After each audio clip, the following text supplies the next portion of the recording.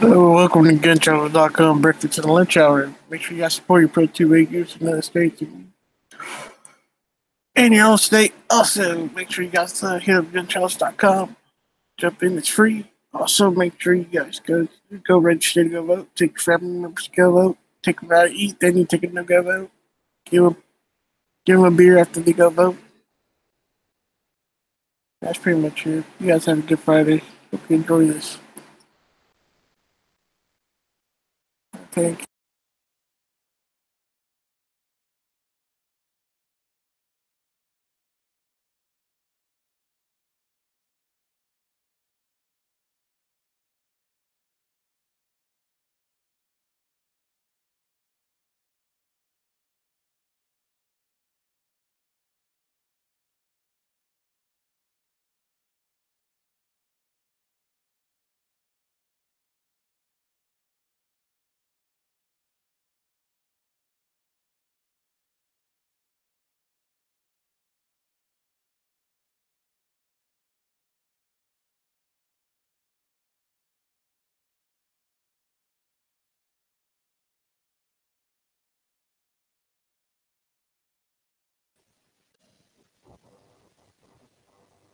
Morning, Knives.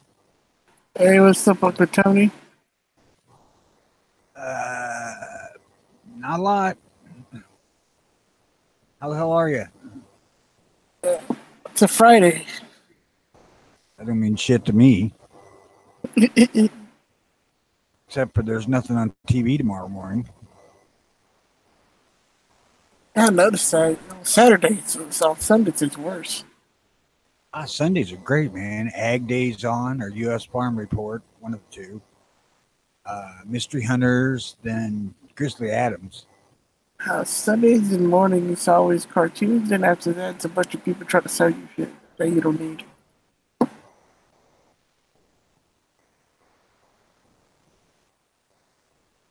I like watching old black and white movies with my dad. I got a few. That's mostly in the afternoon.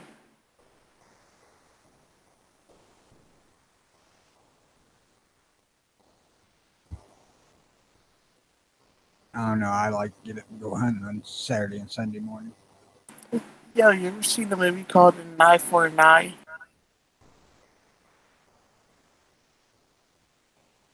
I can't recall if I have or not. It's a western. They got it on Hulu, so I don't know if I should watch it or not.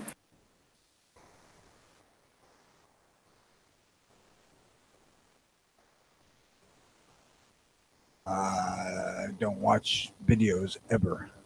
That cost me too much data.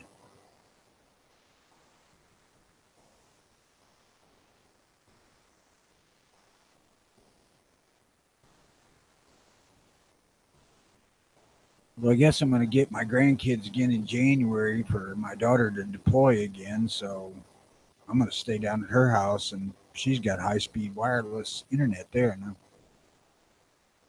watch videos all the time.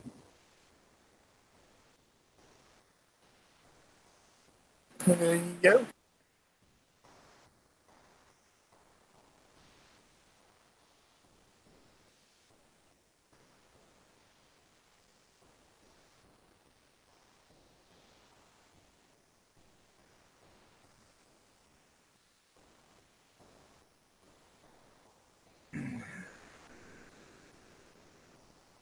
Man, it's freaking nippy here this morning.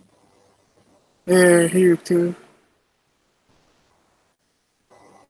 Hey, John. Got John on YouTube chat.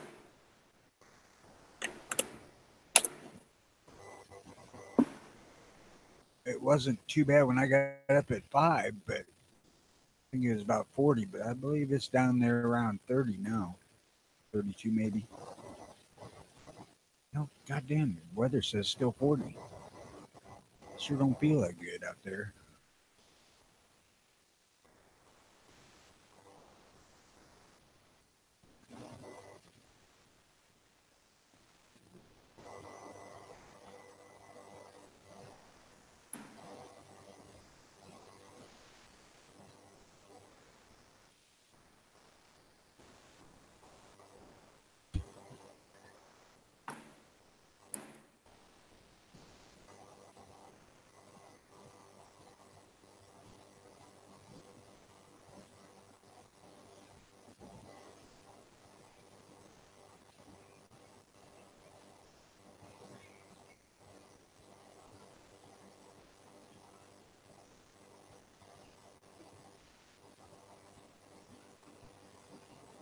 All right, there we go. Front page is set up.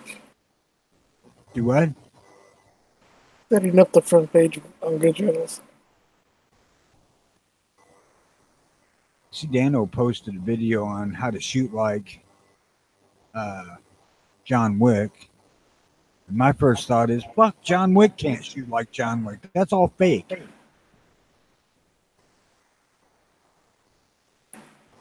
He trained a lot with some dude that shoots. I guarantee you he can't shoot like that movie.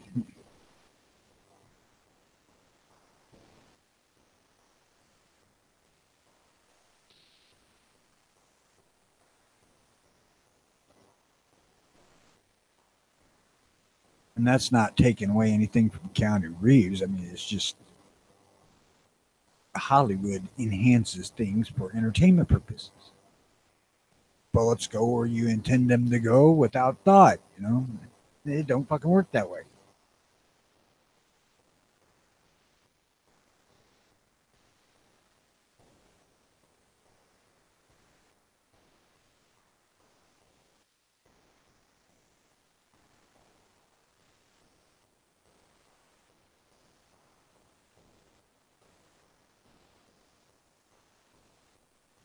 He trains for 3 gun.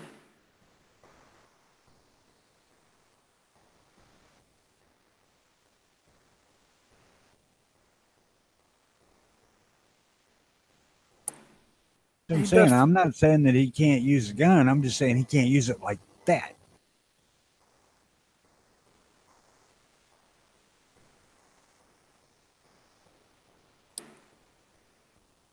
I think that movie comes out in February.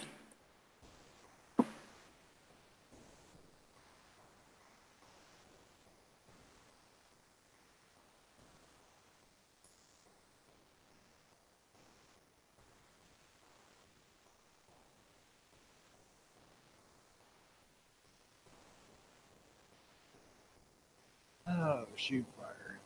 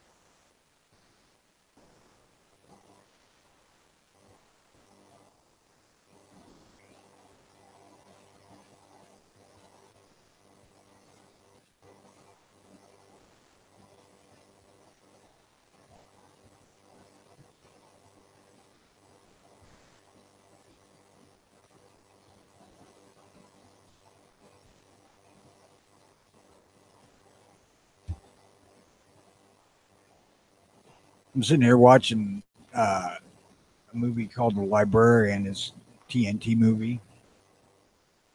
And they just disarmed a guy by hitting him in the back of the head, and his gun slid into a pool of lava and melted, but the gunpowder didn't go off.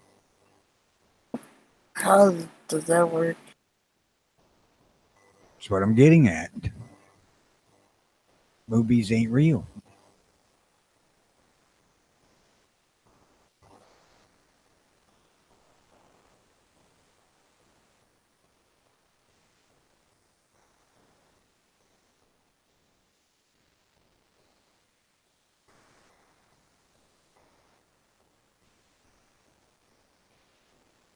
Well, where in the hell's everybody else at?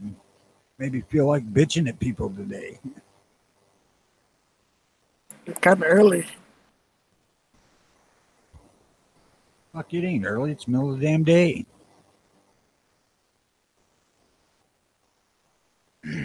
Hell, it's damn near noon if you're on the East Coast.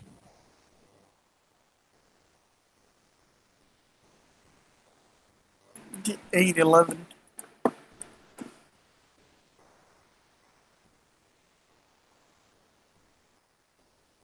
That makes it 10-11 here and 11-11 on the East Coast.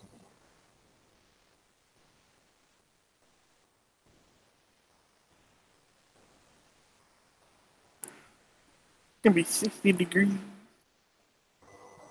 Today's high is gonna be 80, and tomorrow might rain.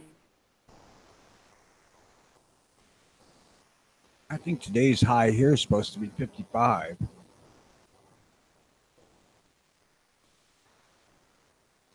Tomorrow, I think it's 65, which is perfect.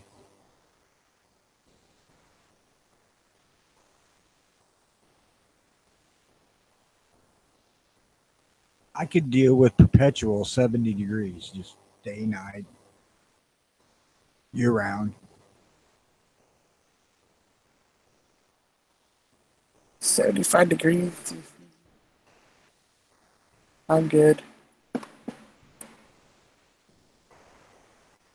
That would kind of kill some of the production of crops here because, like, soybeans like hot and humid to fill out when they're mature.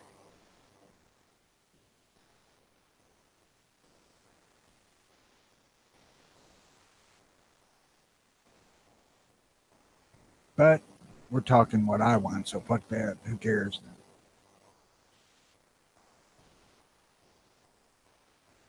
Anyway, soybeans are best for males. That's how you get man boobies.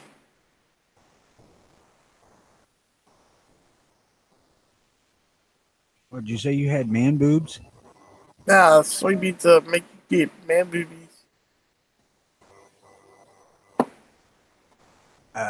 They do a lot of shit with soybeans. Yeah, I know.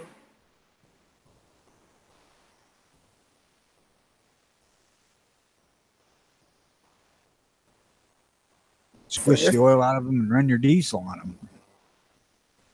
So yesterday, remember we were talking about marijuana?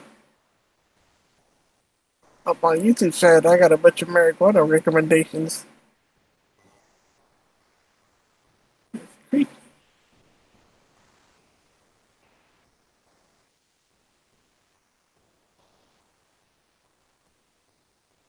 Well, it's another one that has a whole bunch of practical uses too.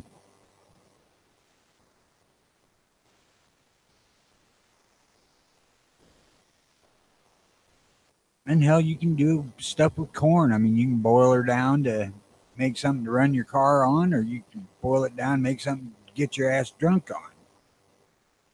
True. And then take what's left over and feed it to livestock so you got something to eat.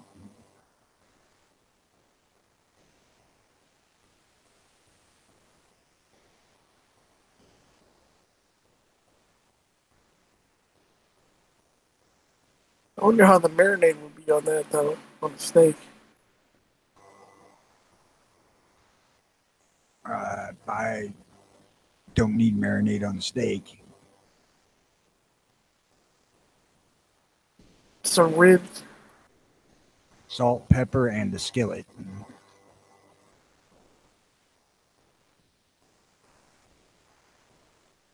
My parents just put salt. I don't like ribs that well. Mostly because I have bad teeth and they're really hard to eat.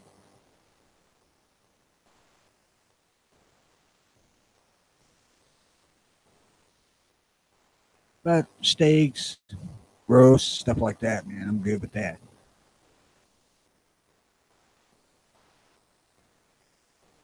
My mom taught me. I never ate a real steak. My mom taught me how to cook steak when I was about 14 years old.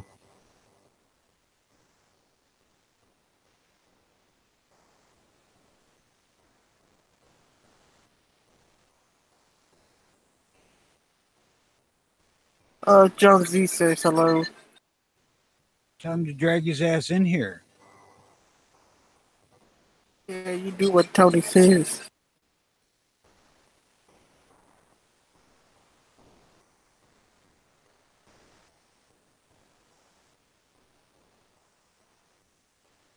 But hi, John, just in case he can't for some reason.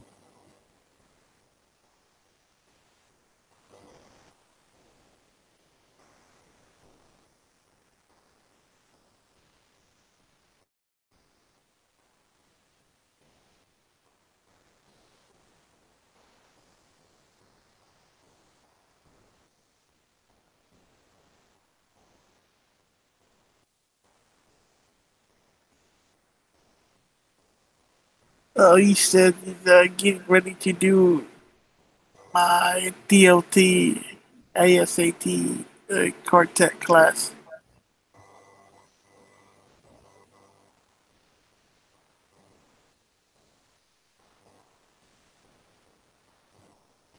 Shit, speaking of beef, I just had a freaking brisket sandwich this morning, about a foot long sub. How about a foot long? It was a foot long sub with just brisket on it.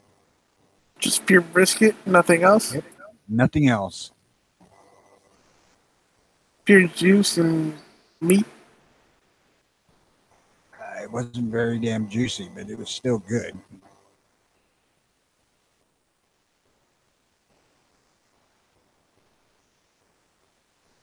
Bought two of them last night for supper, and I ate one last night while it was hot, and then I ate this one for breakfast cold. Fine.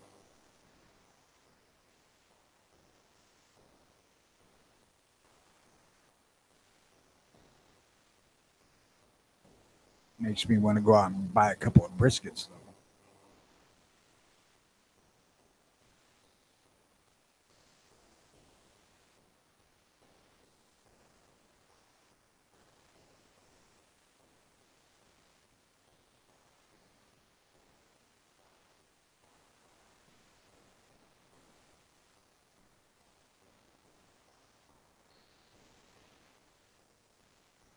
And I had to break out the brick long johns last night. John says I love a good brisket or meatloaf. This I can grill brisket okay, but I don't. It's just kind of a pain in the ass. It's much easier to roast it in the oven.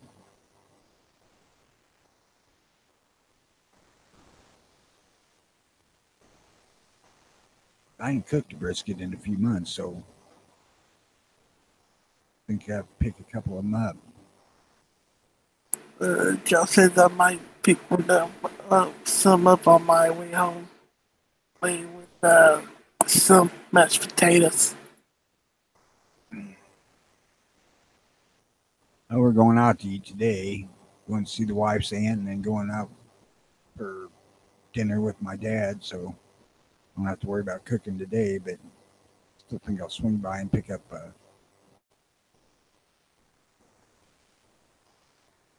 bit of groceries while we're out.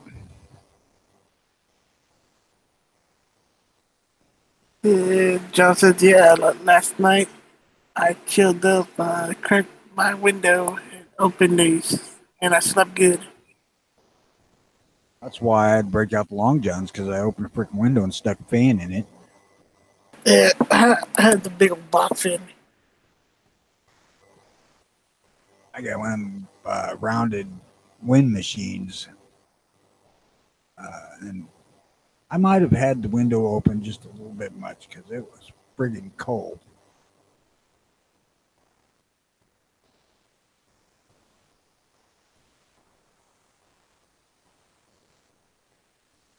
But I sleep better when I'm really cold, so or when the air is really cold.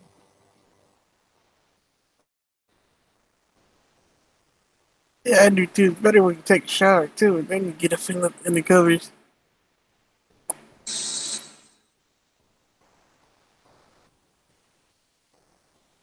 Yeah, I have one of them wind machines in the window, and then by my bed, I have one of the industrial metal ones that will lift 3 blankets and pull them right off the freaking bed. I have to have an exceptionally loud fan because I have really bad tinnitus.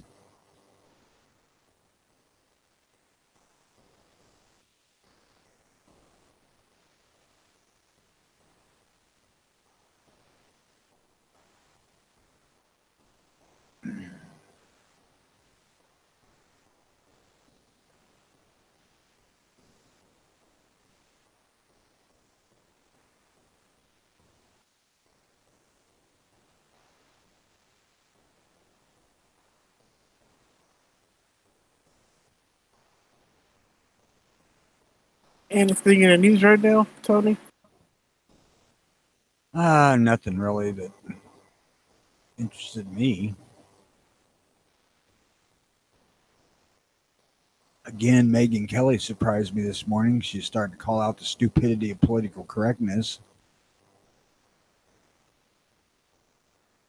It's gone too far.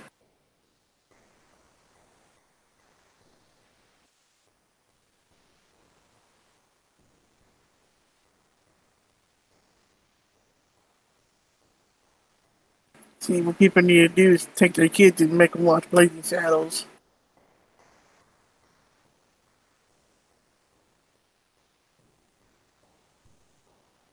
That movie was well ahead of its time.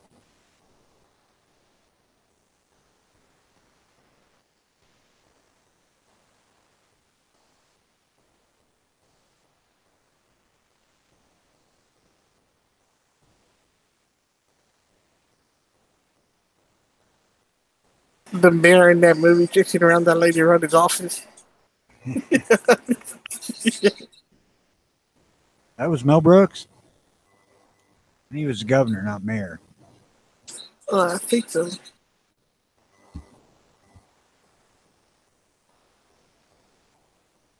When he hid that chick behind the curtain, you can still see her feet.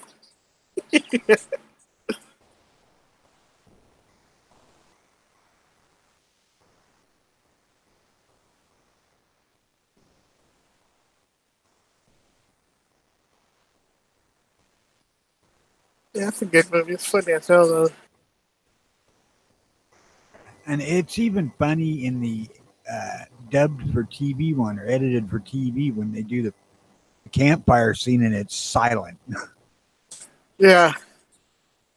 Why is it like that, dude? A fart to fart.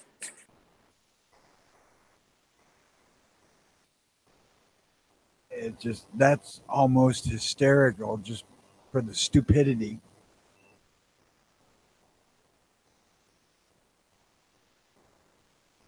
You guys are sticking mental plate, so I forgot what he says.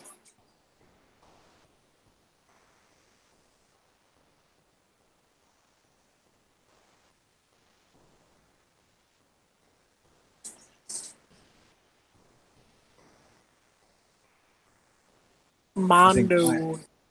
My favorite part of that was when Cleavon Little comes into town as the sheriff for the first time and he takes himself hostage. Nobody move or the nigger gets it. Yeah.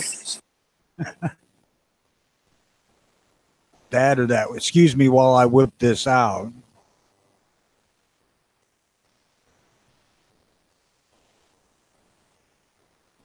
Everybody's like, Yeah. gasp. Ponery. Good of you to show up.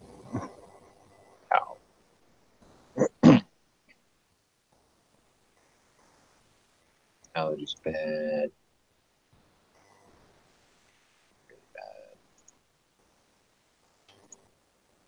Y'all know what time it is. Y'all listen to the Sweet Southern Shop, Hunter. You know I'm the Korean stripper dipper.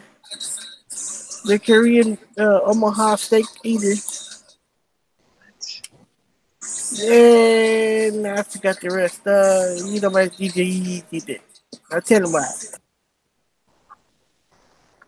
Because you listen to that station that slaps you across your fat ass with another fat dick. Because if you're licking, it's W balls. So my libtard friend decided he was going to try to put out a hit piece about Kavanaugh and the Supreme Court voting 5-4 to let North Dakota disenfranchise Indian voters. So I looked it up. I mean, it only took me 30 seconds. The vote was 6-2. And guess who sat out and didn't vote? Brett Kavanaugh. Which means two justices on his side of the fence voted for the Supreme Court's ruling to not intervene. But he's all pissed off about Kavanaugh. I was like, dude, at least get your count straight because your bias is blatantly obvious. And he has yet to respond. Like, I sent that almost an hour ago. dick. Well, they tend to not have any freaking care about facts. No, they never do. It's funny too, because like one of the people on his feed, they were like, "Oh my god, this is white privilege at its finest," and it was like, Kavanaugh didn't vote on that one. It was 6-2. If you do the math, it's only 8, which means 2 liberal fucking justices voted with the 4 other conservative ones. Who wrote the dissent? I'll give you one guess. Sotomayor? Nope. I don't think she's wrote a dissent. She, it was Ginsburg and Kagan. Oh, fuck, I forgot about Kagan. Only those 2. I mean, Sotomayor actually voted for.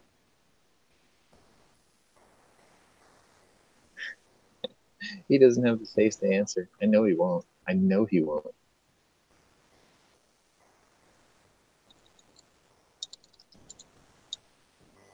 I'm not gonna rub it in.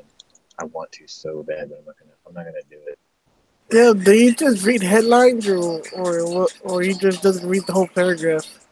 I don't know what he does, to be honest. He claims to be inquisitive and educated, but his bias is showing. That's all I can say. Now people believe everything that's on their phone on the headline. Somebody says something, everybody fucking believes it now instead of reading the whole fucking shit.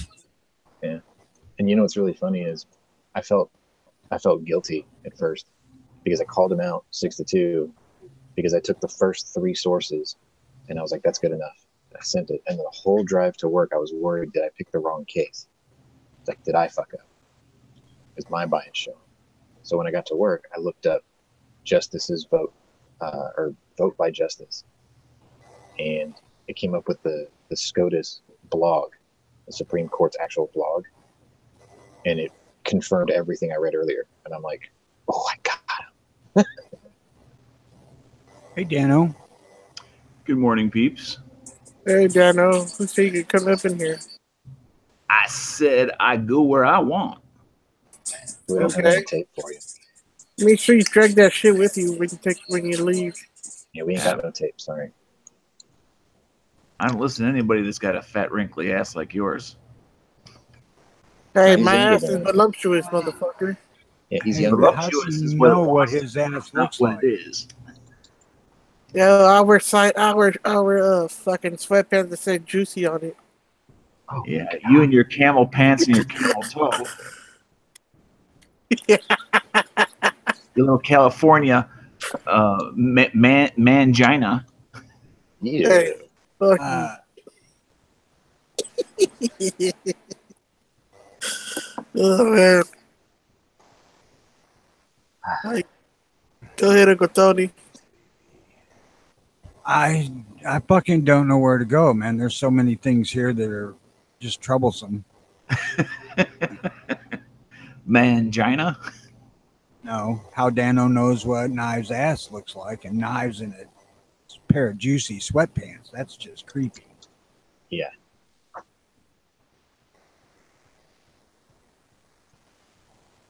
Yeah, I think we went too far, man. You should just start over. Hello, Dano. How you doing? Just fine. How are you, Mr. Knives? Are you enjoying this fall festival weekend? Going out for the wine and cheese this evening? I'm there for the wine, not the cheese. There you go. You've got plenty of wine, bitch. I'm sure there's plenty of wine to go around today. There usually is.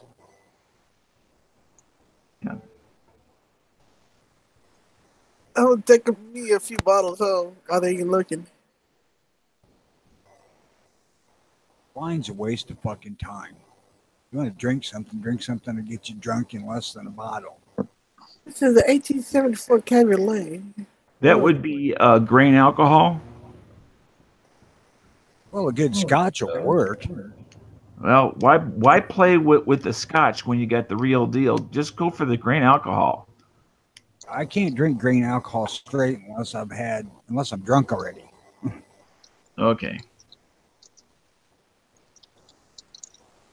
And I have been known to do that a couple of times, and there was a lot of vomit involved.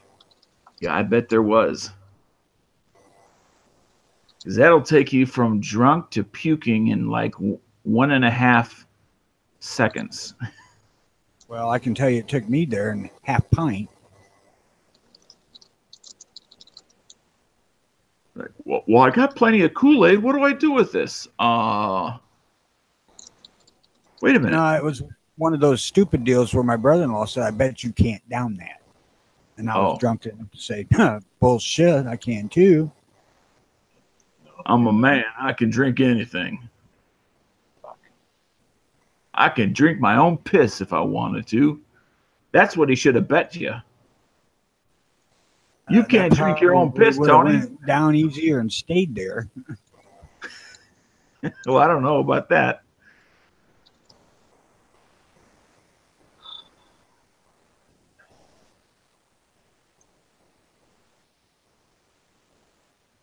They had a big bowl of Everclear Punch was the party treat. But there was also a couple of pints of Everclear so they could make more if they needed to. Right. Minus the punch. Sucked down a half pint of one and just immediately had to run outside and blow. Yep. That's when your brain was saying, alert, alert, abandon, abandon, she's about to blow.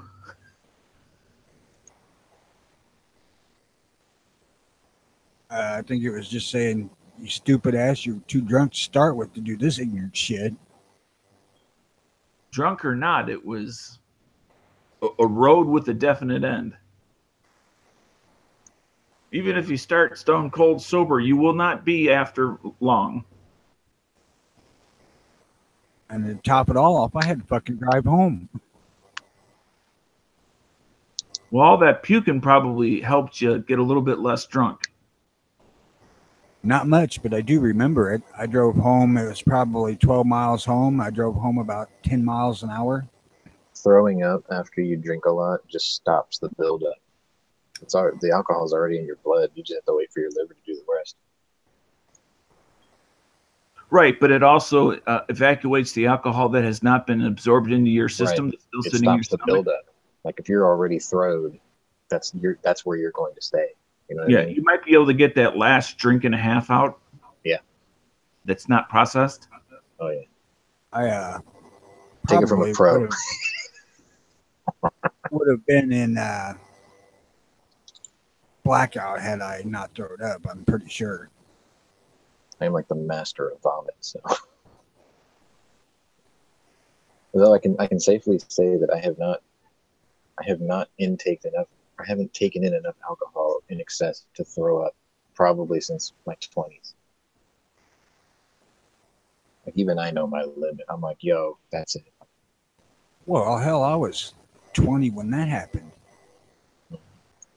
Actually, no, I got to take that back. I threw up one time this year just because of what I ate. My stomach was so acidic that I couldn't keep food plus the alcohol down, so it all came out. But I mean, just drinking, I had never drank to puke in probably 15 years, maybe longer. I play it real careful. Like, I don't let my friends try to fucking push drinks on me anymore. I'm like, we're not in fucking high school anymore, dude. I stopped hanging out with a lot of people because they got mad that I say that to them. I'm like, we're not in fucking high school. I don't drink Jaeger. You can shove that up your ass. Yeah, once you're out of high school and whether you went to college or not, but I'll just call it those early 20s years, it's like friends don't fuck other friends like that.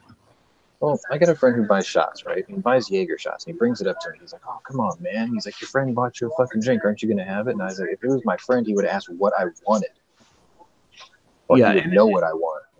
And people do that to really self-justify what they're about to shove down their throat. Exactly. I mean, like, most of those kind of people, they don't even talk to me anymore because I basically called out the bullshit.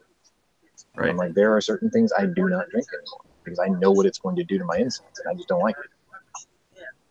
Yeah. And yet I continue to drink bourbon and scotch. As I got older and got really into scotch, I I never really drank enough to throw up. I mean, only the one time with Everclear did I throw up liquor. Usually, that's either beer or wine that I would drink till I got sick. That's the same as it's basically grain alcohol. Same thing.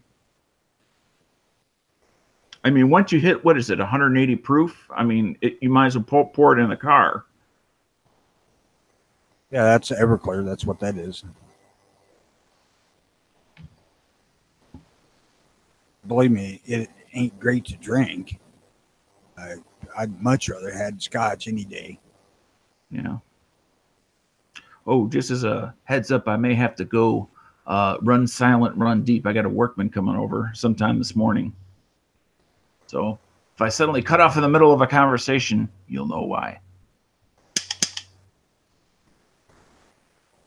Okay.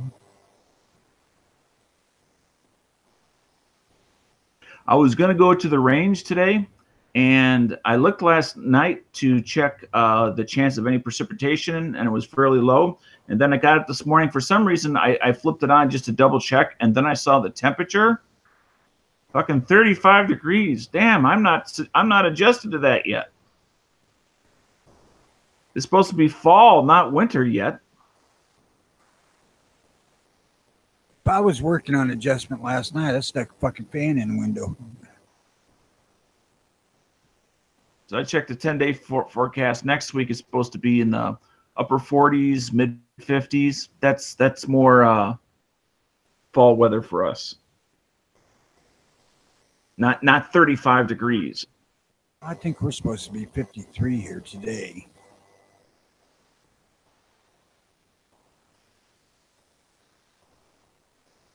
A little bit warmer tomorrow. Is why I didn't go, well, not exactly why I didn't go hunting. I didn't get up early enough. But I didn't get out of bed early enough because it's freaking cold. You mean to go for squirrels or to go to the range? Squirrel. Okay. Now, were you able to snag any last year? I got half a dozen last year. Oh, okay. I've got 3 times that this year, I think. Well, I didn't realize that you had already been knee deep in squirrel guts already. Oh, hell yes. I went squirrel hunting August 1st when it started. I didn't realize, well, of course, I'm not a hunter, but when I say that, I don't mean like I'm against hunting. I just mean that I'm not aware that the season started that early. Yep, August 1st to February 15th.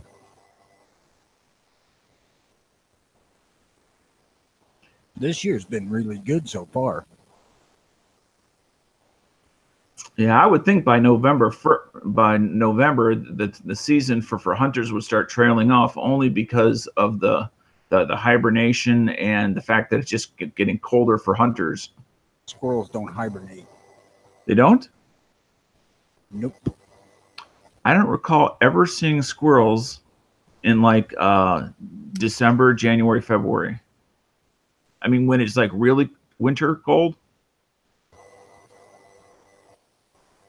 Best day I had last year was like February 12th. Got 2. Because you would see like at least their tracks. I just assume that they must hold up in some hole that's got all the mother load of their nuts or whatever they're eating. Yeah, they're out and about. Cardinals and squirrels are about what you see in the winter, but they're there. Well, that's now that you mention it, cardinals is another bird that I only see in the other 3 seasons. I never see in the winter. And maybe that's because there is a slight temperature difference between where Tony's at and where I'm at. Not a lot, but a little. And maybe I think the bigger difference is I'm going out where they're at. But yeah, but these are animals that I see regularly where I'm at. I don't have to go to them. They live in the trees that I live in a small town, but it's an old town, so we have a lot of multi-hundred-year trees all over the place. Well, this winter, you just look around. Okay. Mr. Squirrel, are you awake?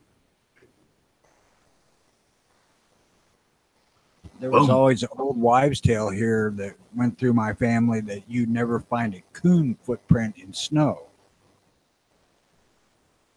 And when I started coon hunting in earnest as an adult, the first year, we went out after it snowed and put coon footprints all over the place. What you'll not find is you won't find my grandpa and my uncle's footprints in the snow. Yeah, and that brings up another animal is possums and raccoons. I've not seen them, come December, January, February. But maybe that's because my footprint's out. I don't know about coons. You get to a point where it starts getting pretty freaking cold to be trying to run dogs. Dogs don't track as well in the snow. Right. But, if there was just a little bit of snow on the ground, they wouldn't go. I mean, my uncle, my grandpa was like, coons won't come out when it snows. Well, bullshit. One good thing I like about snow is you can find coyotes in what sections of the particular area they're in.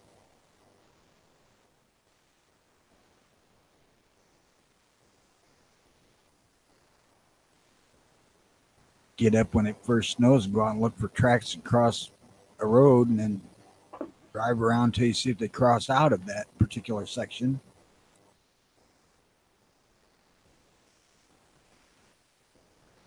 Unfortunately, I'm not in good enough shape to do much of that trudging around for coyotes anymore. That's usually several miles of walking a day. Do people save their skins?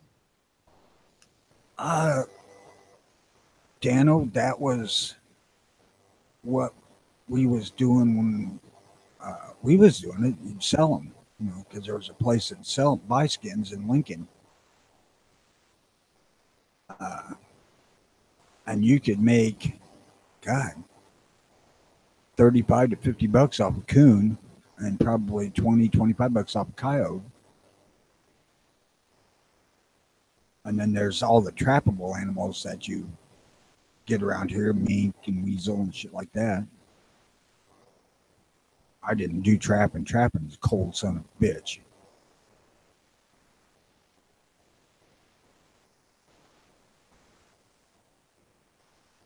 I never liked it.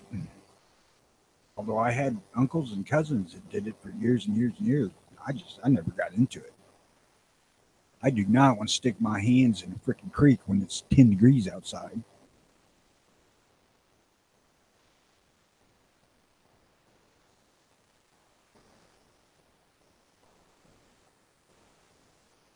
I profess to be a meat hunter, so I'm not that big on coyote hunting because they're not something I would eat, but they eat what I eat. So, I coyote hunted because I was trying to help the pheasant population here, but my pittance didn't do a damn bit of good. Now I'll probably only do it if, like, the local hog farm here is having problems with them taking baby pigs and ask for somebody to come and do it. I'll do that.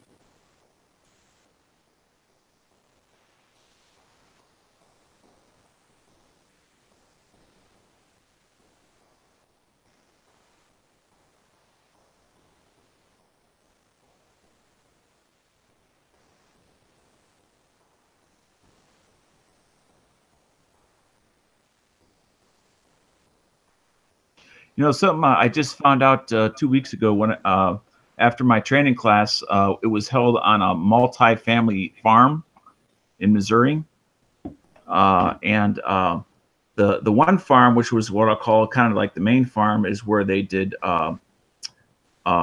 hogs. Well, not just hogs, but you know, pigs. And they had their one main what do you call the male for reproduction? Boar. And as we were getting a tour in this 4x4 pickup, old Ford F-150 or 250, and we were in the back, and the guy had the window open because he was driving, kind of like telling us what this, that, and the other. And there was this little pig in there with the big giant boar. And he says, oh yeah, and over here that's his buddy. And I said, what do you mean his buddy? And what he told me is that if you don't, if you have an not circumcised, if you have a boar and you don't give put in a neutered male with a boar, they will literally go insane. And they will, and the reason they call him a buddy is because they will literally protect that neutered male as if it's like, you know, quite literally his best friend in the world, because he is. And that's the whole purpose of that neutered male, is to keep the boar from losing his mind. He says they will not only attack you and everything else, he says they'll actually, you know, cut themselves up trying to go through the fence wire, trying to get at you. They've had instances of that.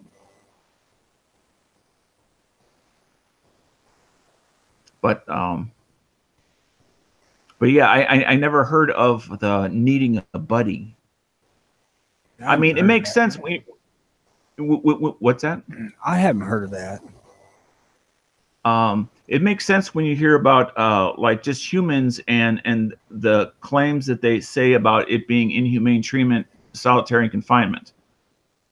Now, I've never been in that. I don't know, and I don't ever want to be.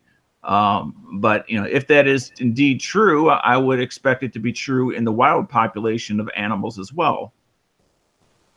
And you know, and I include animals, farm animals in that as well. If you take a social animal, you will change its behavior. I guess any hog farm I've been around here is pretty confined space, and they're not actually separate. You know, they're separated by pins, but they're side by side, so they could nose each other. Yeah, this was not a hog confinement farm. This was they had the fields divided with electric wire, but they each had, you know, areas to run about and actually, you know, so they were not in a pen where they could barely move around.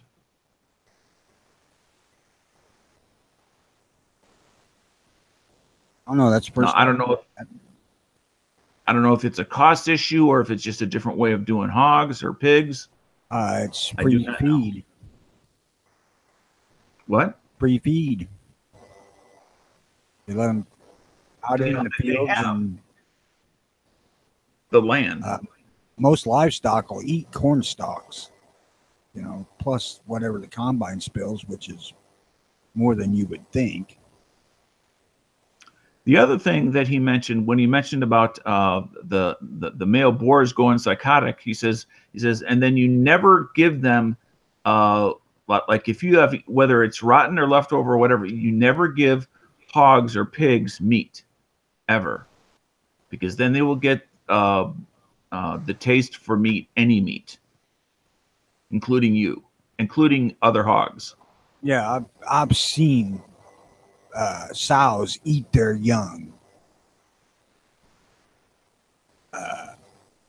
and it's disturbing.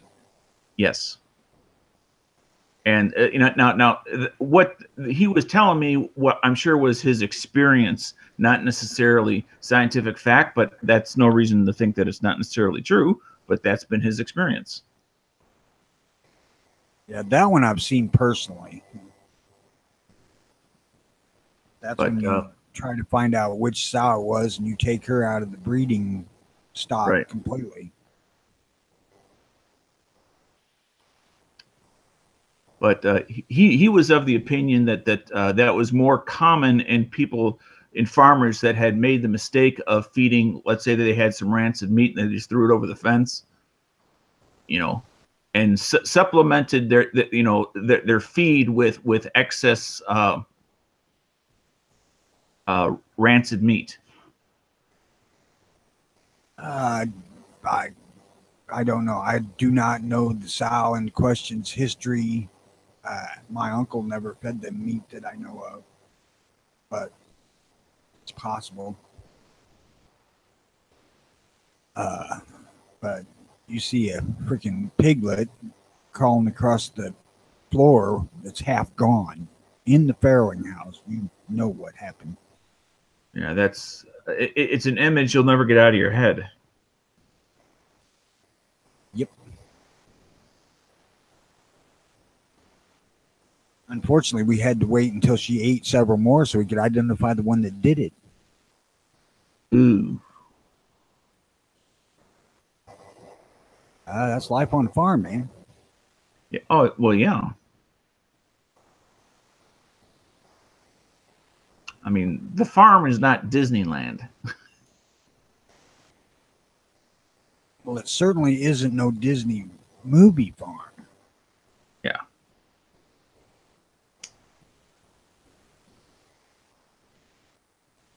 That's one of the reasons why I hate hogs. Not to mention they're the thick-headedest motherfucker I've ever seen. Yeah, they are. And they are, you forget, I have not seen one in quite a few years up close and personal. And you kind of, they're big, but it's like you're reminded about, my God, that's a huge animal. Oh, God, the neighbor I had, my uncle's farm had a neighbor up the road a quarter mile, and he had a prize boar that he just kept, after he was beyond breeding, called Doc. And when that thing died, it weighed 900 pounds. Yeah. Like, that motherfucker's as big as a cow. Right. The guy told us that typically, when their typical weight is somewhere between 600 to 800, depending on the breed. And it also depends on, obviously, their age and what you're feeding them. You figure their market weights, like, they want to sell them at like 230. Oh, yeah. The buddies of the world.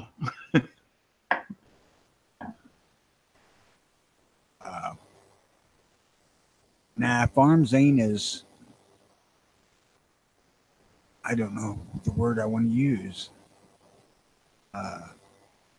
family friendly as people have been led to believe by Disney movies. Right. When the hogs tripped that cow, they'd eat that son of a bitch. They wouldn't be buddies with it. Mm-hmm.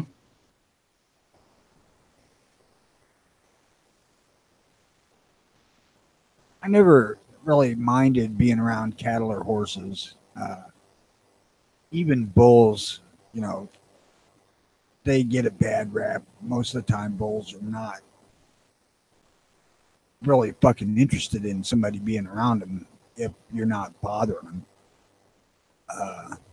I've had fucking draft horses sneak up on me and just stick their head over my shoulder and scare the fuck out of me while I was working on fence. I don't know how the son of a bitch got to me like that. I mean, he's like a 3,000-pound horse, and this motherfucker walked up right behind me and stuck his head over my shoulder, and I didn't know he was there until I seen him. Yeah, that's although there was, obviously from what you're doing, there was no negative intent, just the fact to scare the shit out of you. Yeah, I've seen him laughing after. You saw the horse laughing. Yeah, I'm sure that before he came over there, he told his other horse buddies, watch this. Because those fuckers are big animals, draft horses. Yeah, he's just curious what the hell I was doing in his pen. So I come over to take a look. They were great. They're like great big fucking dogs, man. Them drafts were just a blast to be around.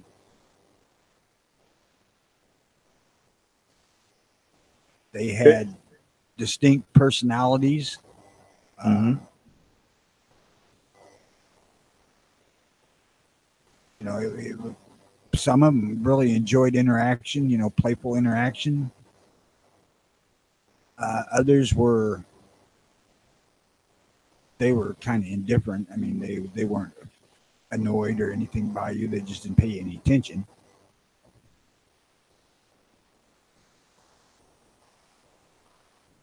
Right.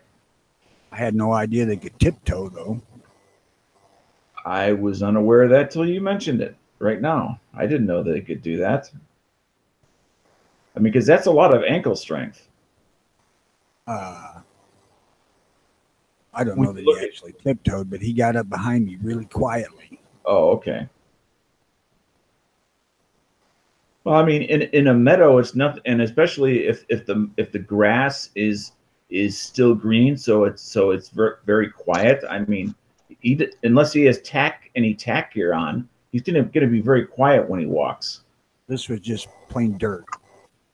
Oh, okay. They didn't have no grass left, and big bastards just chew up the grass. Well, I didn't know if this was a pasture or if this was just a pen. It was a pen. It was about 3 acres, but it was a pen. Yeah. But yeah, that's another animal that, you know, a regular horse, you know, is big, and then a draft animal, it's kind of like, you don't see a whole lot of them, and that it's kind of like seeing a boar. If you haven't seen one in many years, it's like you forget exactly how big those fuckers are. Yeah, my boss raised a few Clydesdales and mostly Percherons, and Percherons are a big friggin' horse. Now, He had some Belgians. I was going to say, what country of origin is that? I honestly don't know. Because I've heard of the Clydesdales, I've heard of the Belgians, but I hadn't heard of that one. Percherons are pretty common around here. If you see carriages being pulled by big black draft horses, those are Percherons. Okay. Belgians look like they're blonde. And then the Clydesdales, of course, they look like Budweiser commercials.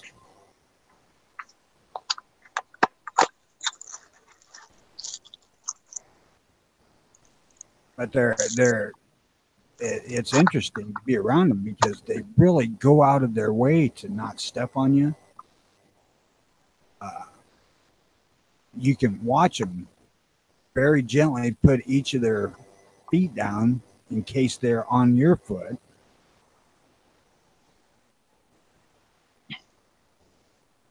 Like, dude, if I was you, I wouldn't give a fuck about standing on my foot. Well, you know, I wonder if that's something, and maybe not, but I wonder if that's something that early on in life, that as they're growing, that they're trained to be aware by the person raising them, which would give them greater value on the market. They are. I don't know. If you're talking about horses, they are. They're trained for that. The big drafts are more like dogs than the smaller horses. They're eager to please to almost a fault. Mm-hmm. Because you've got, 2.5, 3,000 pounds of could be playfulness coming at you, but yeah, could not be. Mine were eager to eat. Very, very eager to eat. You? No, I said the two I had, they were very eager to eat. Oh, and you had the one that, yeah, and the one that we had dressed up like a Roman war horse, where we cut the mane short and braided it. He was an asshole. He really was. He would like look around and he would like watch where people were walking, and he would like trot over there, or he would just like lumber over there, and he would drop road apples in front of your path. Well, at least he was I was doing like, what an that asshole. and not a biter. These perches were just fed all the time. You know, they had hay out continuously, so they ate when they wanted to. They didn't really give a shit. But they were absolutely one of the coolest animals I've ever seen in my life. Of how they like to interact.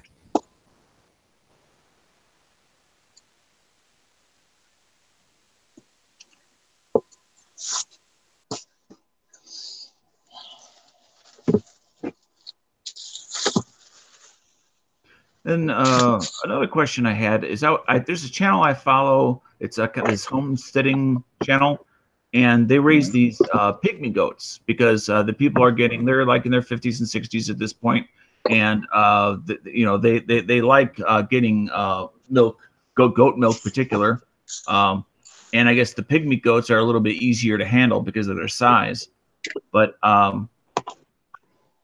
I thought that the woman who did the pygmy goats said in one of the videos that as long as you continue to milk them, they will continue, and of course they will continue to produce. But if you stop milking them, they will stop creating milk. But when I asked the pig guy at the farm if that was true of pigs, as far as milking, he said no. He says they'll just all of a sudden one day they'll just stop, giving milk. He says whether you milk them or not. That's true. It's a hormonal thing. Basically, the way we treat milk cows is we give them this hormone that it makes their body constantly think they're in a state of pregnancy. Right. Same thing with every other animal, any mammal. Well, and maybe she's doing that with the goats, and I just don't know it. Goats are very high maintenance because you have to give them this blue diet and ingestive thing like every couple of days or weeks, because they're born with this parasite, or they develop a parasitic worm in their stomach, and you have to control how many of them are in their stomach. You never get them all out. There's that. If you milk them, you have to give them a hormone replacement thing to keep them perpetually pregnant, at least their body thinks it is. They're high maintenance. So did you say parasitic worms? Yeah, they have worms in their stomach. Okay. You can't get rid of them. It's like a symbiotic relationship. But if you don't give them stuff, there's too many worms and they die. You got to play it super careful. It's a balancing act. If you want to see a really good example of that, check out the Fat Bottom Farms episode of Dirty Jobs. It's kind of gross. They made soap and butter and milk at that farm here in Texas. Yeah, this farm I went to, they also had other animals which they used for like products like that, but it was more for daily life on the farm, not for profit. Those other animals, but pigs was for making money, as well as for food. But the other animals, because they had other animals as well. They had ducks. They had chickens. They had all the other animals that we just talked about in the last 20 minutes.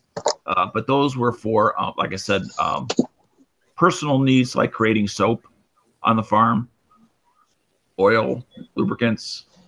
You finally answered. But not for sale. They didn't like make soap to resell or anything. It's time to assess the damage and start to clean up. Carolina Governor urging residents remain cautious as conditions are still dangerous. At the coast, there will be heavy storms and strong wind patterns caused by Michael. So what's the latest on the hurricane that came up through Florida and went out through? It's passing by Rhode Island today. Good boy, Tom. Okay, so other than Georgia and the Carolinas, did it hit any other states other than obviously Rhode Island? Did it go out to sea? I guess is what I'm asking. It's going to be out to sea later today. So it missed for Virginia, Maryland. Is that correct? I just busted this dude, and all he can do is just renege on what he said. And he's like, "Oh, that is a good turn on this." What an idiot! Fucking libs. I wanted to say something, but I'm not going to. So I know it rained all over the East Coast, but did it do any damage other than the southern states that I mentioned? Not really. Just a lot of power outages, minor flooding. Okay, from like Virginia. It's like a tropical depression. From Virginia on up, it was mostly just a lot of rain. Yeah. Okay. Yeah. Even Rhode Island today. It's pretty heavy rain today. Rick got out just in time. Now, does anybody know exactly when Rick left? Actually, wheels rolling. Sunday, 2:00. Okay, so he didn't get out till late because I thought he was leaving like Friday or Saturday. His help was flaky. I mean, for not having that very much. No, his help was flaky. They left like half his shit out in the yard. They were only there for 2 hours. They're just like, huh. Well, he wasn't really planning on leaving until mid to later on Saturday anyway. Start with. I would have just done the overnight leg. Well, was it just acquaintances that were supposed to help him that didn't? The kids of the housekeeper. Yeah, housekeeper's kids, and they didn't even show up Saturday. They didn't show up till Sunday, so he was stuck. Okay. He was pissed. But it's done. He's already settled in. He's got his mic and everything working. Was he paying them? Mm-hmm. Because I know when it comes to volunteer help, you sometimes you get what you pay for. I think he did. I know he gave his housekeeper a bonus before he left. Oh. I told him to do it. I was like, she's been good to you, Rick. I was like, you should leave her a little something before you leave. Yeah. Don't be a cheap ass. Yeah, because she came and helped him move the rest of the stuff into the truck after the kids left. Yeah. As well as the cleaning to try to get his security deposit back, I'm sure. Oh, no. He didn't get that back. Apparently, he had some sort of rental dispute with the owner's wife. And she said that she owed him like $200 or something. And he was like, no, I don't. He says, I'll tell you what, you just keep the deposit because I'm leaving. She goes, that's cool. Okay. They made an agreement. Because he's like, I know you're going to find something wrong. So he's like, just keep my security deposit. Turned out. I think all of that'll fade quickly now that he's in free territory. Yeah, I can't wait for him to go to We Shit Guns. I hope he gets the job there. Guns? That's the name of a shop right by his place. We Shit Guns and Gear. It's a German How cool made. is that? Yeah. Do you have access to the side chat? No. I do. Okay. If you know, could you type in the town? Schnellville. No, I don't. I don't know how to spell that. SCHNELLVILLE. Like Achtung Schnell, that Schnell. That's why We Shit Guns is German, because I think that whole area is like 5th or 6th generation German immigrants. Makes sense. That whole level of this country seems to be that way because all that region of Illinois is German too. Yeah, because I'm pretty sure the real pronunciation is that Weisheit, but we shit. It's spelled we shit, but I think it's Weisheit. And I don't even know that much German, but I know how to pronounce those words. It's actually not even. It's a township. It's not actually a town. Exactly. It's all the better. Oh, man, I feel like I haven't gotten sleep in 2 days. Sucks. One less group of assholes to have to dick with.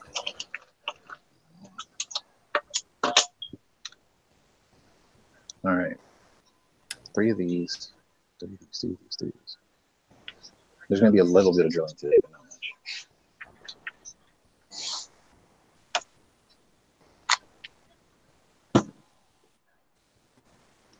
So this place he's moving into the actual, I don't know if it's an apartment duplex or whatever it is. I know it's a rental, but he does not have an issue with the landlord as far as bringing his guns in. Nope, everything's cool. He's even cool with the pets. I know a lot of times if you accept even 50 cents of Uncle Sam's money as rent assistance, that's how they get into they have to have a safe environment. You have to have monthly inspections, and guns are not considered part of a safe environment, and blah, blah, blah, blah.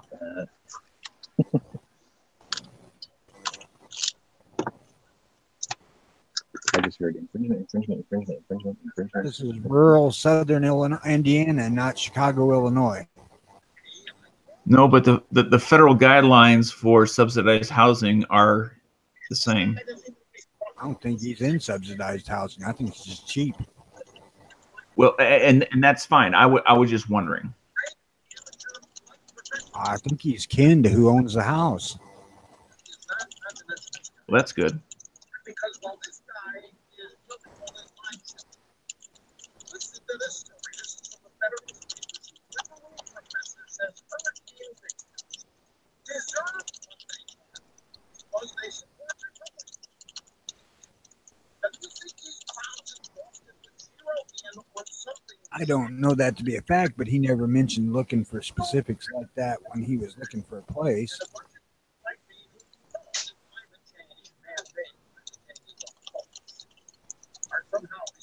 And I don't think subsidized housing is quite common in townships anyway.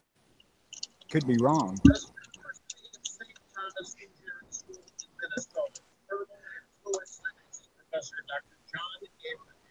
I mean, we have one subsidized set of apartments here, and then the little town over 7 miles away, they have one, but they were built from day one to be that. Yeah, there's one 16-unit apartment building in my town, and it's owned by the same guy that's my landlord, but my building is not subsidized. That 16-unit building was not originally subsidized, but it is now. Elections have consequences. Denying science has consequences, and we are reaping what we sow. People just like this are teaching your kids, and they're being paid a lot of money to do it. This is the logic and the reasoning that he is teaching at his engineering school.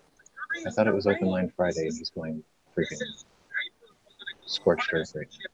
This guy has science. He thinks that So see. I need to see if there's a gun show around tonight or tomorrow too.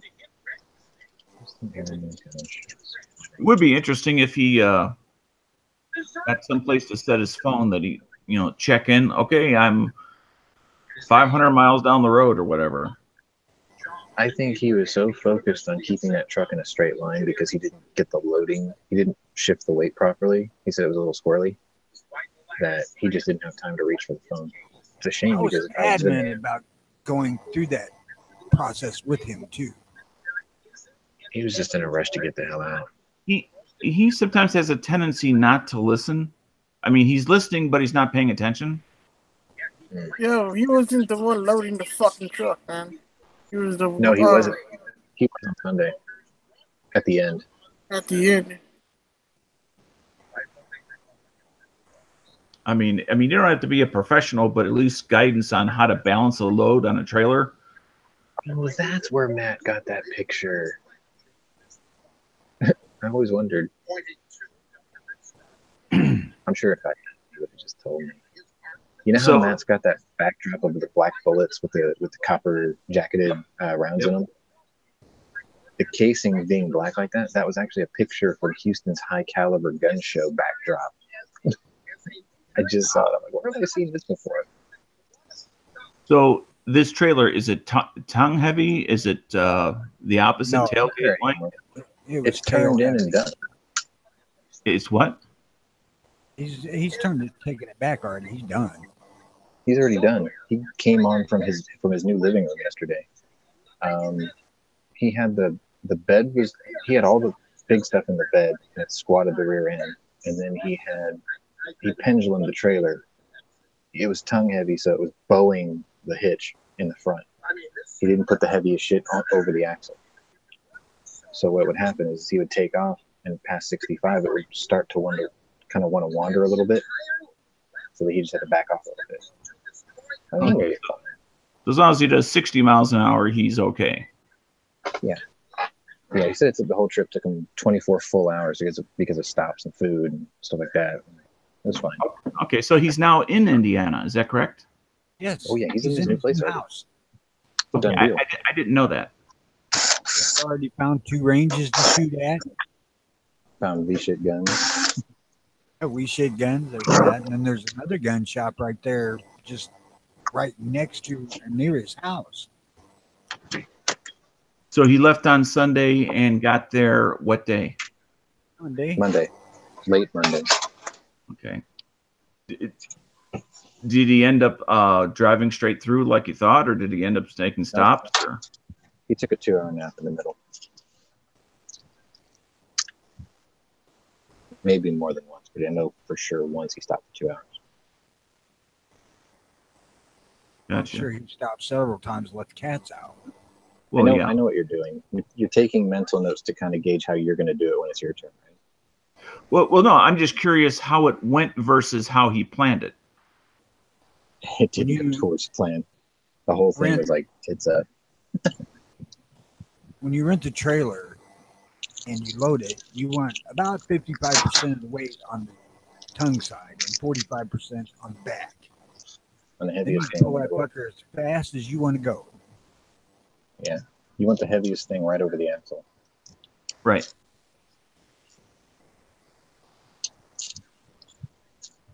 He made You it. get her It's fine. backwards and you get it ass heavy, that thing tried the whole damn trip to kill you. Yeah, because it'll pull the rear wheels off the street, or it'll try to. Because it's yanking upward on the rear axle, so it's making the contact patch of the back tires less. And you'll kick the ass end out of the truck in a bend. Don't ask me how I know that. Now, really, what Rick needed was a weight distributing hitch. And he wouldn't have had any problems with what he had either. I don't think it's as bad as he made it out to be. Did he have a frame mounted hitch? Yeah. Yeah. Okay. But I didn't know if he was trying to use the ball off his bumper or. the weight distribution hitch has spring bars that hook the trailer that pull up on it so that you're not being down right there at the coupler. And it makes it a shitload more stable if your load's not really good. Man, over there.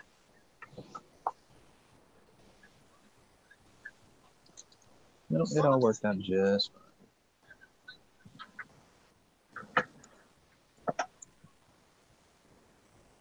But you know, those are like $400 at the cheapest I've ever seen. So, you know, for one-time use, it's not hardly worth it. Just load the friggin' thing right, you'll be all right. Snack.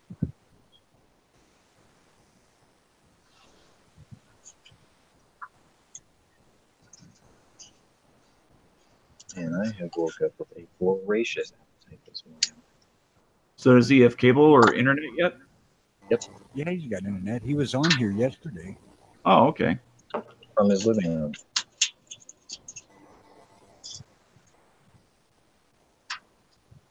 Yeah, he had that fucking gun cabinet set up real quick, didn't he? Yeah, and I've even found him a family. So Is it really okay with third cousins? Because that just seems weird to me. yes, it's okay with third cousins. Okay. I don't know. You got to remember, my family's very small. Fair part of the country, it's okay with first cousins, which Not legally. yes, it is. No, it's not. Weird. Uh, How people you end used up to with genetic mutations. Just as the royal family. people used to marry their own side of the family so they could keep the property in their hand. Yo, we cannot ask the royal family because we already know that Prince Harry is the son, the love child of James Hewitt and Princess Diana. We know that. Lieutenant James Hewitt. Well, actually, I was thinking of like the older parts of the royal family, not the current ones. I mean, and not just the English ones either. I mean, if you want to see a really cool royal family movie, I got this one called Victoria and Abdul. It's amazing. It's got Judi Dench playing Queen Victoria for the second time in her life.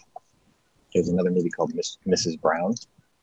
Like, if you want the correct chronology, watch Mrs. Brown from the 80s first, and then watch Victoria and Abdul. It's amazing. Like, that woman was actually interesting. Back in the days when there were royal families throughout East and Western Europe, I mean, commonly for like hundreds and thousands of years, not hundreds of thousands of years, but hundreds of years, it was not uncommon for every family to have a retarded child. Oh, yeah. Due to the inbreeding.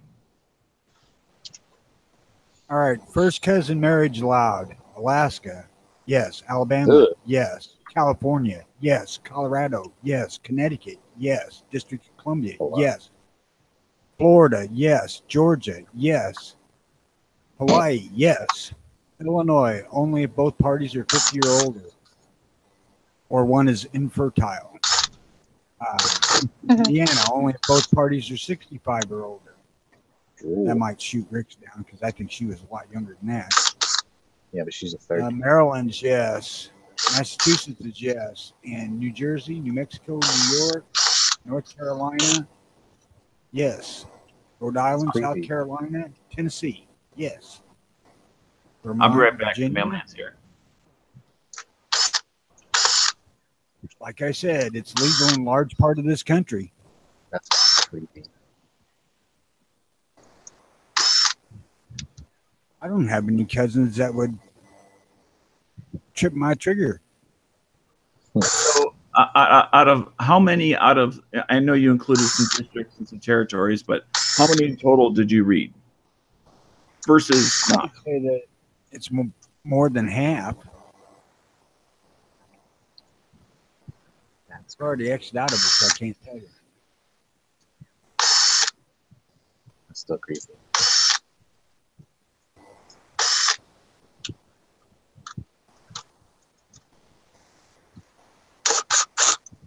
Shit, I don't even like my cousins. So.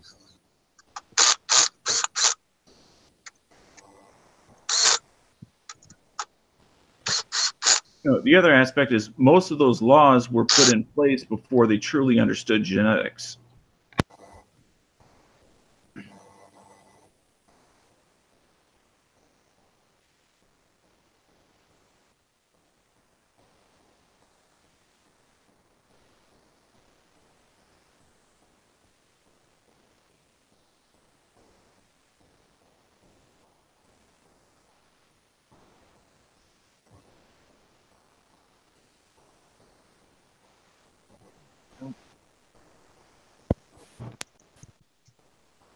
Well, I've never really delved into the genetic details, so I never really paid that much attention. I just knew that it was fairly commonly legal. The only reason I actually know anything about this is because we actually studied it in college when we had to go through genetics for psychology. You guys did? Yeah, I guess I did. I don't remember much of it though.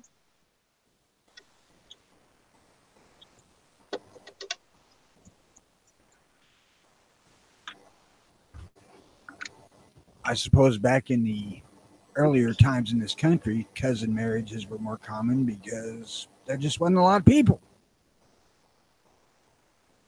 You know, in Iceland, They have an app, and basically you have like a government ID number.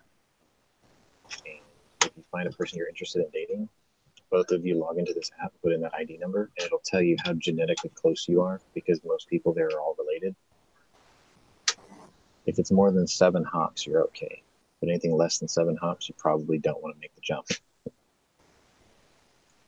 I was like, wow, that's kind of cool. It's like, ooh, she's hot. Let me check her out. Damn, I'm related. She's a sister. Of some sort. And this is the country that gave us Bjork after. She's cool as shit, though. I'm not saying that derogatorily. I think she's awesome. She's like our version of, was it Betty Hutton? I don't know who the fuck you're talking about, so it don't matter. She was a singer in the 50s and 60s. She was very... She's modern by today's standards. Like her the way she lived her life and the way she thought. Betty Hutton was very forward-thinking. Very unladylike. Of course, she had a string of failed marriages because of it, but whatever. Details. Who is this person you're speaking of? I've never heard of her. I think it's Betty Hutton. I think that's her name. Maybe I got it wrong. Let me look it up.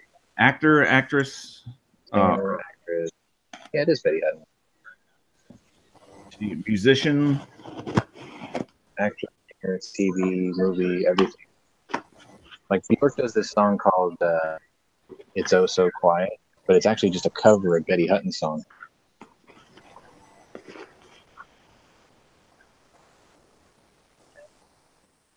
Anyway, we're pulling into a tangent. I was just saying. Okay. So this person's still alive? No, she died in, I think, the 70s or 80s. Bjork is still alive, yes. Anyway, Rick had a third cousin that lost their home in Florida, and she was pregnant, just about to give birth. 7 So months. there you go, man. A family in the making.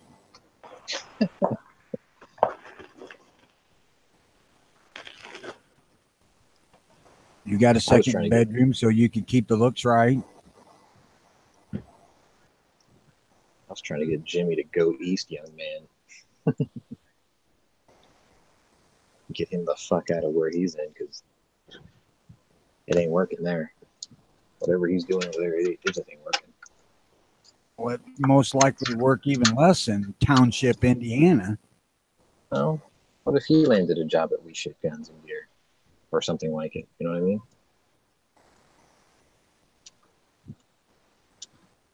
Jasper's not that far. He could do Uber. Because he's doing Uber now.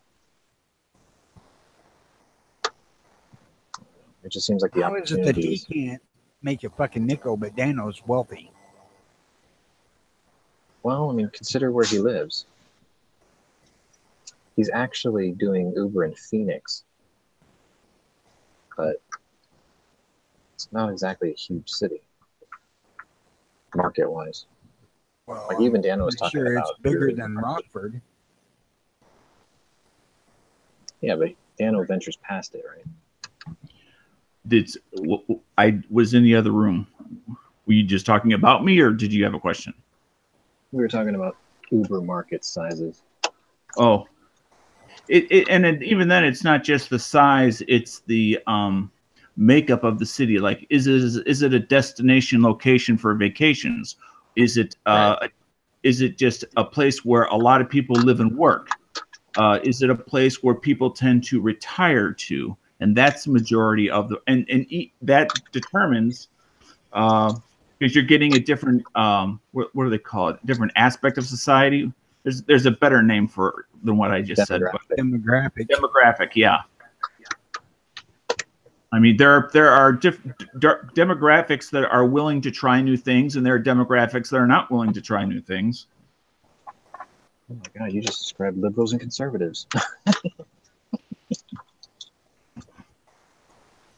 He said try, not lie. No. Conservatives are just like, it's fine, it ain't broke, don't fix it. Typically. And liberals are like, Oh, let's try this new thing. Let's try this new thing. It's like, that's going to bankrupt the country. Yeah, but we won't know till we try. We won't know what's in the bill until we pass it. Little jab at turkey neck Pelosi. We can't tell what's in the bill until we sign it into law. Where in Right. Christ did our country become a point where we could accept that? California, dude. Maybe all the earthquakes have scrambled their brains. They should have been run out of office on a rail for that one. Shit. Uh-oh. You may have broke something. No, I just dropped something. I just heard the S word. Not with that weak ass tool. This is not a weak tool. I bought it because it's less powerful input.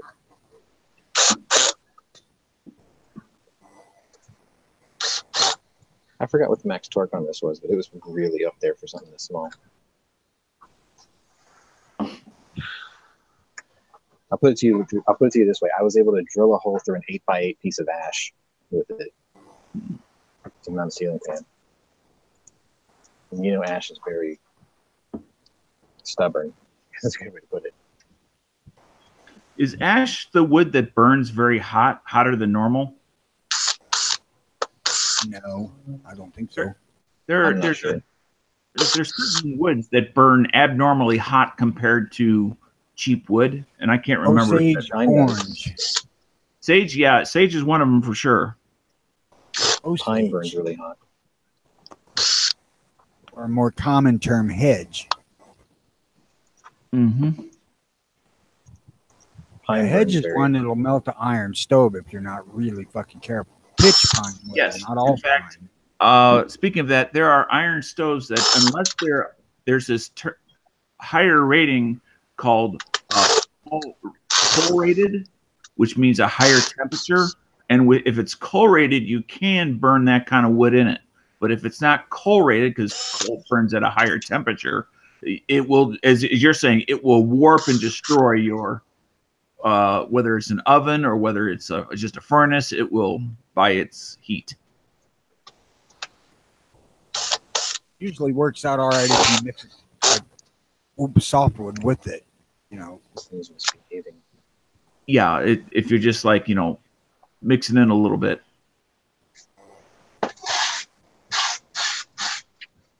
I guess I should have read that, huh? Did the wood burning thing for a while. I hated it. We're going to put another wood stove in this place. But not to heat the house, just for looks. Did you hate it because it took too long to get the heat or other reasons? I hated it because it was so friggin' messy.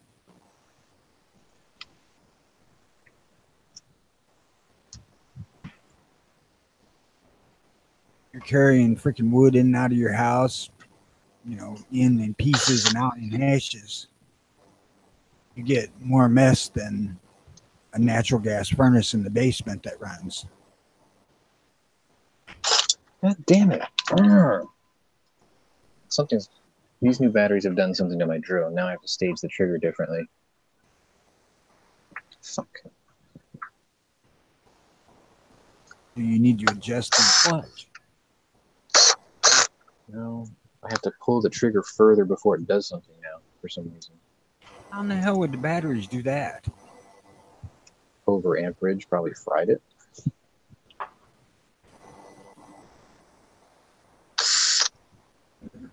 I know. Just gotta get used to it. If it gets worse, then I know what it's causing. I got a spare one.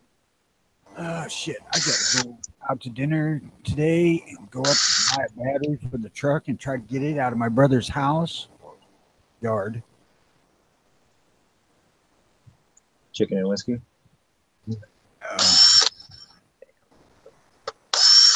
No, we're going out to dinner with my dad. So probably go for some sort of chopstick or something like that dinner at Culver's. I'm down there. I want a fucking banana split. I've wanted a banana split for the last 3 months. I've wanted a BLT for about that long. I went over to local Casey's here and got freaking brisket sub. And all was brisket on their Parmesan toasted bread. In fact, I got 2 of them. Ate one last night. It was so good, I ate the other one this morning.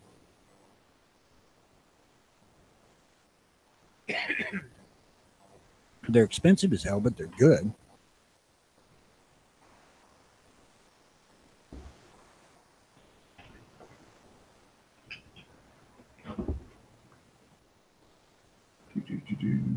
They got to check with Dad, see if it's okay if I get the truck out of the brother's yard and put it in his yard until I can get somebody to bring me up and get it, which I plan to do tomorrow. That's right. You were saying your wife don't drive. Yeah. My wife don't drive. My dad don't drive. Most of my nearby daughters don't drive.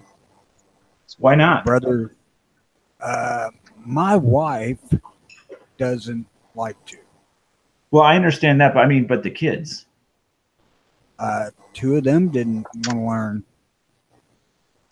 I don't give Younger my generation. choice.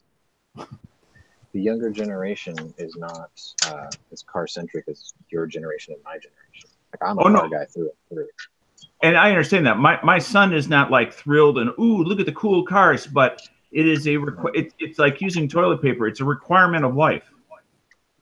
My eldest, I locomotive. took her out starting when she was 12 or 13 and let her drive. And for some reason, that soured the younger kids from even being interested in it. And I'm not sure why. Do they have their licenses? One of them does. The other 2 don't.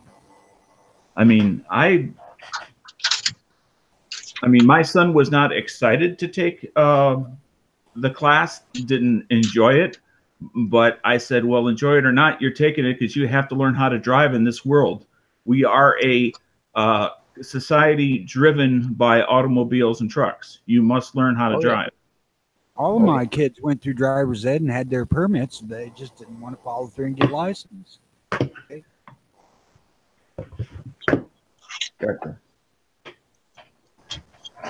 I mean, Number 3 finally did after being married for 6-7 years.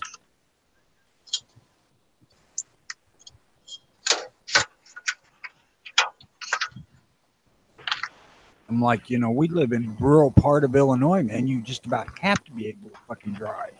Right.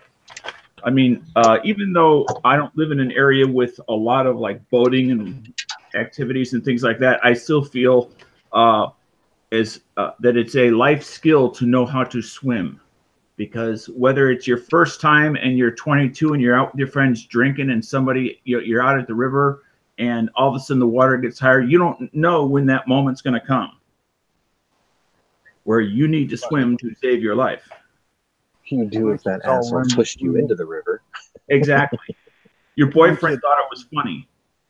My kids all learned to swim when they were 5. Yep. My kids were in the water from an early age as well.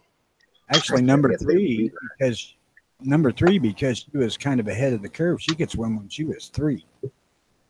They relearned how to swim. You can take a newborn baby and throw it in water. It'll doggy paddle. As strange as that sounds. Hey, Sean, do you ever lubricate your mil-spec AR triggers? Springs, I should say. The springs. You mean like open it up and put a drop of oil down in there? Yeah. Yeah, I did it when I assembled it. Like I put a little coat on it. Yeah. Okay. Because when I assembled it, it had a light coat of oil on it, so I didn't. But then on my in my training class, I realized that it was actually, and then I had my instructor try it because he didn't believe me that I was not simply understanding the way the trigger, that my finger was coming off the trigger and the trigger was actually wet. Slower, and it was not coming out to reset as fast as my finger was. Huh. And it put 4 drops of oil in it, worked it about 10, 15 times, and then all of a sudden it was fine. But But as part of like normal oiling, I would never think of adding oil to it. But because we were They working ship them on with one. trigger control at the time using mil-spec triggers. At least as far as I know. As far as you know what? They put oil on the triggers or on the springs prior to shipping just to prevent them from rusting when you get them. Right.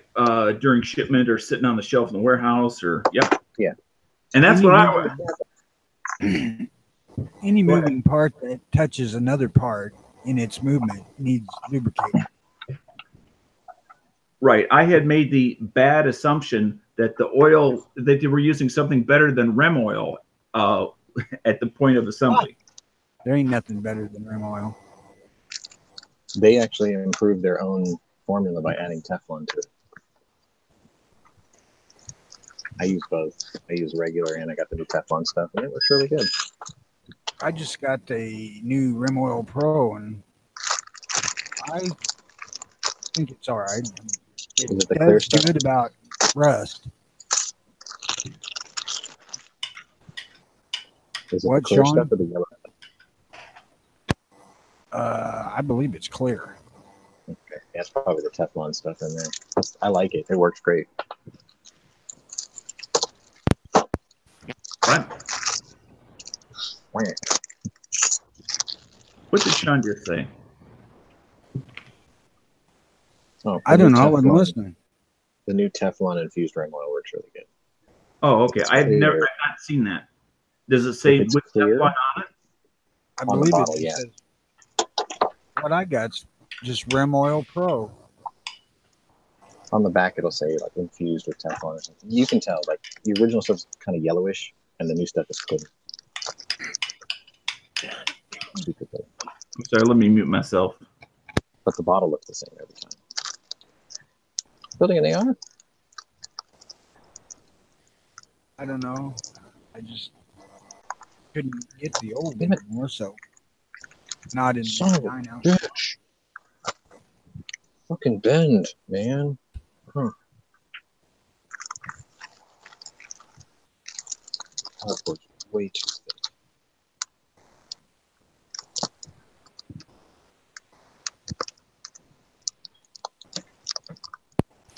I have for you.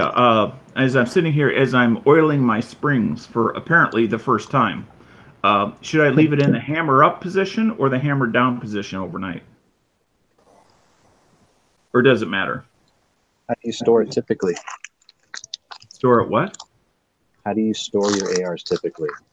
Vertically? Barrel up? I mean, okay. Do you do it barrel up chambered with a mag in it? No. Hammer down then. What? Hammer down then. Or I guess in the up position where it's like it was fired. Basically, you just want to get the oil down in there.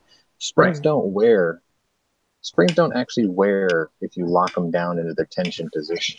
They wear in the action of going loose to tense. It's the twisting motion that actually wears them. It's not the actual lock the hammer down and leave it there for 100 years. That won't do shit to a spring. Well, I was just thinking for like the penetrating aspect of the oil. Is like, yeah, that's why I'm sitting here working it back and forth. You want it in the fired position because it'll have less spring tension on it. Yeah, it'll give it more room to soak, I guess. Let me mute myself again. I mean, I only put in like a drop or two on each side of that coil. But I Oh, yeah. only do it when I first build them. I don't like tear it down and do it every time. Yeah, no, this is just a drop on each coil. Mhm. Two on the lower, one on each lower, one on each upper. I gotta wait for this damn thing to Drop. get my hot glue. If there's a pin in that trigger that it pivots on, that's where you want to oil it too. I don't know how an AR trigger is set up. I've never looked at one, so You drop it. All right, so you take the spring. It's got two coils and a foot. Or it's got 2 feet, 2 coils on either side of the trigger, and it's got like a shelf. So what you do is you take the 2 coils and you put them around the pivot of the trigger, and you put the foot up against the front of the trigger, and then you lay the legs down into the receiver pointing towards the rear. And then what you do is you grab the trigger and you push straight down to collapse the spring far enough for the pin to go through to keep it in place. That's it. They're very simple. Like, as a machine, an AR-15 is very, very simple.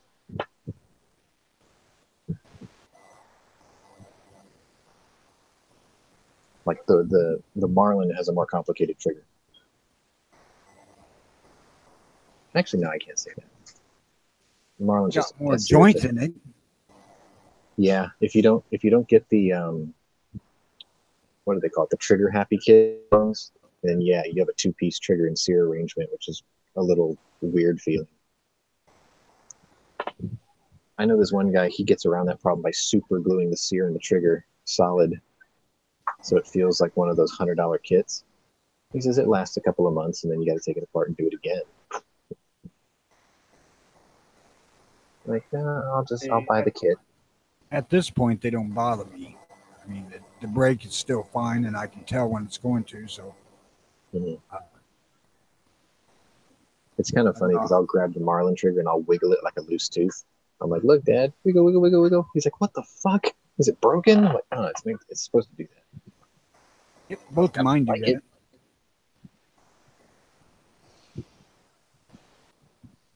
It's All more right, so I'm in a bothersome if dilemma. you're. Well, finish your thought. It's more of a bother if you're got the gun in your hand, you're wiggling the trigger to feel looseness Yeah, than it is when you're actually shooting the thing. yeah, because you know there's going to be that takeout. I got a dilemma. I want to buy a Browning X bolt rifle, bolt action, and I want the 375 Holland and Holland. But my dad really has a thing for Thompsons, and I can get the Thompson for almost the same amount of money. It's a little more, actually. I've never been hot for the Thompson, number one, because I can only get semi-auto. But my dad's dementia is getting pretty bad, and I think it would be cool if I got one and let him play with it a little bit before he forgets what it is. You know what I mean? And I mean, after I get it, I'll be happy that I have it. It's just it was never on my to-do list until he kept just going on and on and on about it. Like, he and I watched that 22 Plinkster video, and now he's like, man, how come you don't have one of those? I kind of look at him like, I can have one. I can have one in like 2 days. Which Thompson? The 1928 A1 with the drum and the sticks and the fluted barrel, and I can get one for I think $1,300 or $1,400. At first, I thought you meant Thompson Contender, and I'm like, dude, there wouldn't be no fucking choice for me. I'd go with the Browning all damn day long. Mm-hmm. The Thompson, Chicago typewriter. Yeah, that Thompson, that's a different matter. That's a cool freaking gun, although it's It is. really heavy. It's just, it's never been on my desire list. You know what I mean? Like, I never wanted one. Is he going to take it to the range and shoot it ever? He wants to. I would say go to the range and I can rent one. full auto one, and that'll get you some feedback on if he's insane for it or if he changes his mind. Has you shot him before, you're saying? Oh yeah, he carried one in. Well, he traded something for one in Vietnam. Okay, It so wasn't then the same. he's used to an actual one, which, like Tony said, they're heavy, but the non-SBR ones are fucking stupid with that long ass barrel on them. It's like an Uzi with a long barrel. So if he's used to a real one, it's going to feel weird and he's not going to like it. If you get a pistol so that it's right, you can't put a stock on it and then you can't shoot it for shit. So my suggestion is go to a place and rent a real full auto, let him get that part out of his system and see what kind of feedback you get. And then maybe buy a pistol and SBR it, because that's easier than a rifle and trying to chop it. And then you're talking about the real one that had the shortened barrel for military service. Yeah, because if you got a semi-auto one, it's horrible. It's a heavy gun to begin with, and they add nothing but heavy weight in the front, and it's just, he's not going to enjoy it. It's not going to be the gun he's used to. And Right. likely he was taking the stock on and off when he was using it. And the pistol is going to be the closest thing to that. But Anyway, all I'm saying is those things are obnoxiously expensive for like a big heavy gun They that's are. semi-auto, and you're not going to shoot it much when you can go rent one for like, you know, maybe $100. Otherwise, Yeah. another option would be if he wasn't going to shoot it, getting a demilled or a replica are really Yeah. neat. You get those in the $300 range, and they're legit. It's like playing with a replica Uzi. Like you get 99% of the satisfaction just fiddling with that thing in your living room. And it's not a gun, you know. If you just buy it, it's $350, and when you go to sell it, it's still worth $350 or sometimes more, because they don't go down in value. Everybody wants one to fiddle with. Yeah. I know he wants a shooter, but yeah, that makes sense. They do make those, the shorter ones too. I think they're like, They make the pistols, and they're like the same price. And the Yeah. pistols go into a guitar case and everything. They still take the Yep. drums and all that, and they're easier to SBR because all you got to do is fuck with the back end. that may be a thing. But they're shitty to shoot because if you're not shooting it from the hip, you know, if you got to go to a range where they make you shoot it, it's going to be dumb Yeah. to shoot. And you can't Yeah, put a 'cause, vert like, grip on it. Almost nobody actually uses the sights. That's true. But one of the things about the Thompson is its rate of fire and the, you know, shooting it full auto, and you can't even bump that thing right. You know, it's not Yeah. the same gun. But you can't put a vert grip on it either. So shooting a pistol version without the vert grip, you know, might not be what he was into either. Yeah, because the one he had wouldn't have had the like 1928 version's vertical grip. It would just have Right. a solid Probably. horizontal wood piece. Dude, like we talked about it a little bit, and I used to tell him, I'm like, can't you just want an M1A or something instead? And he was like, I hated my M1. I'm like, why? Because it was fucking heavy. And I'm like, they gave you an M60 eventually. He's like, yeah, but that was mounted most of the time. I'm like, all right, whatever. He served his How last. much does an M1 weigh? Because fucking Thompson's like 11 pounds. I think he served his last year and a half or 2 years as a door gunner. Like they wouldn't let him. They wouldn't put him on the ground anymore. Well, whatever the gun weighs, all that 45 ACP ammo would be a lot less weight, wouldn't it? I think a full drum weighs 7 pounds. That's a lot of weight. Well, I'm saying compared to a 30 caliber something or another, probably carrying a lot yeah. less weight. Yeah, but hell, the 30 caliber only held 8. No. His was a 20-round box. M1A. Ah,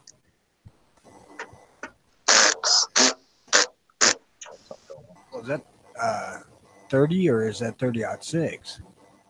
308. Oh, I'd have hated that too. That's just 30-06. Fuck it. I think my screen just died.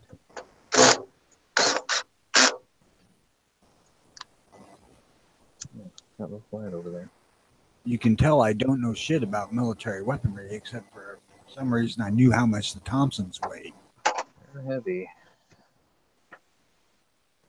I kind of wanted one for a minute, and then I found out they weighed that much. I'm like, no, it costs that much. If the Ohio Ordnance Works BARs were half their price that they're asking for, I would have one. Even though it's a gigantic, heavy, 30-06 fucking rifle, essentially. I still want one because I like the look of it. But I can't justify $4,000. That's just insane to me. I know they're limited production. That's why they're so expensive. Doesn't stop me from wanting one, though. God, I want one. I don't know.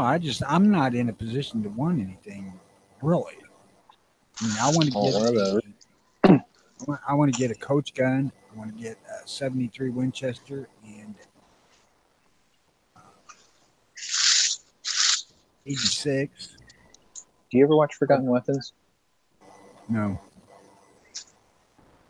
He had this one, I think he called it the Highwayman or the Brigand or something like that. It was a coach gun. And it had a flip out spike bayonet between the two barrels. It was awesome. And I want a Winchester 94-22, but that's just because I had one and I regretted selling it since the day I sold it. 220. I bought this Browning because I thought that would replace it okay, but they're not the same. And John Brown says he had an Ohio order. It's BAR. He has one? Yes. I'll give you 350. Just kidding. Man, those look so cool. I want them so bad.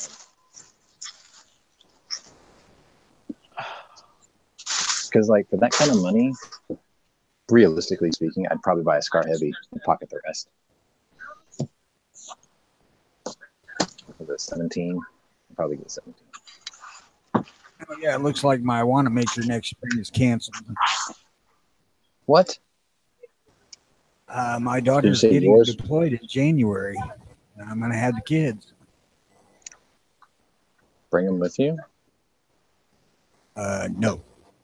Oh, man. It's not until April, though. Oh, wait, you're going to have the kids until she gets back. Yeah. Damn it, Tony. I'm back. What the hell am I supposed to do? Say no? Bring them with you. You take them shooting, don't you? I often say Yes, no I when Daniel do. comes back. Yeah. If you take them shooting, they might actually want to go. They'll be like, yeah, let's do it. That's a conversation between you and them. No, I ain't going to take them for a 3 or 4 day trip in a vehicle.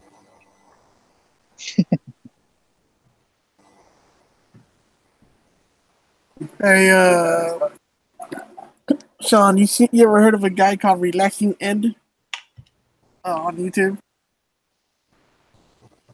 He opens like gaming boxes with the just with gloves on.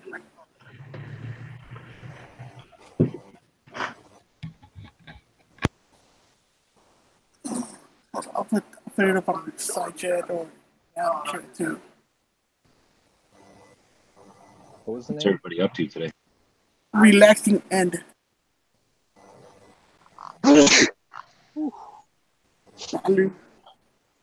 Sub G.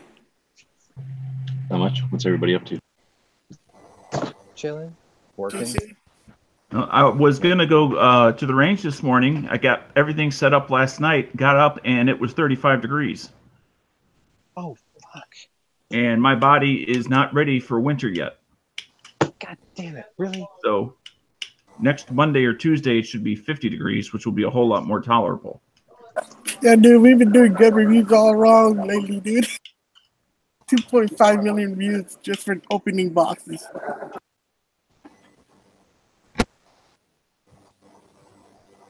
How far are you from that Fox Valley indoor range, that new one?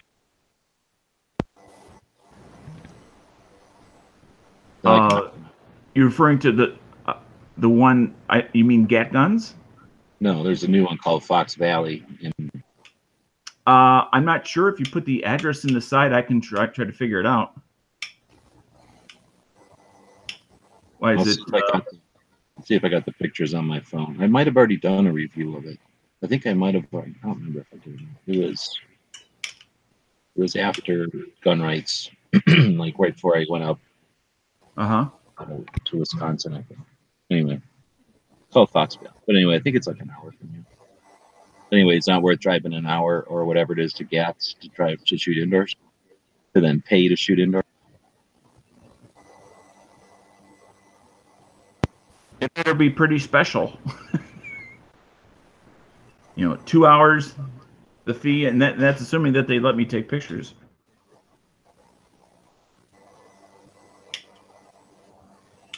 Well, as to what I'm doing today, I'm in honor of Knives and I's earlier conversation. I'm watching Blazing Saddles.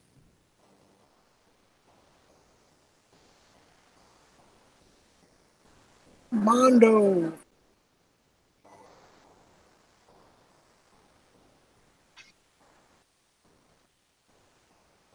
Hey, where are all the white women at? I'll be right back. Hey, boys, look what I got here.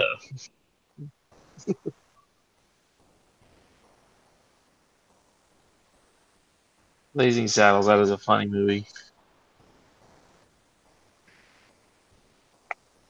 Yes, even watching the one on where they edit it for television and watching the campfire scene where it's all silenced out is fucking hysterical.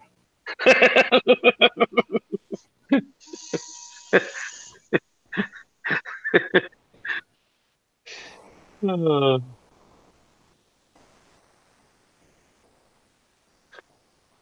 when they get trapped in the quicksand, and Slim Pickens tells wants his guts to go get a rope.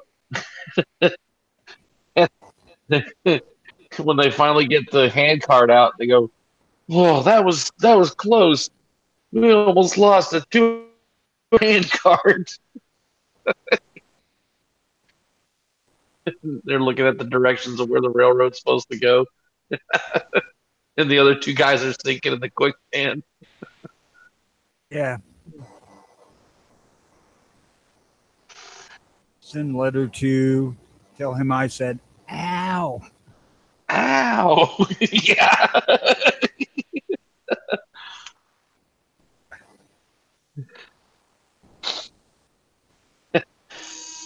Paid you to get a little track laid, not dance around like Kansas City faggots.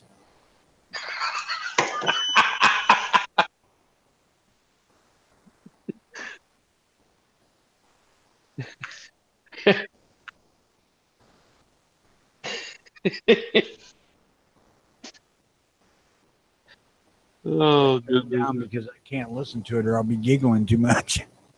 Right? You watching on cable or like Amazon or something? No, I'm watching it off DVD.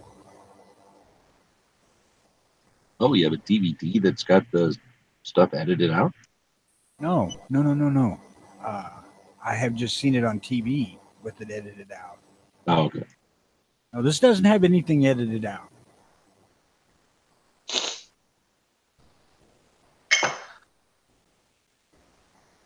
Well, the people of Rock Ridge would like to extend you a laurel and a hearty welcome to our new.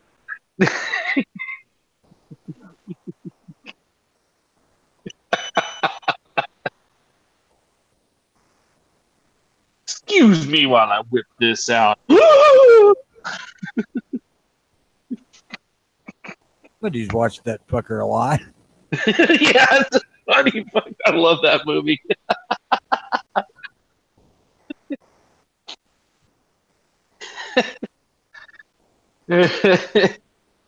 Come on and try and grab the chess piece from me. You know. He goes, "Well, you're still fast, yeah. Look at this hand. Steady as a rock. Well, this is my shooting hand." It's shaking back and forth as right.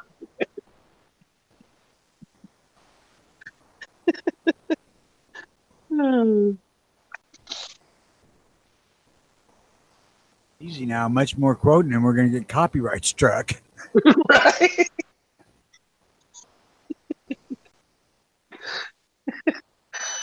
Oh, telegram from Mongo. Or telegram from Mongo. Candygram. Candygram, that's what it was.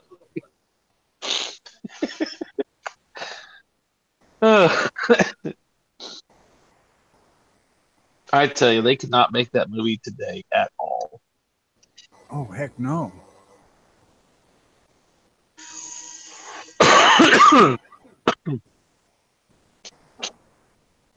I would love to see what liberals would think about it if they saw it for the first time.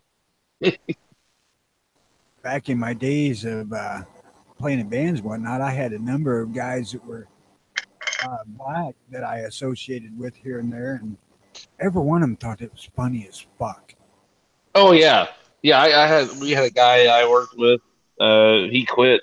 Actually got fired about 2 months ago, and he and I would just sit there and talk about that movie all the time. He thought it was one of the freaking funniest films ever.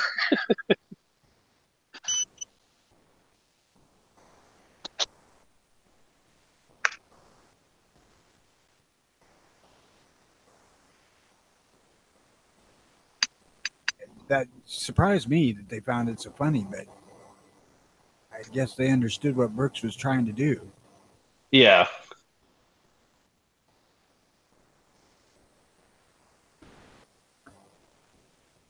I tell you, he's the only guy that could get away with it if he was to redo it today, or if it was to be done today. Is Dano still in here? Is Avatar still in here?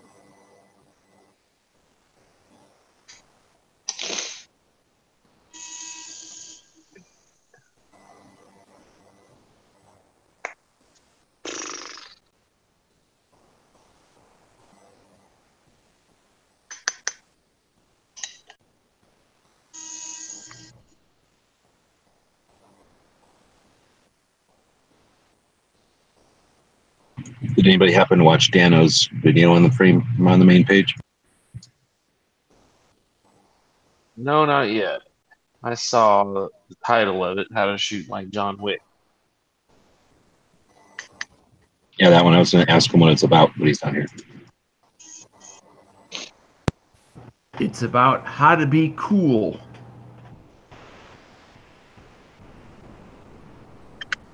The guy from that channel went to the he's either in California or went to California to train under I forget what the guy's name is, but Terran Tactical's training, who's the one who supposedly trained Neo for the role as John Wick. And they took each hour and supposedly edited it down to a 15-minute what he was shown with the guy's permission, obviously. Like a fast forward, or like they chopped up and edited out all the in-betweens and just showed you all the good stuff? They edited out all the non-meat and just put the, okay, do this, okay, do that, okay, be careful not to do this. So it was actually beneficial, like coaching? I think that it's up to the individual that watch it. If you're looking to get up to a higher level, I think there's some things that you can pick up on it.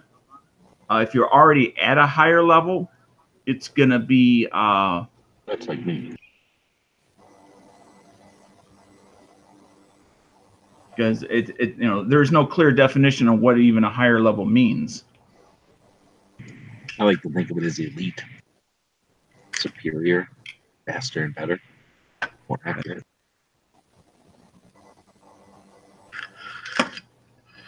I just go by. I generally hit what I aim at.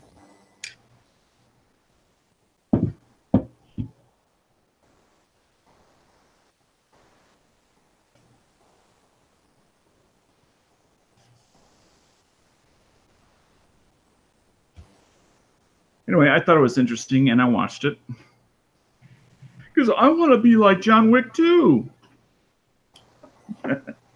Like John Wick, the second movie. Ah, you caught the difference, huh? Is it TOO or is it TWO? Pretty clever, mister. Or TFB. Well, except that John Wick is fiction, and even John Wick don't shoot like John Wick. No. They had to get one take right. Although he had as many takes as he wanted. I am sure. I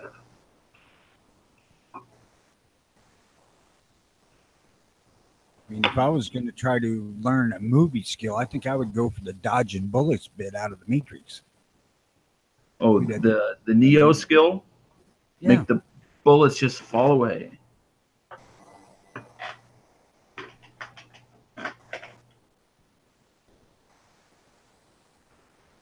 Make gold just appear.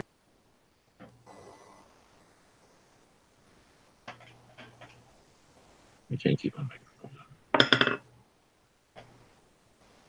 Yeah, G-Webs. What? So where you at? Nevada?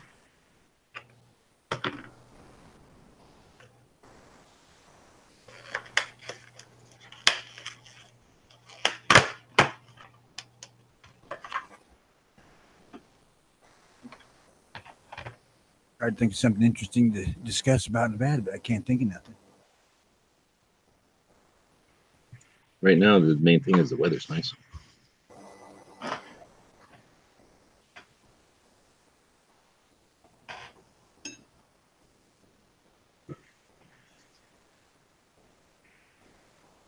Already hit one gun shop here. It's a guitar store.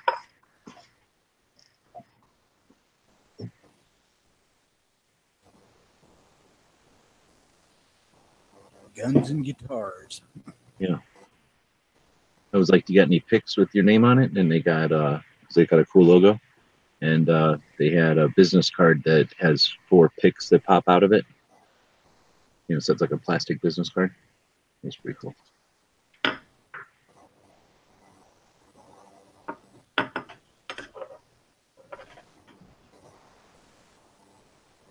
Oh shit! I need to go through and thin out my pick collection. I've got thousands of picks here that I don't freaking use anymore.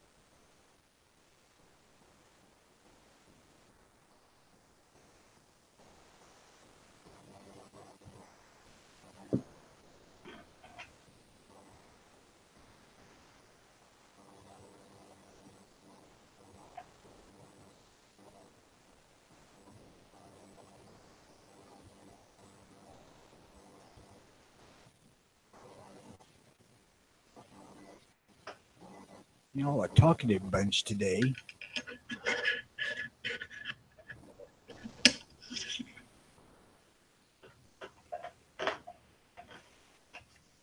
Uh-huh.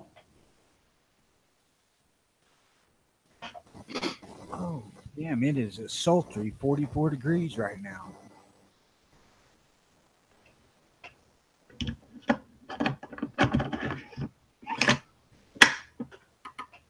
And that's depressing.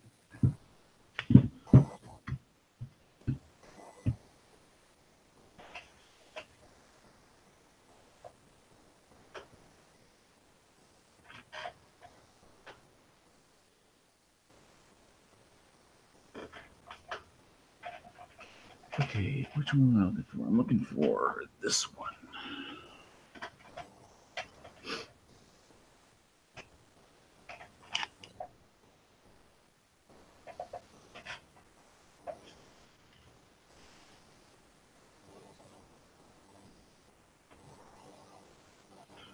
Dun-dun-dun-dun.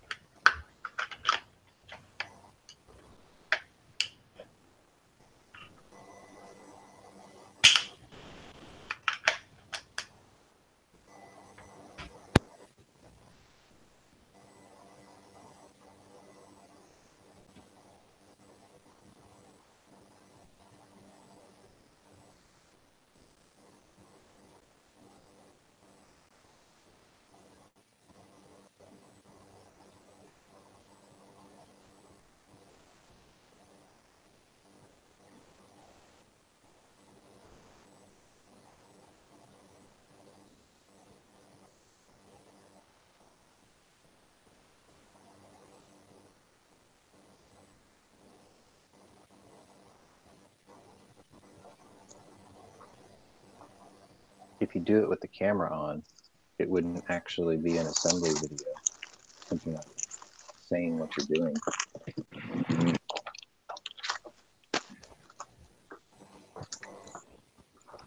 One of my more frequently watched Reloader channels, he's been reduced down to doing little 4-minute snippets nowadays. It's like, why bother anymore? What's the point?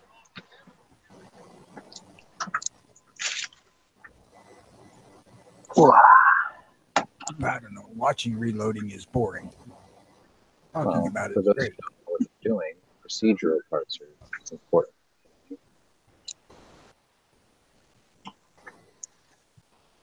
I learned how to do it by watching them. Sean, caliber of the day. Already? Yep. I don't have that. That's if you don't have one. Airplane of the day is the F-14 Tomcat. Mostly known as the Danger Zone. What's caliber of the day? I haven't named one. You can do it. You want to do it, Tony? I tried that yesterday and it didn't work. It's all you, man. 4570. Okay. Okay, there it is.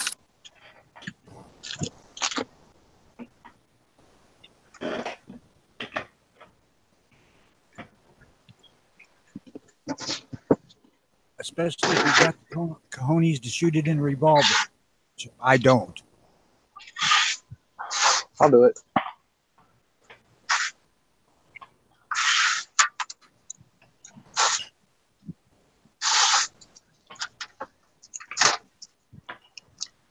I don't know how many times, but I do it.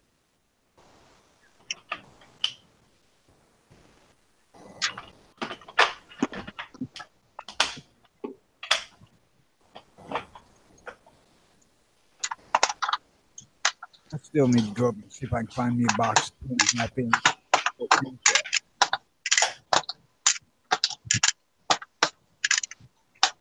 All right, here's my taking a rating practice now. The 4570 rifle cartridge, also known as 40.570. Government was delivered at the U.S. Army's Springfield Armory for the U.S. Springfield model 1873, which is known as called as the Trapdoor Springfield. Alright, let me go highlight the rest of this. The new cartridge was a replacement of the stopgap, a .50 by 70 government cartridge, which had been adopted in 1866, 1 year after the American Civil War. It had no mother and father. It needed adoption. Yep. Poor caliber. More importantly, it was the chosen round for the Gatling gun. Now there's a bucket list gun. Ladies and gentlemen, introducing today, caliber of the day, 45 cents. Yeah.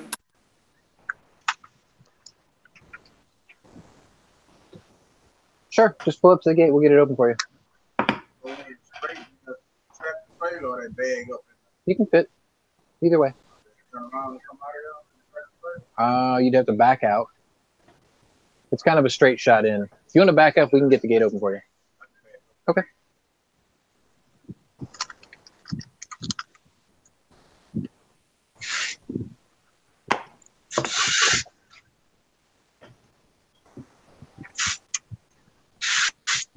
It's always fun when we get a new driver and the shock on their face, and I'm like, just pull up to the gate, dude. Am I gonna fit? I don't know. Depends on how many things you hit on the way in. That's why I parked my Fiat so close. Huh? He's gonna back in. Oh, gee, you like You might that have to video? wait. It'll take him a while. I'll be right back. It'd be like watching Rick trying to back in. No.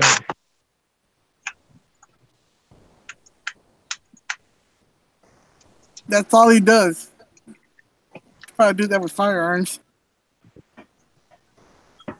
It's sad. Yeah, I know.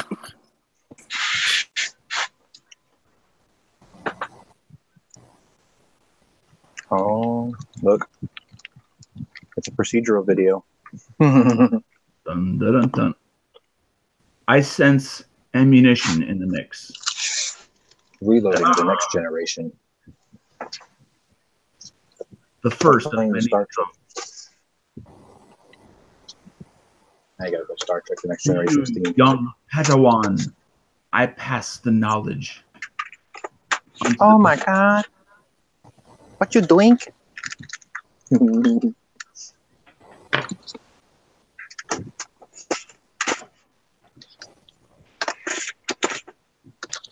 Okay, what am I doing? I'm doing something. Oh, I am. Sure.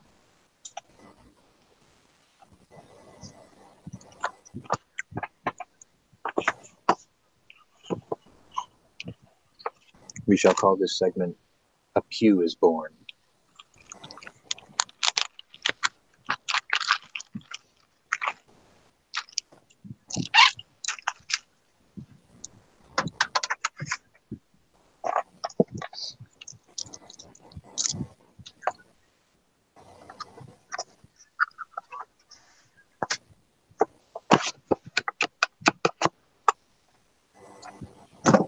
Yeah, 2 for 2.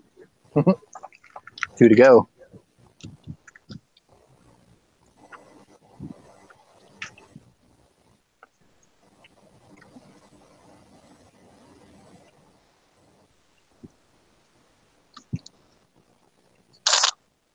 That does feel weird.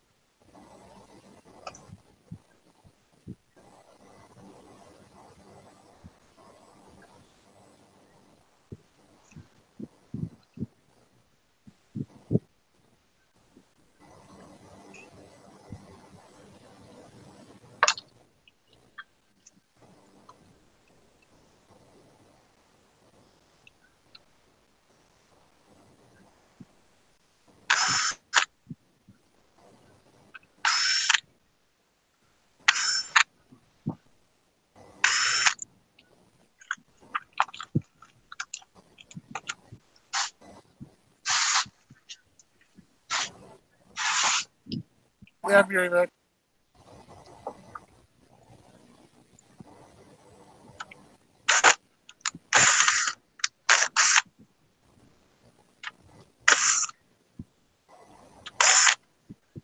See if I get it right.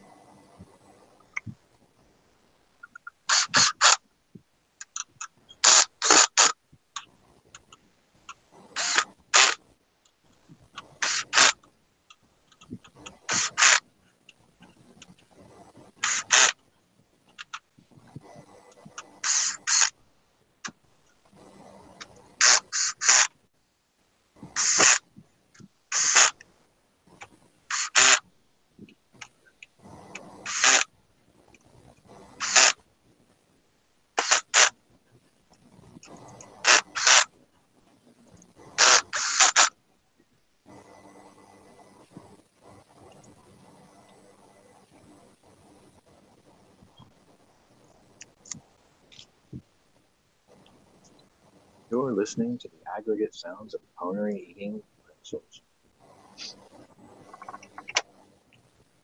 I don't even know if it's picking that up.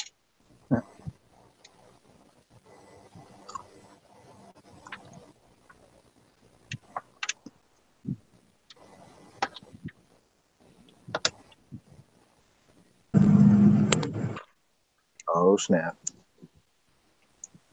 There goes the neighborhood.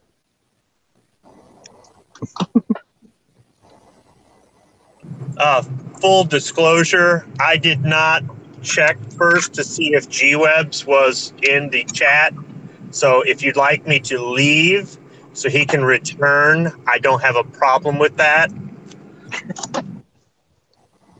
Everybody was quiet. Big boy pants. What'd I miss? Patrick's reloading. That's good. I think Dano's putting together an AR, or putting one back together. And we have a squib.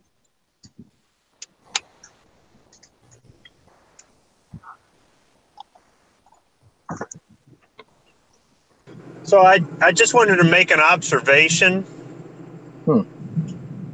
I had a guy come to my door today before I left for work. As a matter of fact, he actually is making me late. I mean, I suppose I could have not answered the door. I could have just said something really rude to him and slammed the door or something. But I tried to be polite, cordial, and kind of get him on his way. I also warned him about the traffic in my neighborhood because he's walking door to door with a clipboard.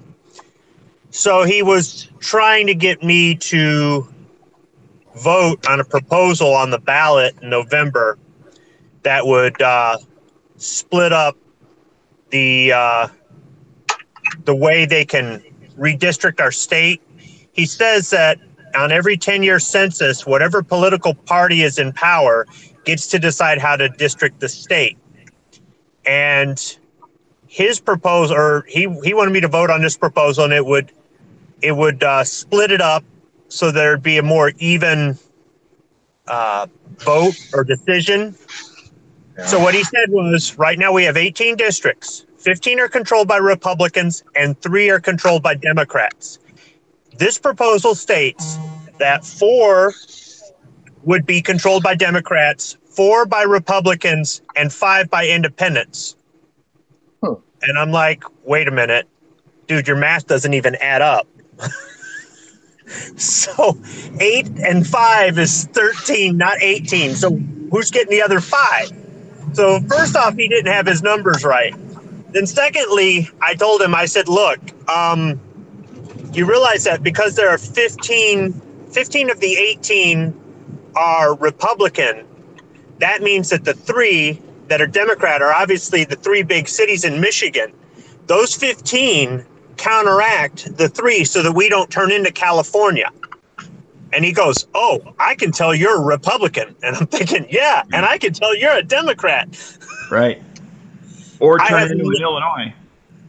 I've never had, well, that's one of the things I brag about is that anytime that the big cities try something here, it doesn't get shoved down the throats of the people in the country. The reason that 15 of the 18 districts are Republican is because farmers around here are typically Republican. That's not to say that some of them aren't FUDs or whatever it is, but I'm just saying that even if he had his math formula correct, I'm not about to give to change that where there's a 50-50 chance that somebody's going to redistrict something so they can get more power one way or the other. I know who the other 5 are. The missing 5. Who are they? It's the Islamic refugees in Warren or Ann Arbor. No, they're not in Warren or Ann Arbor. They're all in Dearborn and Hamtramck. There you go. That's the other 5. Yeah.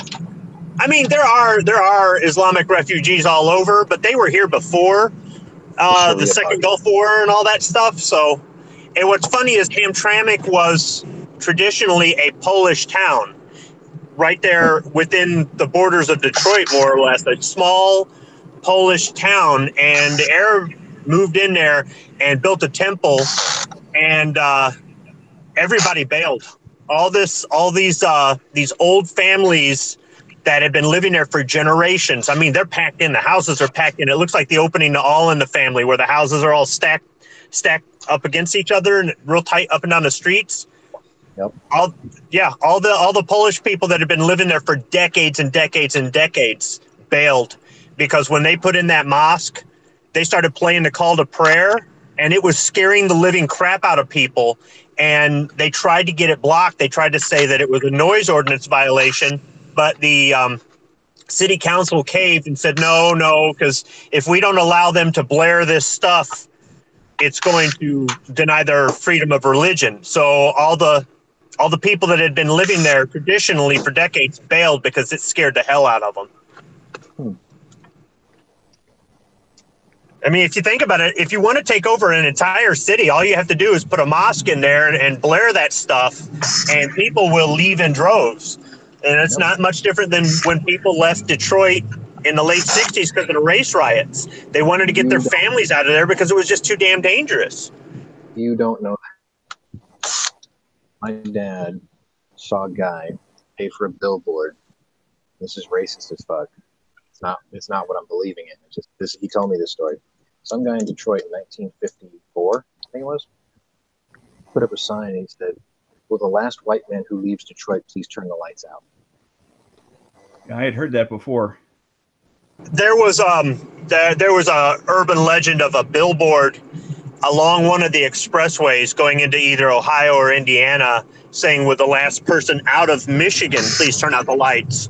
during one of the recessions, because they were closing down so many auto factories. Now, which recession that was, I don't know. So it's probably along the same lines. It's probably an urban legend / joke, but it has some meaning. I mean, it has some basis in truth.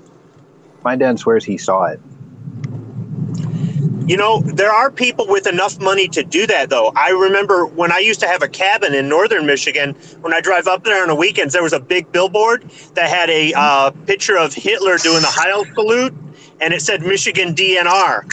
And you know that somebody had money to put that up there. That wasn't paid for by some anti-hunting organization. It was somebody with money. What did the DNR stand for in that case? Department of Natural Resources. Well, I know what that means, but I mean in regards to Hitler. That the DNR, their rules regarding hunting here are just a little bit strict. Oh, okay. Seems to be a DNR thing because they can come in your freaking house without a warrant here. I haven't gone down that highway in a long time. I doubt the billboard is still there 20 some odd years later, but I remember it was there for at least a year. And I always thought that was kind of interesting. I'm like, damn, a billboard could cost you well over $1,000 a month to put. So who's got that sort of money? Well, there's plenty of people with that sort of money. So maybe somebody did put up a billboard like that, and just as a FU to, the government that was more or less fostering some of this in Detroit back then. I bet you'll find out it was delusion. He has a place. I got a bail, guys. Have a good one. Right, Later, Tony. Enjoy your day. I just thought it was interesting, though. In all the years that I've lived where I've lived, I've never had anybody knock on the door from the Democratic Party asking me to make sure I vote in the midterms. Ever. It's like, damn, they are desperate. Wow. Well, is Michigan close? Going to be close this session? See, I don't know. I mean, like I said, typically out in the country, they vote Republican. In the suburbs, it's a 50-50, but some of the bigger cities, obviously, like Detroit or Grand Rapids, they're going to be more Democrat. I will say that it's kind of ironic that there are some people that are pro-gun and they are not for some of the things like getting taxed heavily and stuff like that, but they vote Democrat because their union tells them to, and they're so, I don't know, they don't want to stop and think for themselves. They just, okay, I just do what unions say. And it's like, dude, really? You know, and other people might say, oh, they're just a bunch of fuds. No, it's not necessarily that. And not to say that everybody in union is like that. I know some guys that are in unions that don't give two craps what their unions say. They think for themselves. But it's just sad that some people will vote for stuff, and then when it doesn't go their way, they're like, I don't understand. It's like, because you voted for this a-hole.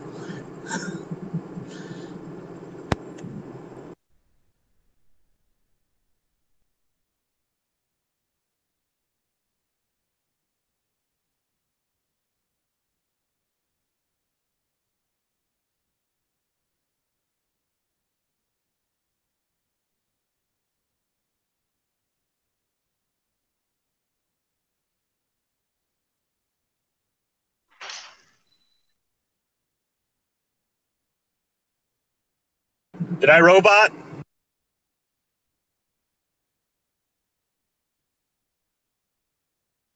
Not at all. Pam, Pam, Pam, Pam, Pam, Pam. Okay. Sometimes when I drive through here, I robot. You know, my thing is not really everybody's got to vote Republican or whatever. I don't like getting...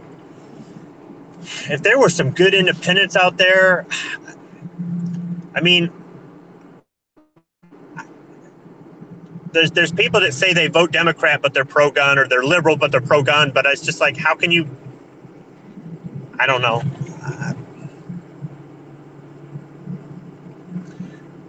Just wish there were better choices all the way around for everybody to vote for.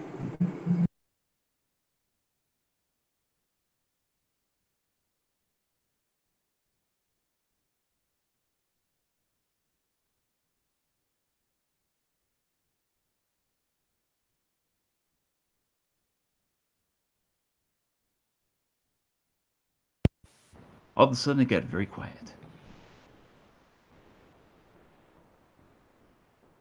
Shit, I didn't know it was muted.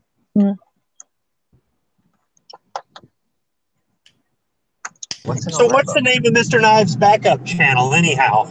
Mr. Dot Knives. Ah. All right, I'll do some looking around later. Thanks. Well, isn't this the backup channel we're on right now? Uh-huh. Yeah, but I found it on Gun Channels, not on YouTube. Oh, okay.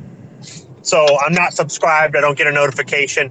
If I had known that, I might have been listening on YouTube first and then said, well, maybe I won't jump in the channel and offend anybody. Oh, well, I always check out the main page, first of all, in case somebody does post on an alternate channel, but also in case somebody puts up there something interesting. Like if I see a discount code, I'll post it on the main page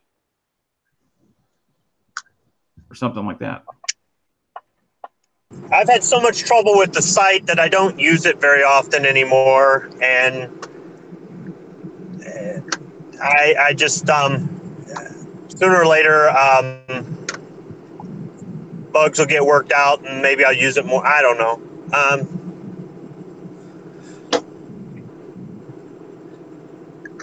But sometimes I use it for just getting a hold of somebody or just looking for a hangout link.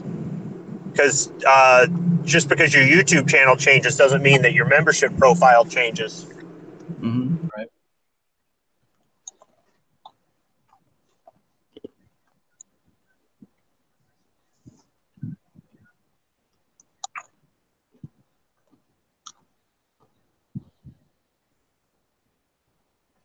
Budget Guns and Gear Review won't be doing a show tonight.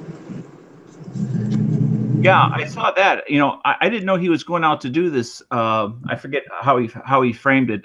Survival week or something like that. It's a bushcrafting week or something like that. Yeah. But I would have been interested, you know, because that's something that I would be interested in taking. Maybe not this exact week, but let's say about a month ago. September, May 10th time frame. You broke up, Squib. Didn't you go out in the field when you were in the Army, Dano? Yes, but that's when I was young and virile. He was young and vigorous. Yeah. I actually started basic like Name the the second movie, week of Patrick. January. I mean, you can still dig a hole to crap in. So there you go. Yeah. I really thought he was going to get that one. Damn.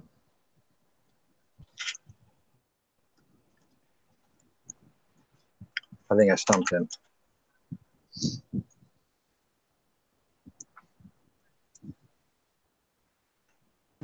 So, Dano, you're building an AR? No, I was just oiling the triggers that I thought came pre-oiled, but apparently not, because I was having problems at my class with one of my mil-spec triggers that my finger was coming off the trigger faster than the trigger was resetting. But oiling the springs solved that problem. Well, what were you asking, Sean? I was busy with my Oh. kid. I was doing movie quotes because Dana was talking about he went out in the field in the army back in the day when he was younger, and I was like, he was young and vigorous. you should know that movie. He was young and vigorous. Young and vigorous.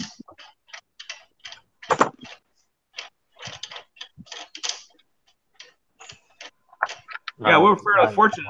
When I had the class I took a little over a week ago, it was like 60 degrees, which is like perfect weather. Because you want it to be a little bit chilly, because when you're going to be out there, you're going to move around, you're going to get hot.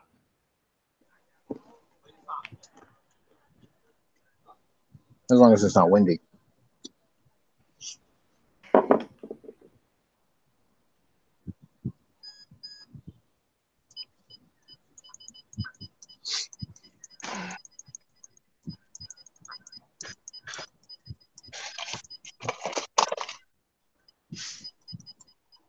Oops. That was it.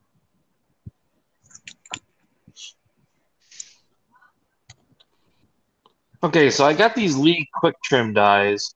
Okay, I have mine for 223, and I've got my 308 one today. So my 308 shells do not fit in the die. You mean the die's not trimming the neck? It's almost like it's not reaching? Yeah, here. Take off the collar. There's a collar underneath the handle. Take that off and it should drop it down lower. Well, here, it's like, let's see if I can. Here's the shot shell. Here's the die. You have to resize it first. Oh, it doesn't fit that way. I thought you meant it wasn't. Okay. Here's one that is resized. Same thing. Holy shit. They send you the right one? Should be stamped up at the top. Should be stamped up at the top, around the top ring, the caliber. He's looking. Yeah, Lee 308-F8. I would call Lee before they close for the day, just especially since it's Friday. So at least you can get a resolution, even if you don't get a fix today, but at least you'll know what's going on. And if something needs to get sent to you, you can get that at least process started, rather than wait all weekend long on what's not right. Well, if I shove it in there, I think I just have to work it in, because I don't have to use much pressure. I think that's all it is. Because with my 223s, I could just be like, toss those suckers right in there. Now, I've not done brass trimming dies before. Do they say anything about case lube at all? No, you don't have to case lube them because it's lined with plastic. There's a plastic liner inside. Inside the die? Yeah. Okay. I'll show you. Oh, no, I do. I've never done neck cartridges. I only do straight wall. I'm straight. Well, it's not totally lined all the way, but at the beginning here, right, the guide. plastic liner right here that just it allows it to seat in there. So. But Did you resize it first? yeah, this one's resized, and it went in there. I just didn't use it. Are you using a full length resizing die? Yeah. I just had to use a Okay. little more pressure to get it up there. That's all. Or the Was it more pressure? $223. Was it more pressure than when you resized it? Like harder than resizing? Not much. I mean, just barely. And I think it just that plastic has to be worked in. Oh yeah, because I'm sure that's it's a friction fit. In fact, using plastic, I would assume at some point that this die is going to need to be replaced if you do enough 308, because that plastic's a sacrificial part material. Now I gotta look inside mine now because I don't remember them having plastic in there. Yeah, it's at the very bottom. Plastic. No. Inside. What do you want? Oh, I gotta go see what's wrong with the stupid computer. Good luck. I never can get anything done. It's the world of being a dad.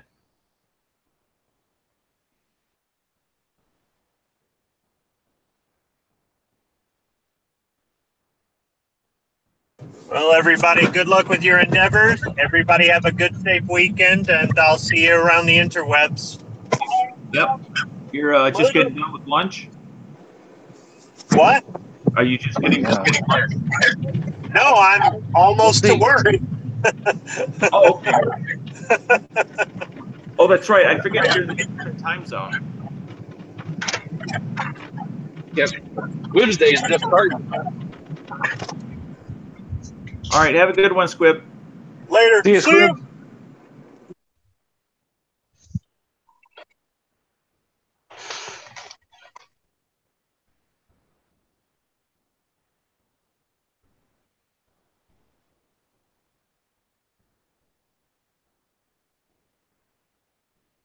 Yeah, Patrick, and you may already know this, but the other two good people to talk to on gun channels in regards to reloading questions is Dead Horse,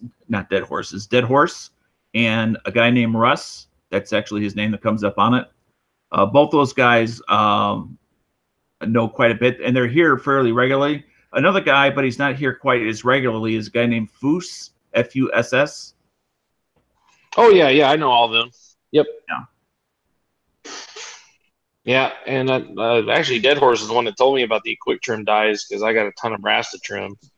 Mm-hmm. So, yeah, I never knew that there was such a thing as a quick trim die. Because I see the people with the off the press trimmers where you spin the round. yeah, the whole setup looks like.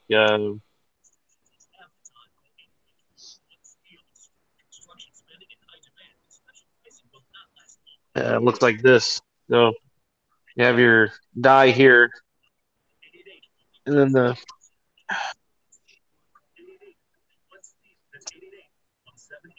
bit there that goes into your electric drill, and it just slides in the press. Yeah, you screw the die into your press, and then you put that down.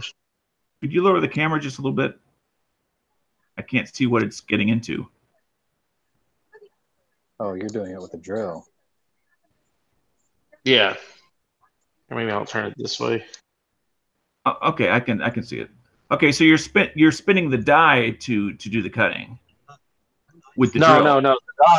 The die here screws in to your press, and your shell just goes in just like you're gonna load and resize a shell. So you just go up into there, and your drill has the bit from Lee, and it slides right inside the die. And so you don't have to readjust the collar on the off the press one constantly. Yeah. And then you just turn it. Now, is that something where you can just use a Dremel rather than a drill? No, you're gonna need a drill You because need the torque. it takes too much power. And then the You need the torque for that. chamfered and trimmed. Of course, then you got to measure it. Fucking flies! I swear to God. Huh. God, so many of them are still in my house. I'm trimming to the minimum depth of 1995. I still got a little more to go. Just on this, which is not bad because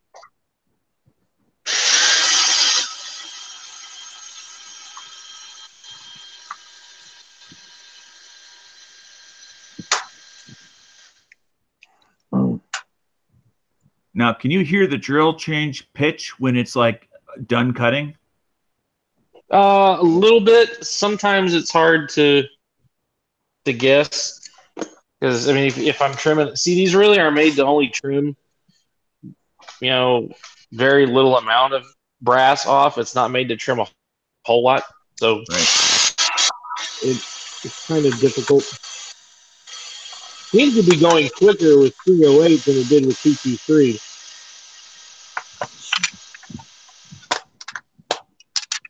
I mean, it seems to be turning a lot better. Because I've got the 223 die, and geez, that thing takes forever. Yeah, see, this is perfect. This now is trimmed and deburred, and was a hell of a lot faster than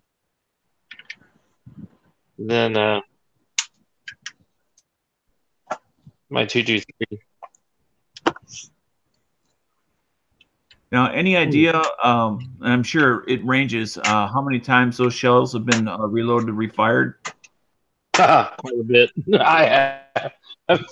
I reload them until I see defects in the shell, or I can't get a primer. Well, what I'm wondering, as far as like how many of them, as a percent, actually need to be trimmed versus ones that don't need to be trimmed. 100% on bottle cartridges. They all stretch eventually. Well, yeah, and that's what I mean eventually, but it may not really need to be trimmed if it's only been used once. Right, you have a range where it's acceptable in, but it's still going to stretch. You probably might get another couple firings out of it. But what I'm also running into, I'll look here and see if I got one. You'll know when you have to do it when you wrinkle the first one you decap and resize for that particular batch. So like this one here, I don't know if y'all can see the primer. Yep. Okay, it's got the dimple in it. Dude, it volcanoed now way this one here. Yeah, that one. Well, this one I think is too long also. That's way overpressured. The main problem. No, because here I'll show you another one that's the same loading. I think what that was doing. Is that this super is I told you I was pushing the hole. Or is it like a donut? No, this has actually got a hole in the primer. Oh, okay. Poke through. Remember how I told you on my reloads I was poking the primers occasionally? Yeah. And some of them I was not. That volcanoing effect that you get though, that's the primer literally extruding around the firing pin. That's generally a pressure spike issue. Like dangerous, like super dangerous. You don't want the primer to pancake.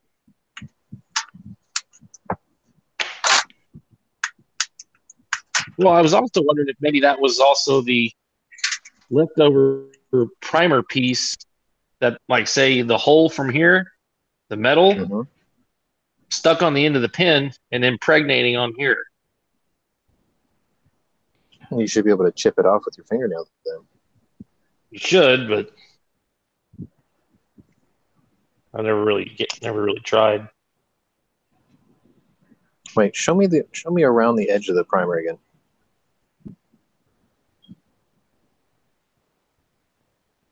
It's kind of blurry.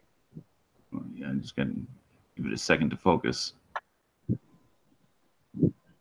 Oh, it's actually not. That is weird because like the primer edge around where it seats It's not like smashed flat. Like it's still got a taper to it. That is really weird. That's what I'm thinking. It's That's probably just the end of this one, put onto that one. That is odd. Well, decap that or remove that primer and see if a piece of it is in there, stuck up against the anvil. Like if it's shut in there. Well, what I was going to do is I was going to trim some of these and maybe try it this weekend. I'm getting the same result like this, because I was never getting that result on factory ammo. Every bit of factory ammo, it was it never had that trimming problem, or it never poked a hole in it like that one did. Yeah, and I'm sure the case is extremely long. But yeah, it's over 1.9.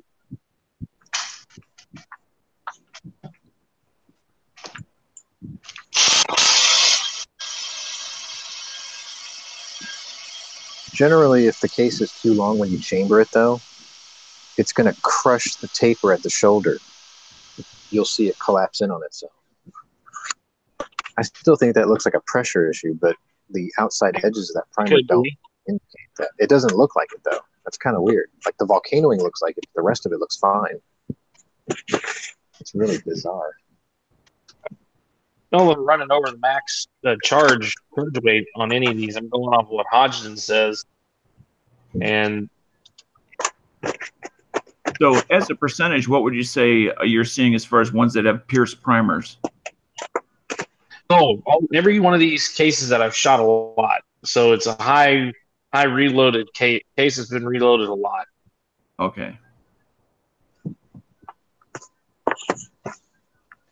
But I did have you some been issues. annealing them? No, I have not. Butane torch? Do what? You can do it yourself if you have a little butane torch. Yeah, I got one over there. I never have done it. I think they said with AR cases you want to do it like every third or fourth loading. Ooh, that was close. I don't know. I haven't done 223 in a long time. Like I'm collecting brass now to start doing it again.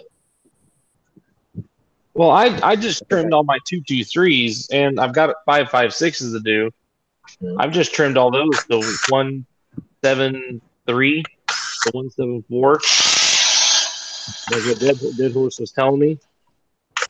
And I won't have to trim pretty much for the life of the case. So, and I'm wondering if that happens with this, if I trim this to the smallest, the shortest length.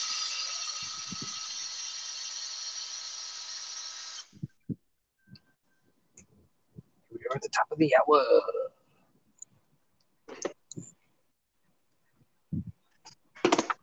Take the tiny amount off. Now I've got 2 stories. I need the answers.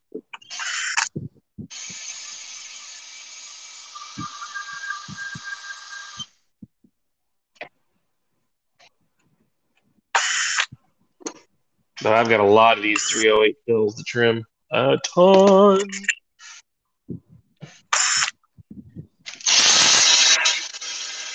When are you gonna start loading that 375 H&H Magnum? I don't have a rifle like that.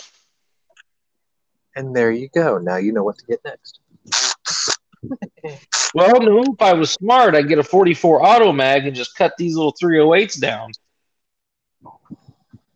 Starline makes 44 auto mag brass, though.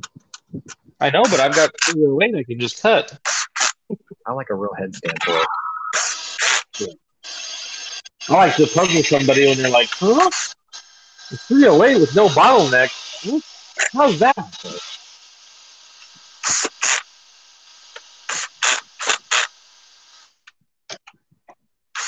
I can't wait to get my 500 special brass.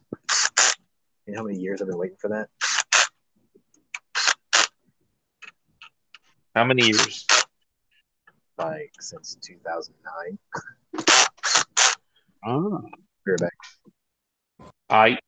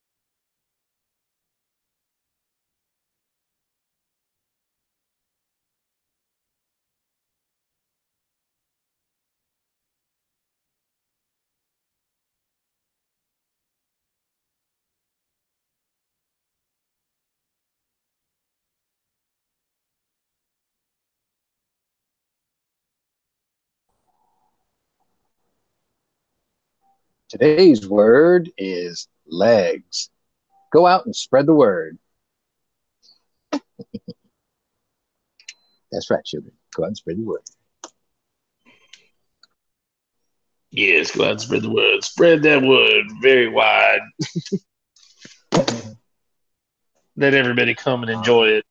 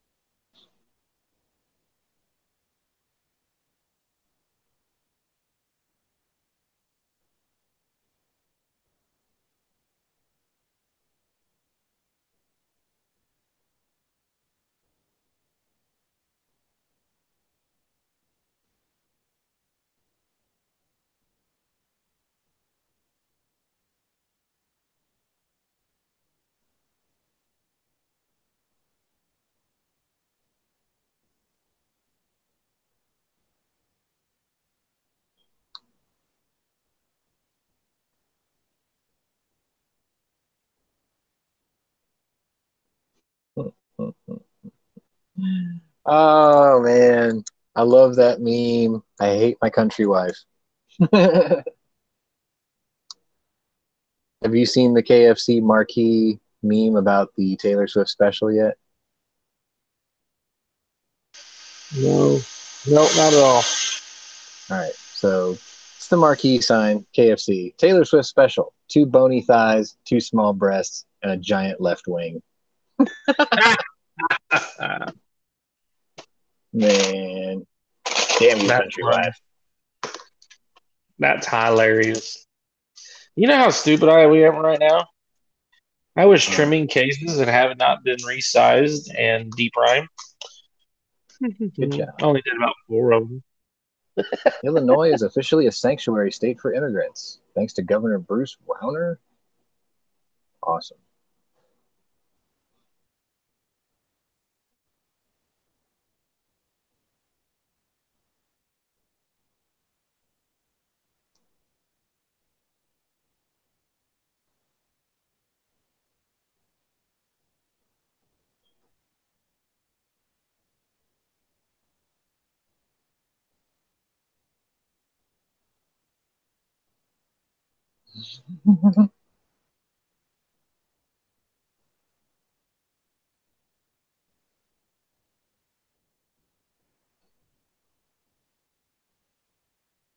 And that dude is huge, or she's really short. That's probably it.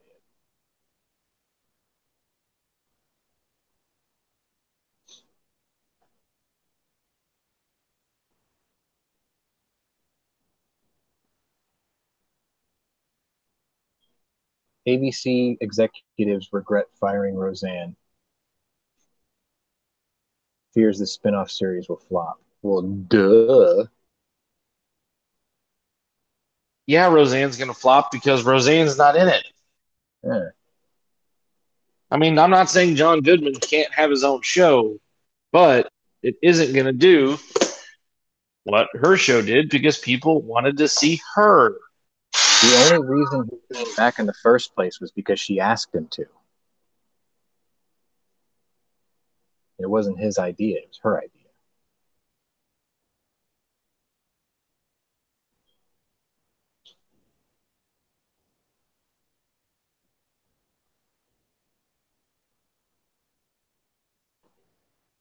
Yeah, but she's not in this new show, so I mean, it's not gonna make any money.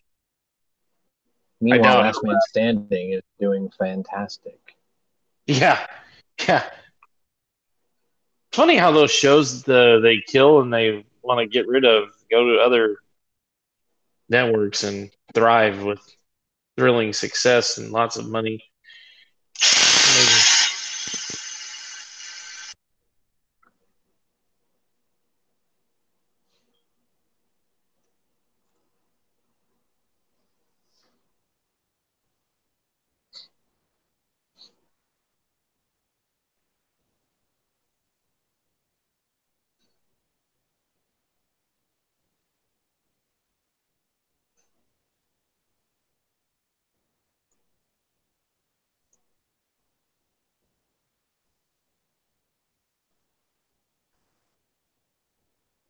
CNN's Don Lemon uses Kanye's dead mother to attack him. Says she would be embarrassed. What? Why does he still have a job?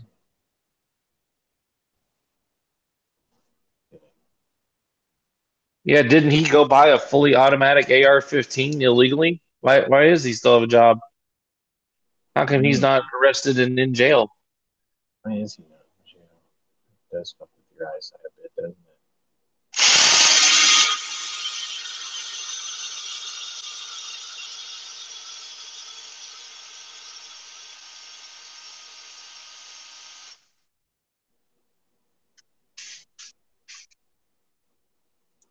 Oh, it definitely.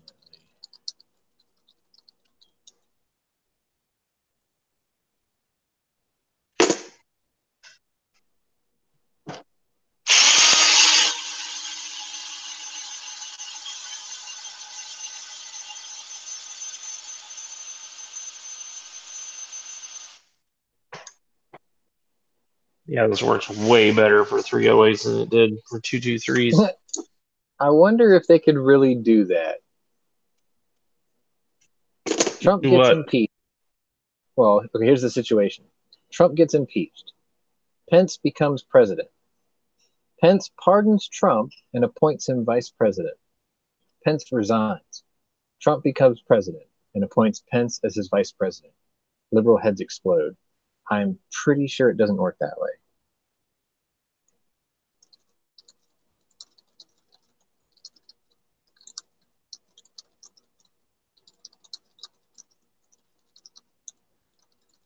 No, I think he can pick his vice president. But that would be hilarious. I've heard it was always like a domino effect. If you take off the one piece, everything moves up a piece because that means the Speaker of the House gets moved up to vice president.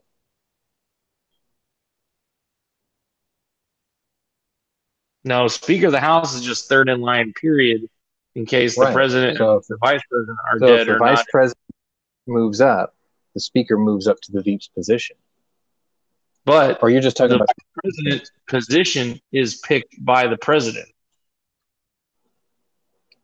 So, in other words, the man running for president picked his vice president. He's allowed to, I believe, pick another vice president, period. Oh, no, you're right. If the vice president dies, resigns, or becomes president, that president can appoint a vice president. If he is confirmed by a majority vote of both the House. Oh, he has to be confirmed. So it has to be confirmed by a majority vote by both the House and the Senate. So you're right. It's like a half and half thing. So the succession rules aren't the same. Okay. That would be pretty funny, though.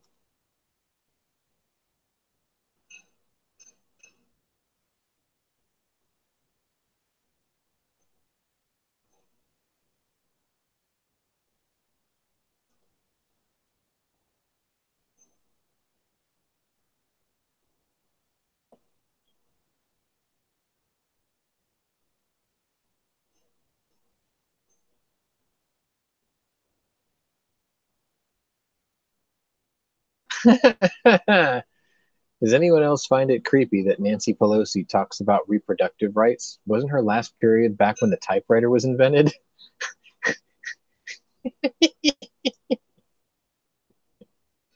Damn. Savage.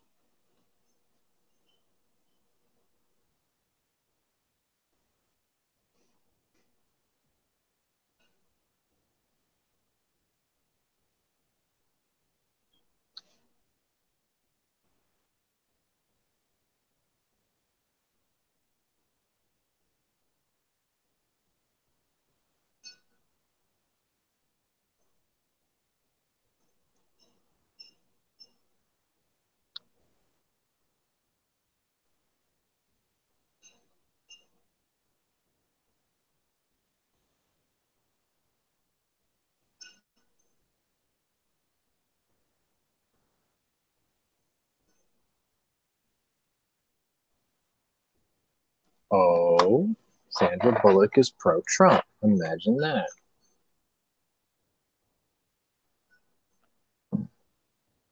Really? Yeah.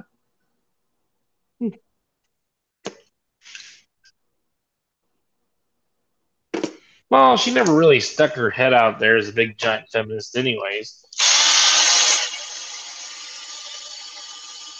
Anthony Weiner's laptop has enough evidence on it to put Hillary away for a life. Yeah, I Is got that right? I got one right here. Man arrested for allegedly threatening Senator Dianne Feinstein. I think it's the other way around.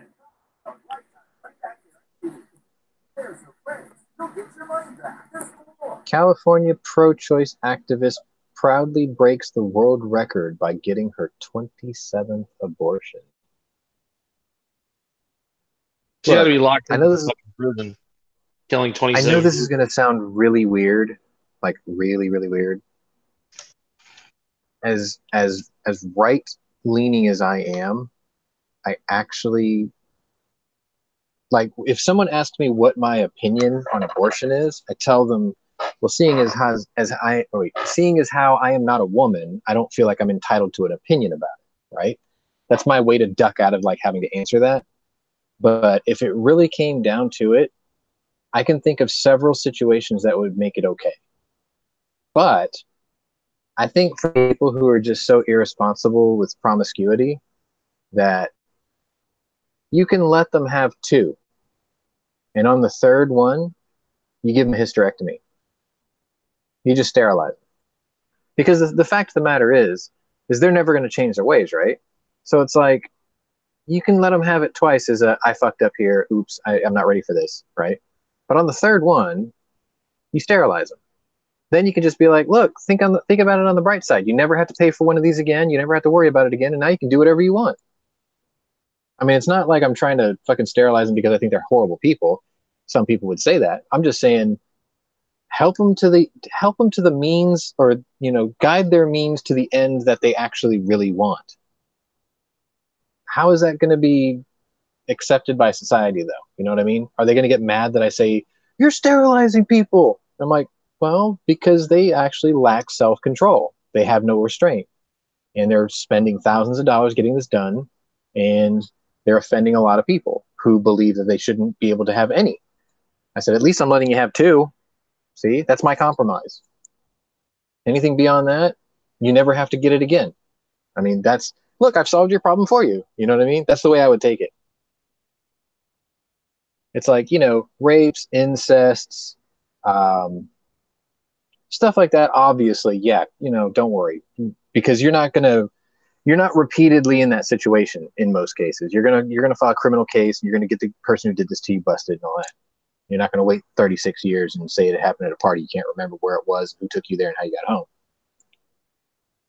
I.e., lie. But I don't know. I just like that idea. At first I thought, well, why don't we just take a red hot sword blade and just seal the opening shut?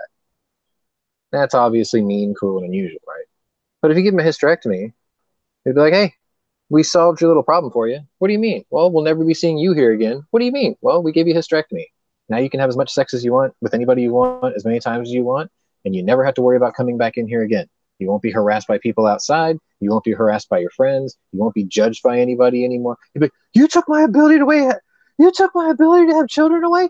Hey, you knew the score. We told you the law changed. Sorry. Now go enjoy life. Go enjoy the rest of your life as a eunuch. Doesn't that process fucking hurt your body too? What, an abortion? Yeah, an abortion. I know some people that can't have kids after that. Well, okay, so it depends on the method they use, I guess. But yeah, I've heard some horror stories about that. And then, I guess on the other side of that is if you give them a hysterectomy, you basically just instantly put them into menopause. Because now they're not the estrogen hormone that their body normally creates. Yeah, but you know what? Hate that shit. It's like, you know what? That's your deal with it. Sunglasses come down. Deal with it. It's like, this is what you led society to have to do as a solution. I'm just saying. Yeah, I remember when I was in sex education, My doctor, she was our teacher. She was a doctor at night. She did that at the side job. She said that also males have menopause too. They go through in their 50s and 40s.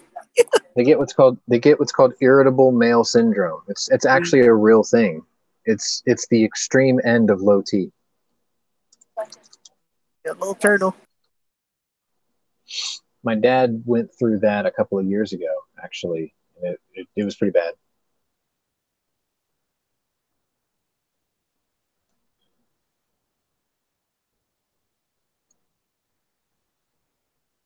I had to explain it to him, which I thought was bizarre.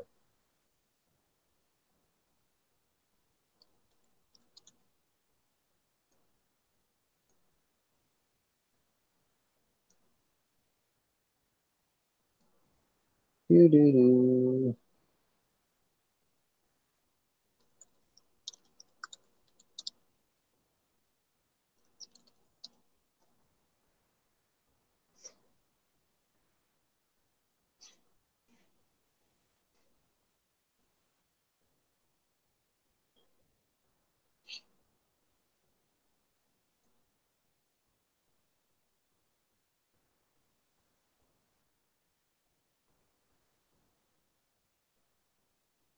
Hoes out there calling him to say snap.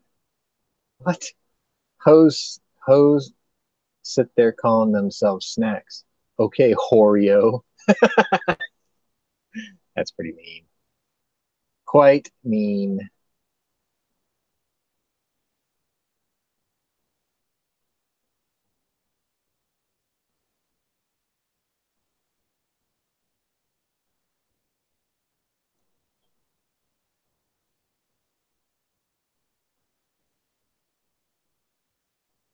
That fucking twerky you sent me the other day was hilarious, by the way. What?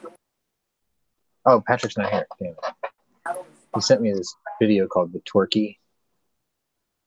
It is exactly what you think it is.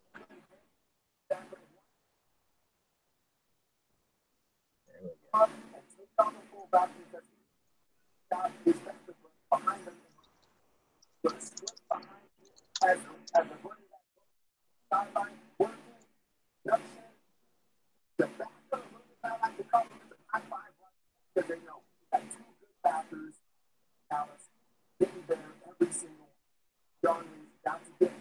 Oh man, I'm never gonna find that post again, am I? Shit. This never works. Every time I see this shit, I have to go back.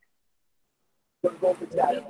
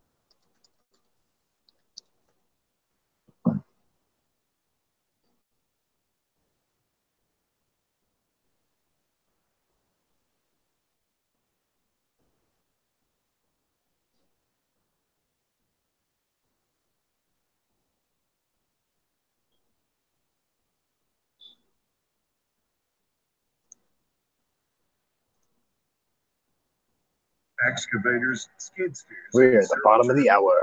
Clearly, Win free movie tickets now. Text GOLD, GOLD to 28661. It's free movie Friday on KTRA. Thanks to Adam Tickets. The Adam Tickets app. Buy tickets and concessions, invite friends, and skip the lines. Standard message and data rates apply. I keep intending to go to the phones, and then the news keeps coming in. And the news keeps dragging me back. Even though I keep trying to head toward the yellow blinking lights here on the phone. But I'll get to you here in a minute. wow, rare visit. Yesterday, I told you about Jamal Khashoggi. Yeah, what a rare visit. MCC. Yep. It's like I see going on holidays or something like that. I know. What's up with that?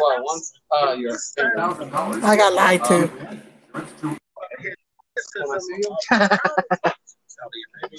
Yeah, all the way down the end. I went through every nook and cranny of the story. Jamal Khashoggi is a Saudi journalist, very critical of the so-called reform movement in Saudi Arabia being led by the Crown Prince Mohammed bin Salman, unpopularly his friend is MBS. He's 32, he's a millennial, got all these reform plans that Jamal Khashoggi didn't think he really means, didn't think they were true, but very, very critical. Well, Jamal Khashoggi wanted to get married. He had to get a legal marriage license or document, chose to go to the Saudi consulate in Istanbul, and nobody has seen him since he went in.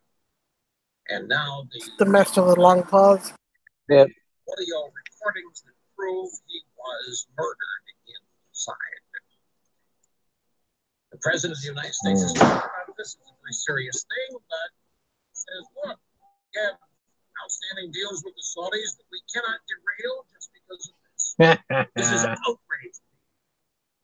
Even though Trump was initially very hard on Saudi Arabia, claiming if this happened, that if it was proven, this is very, very bad, we're not going to look the other way.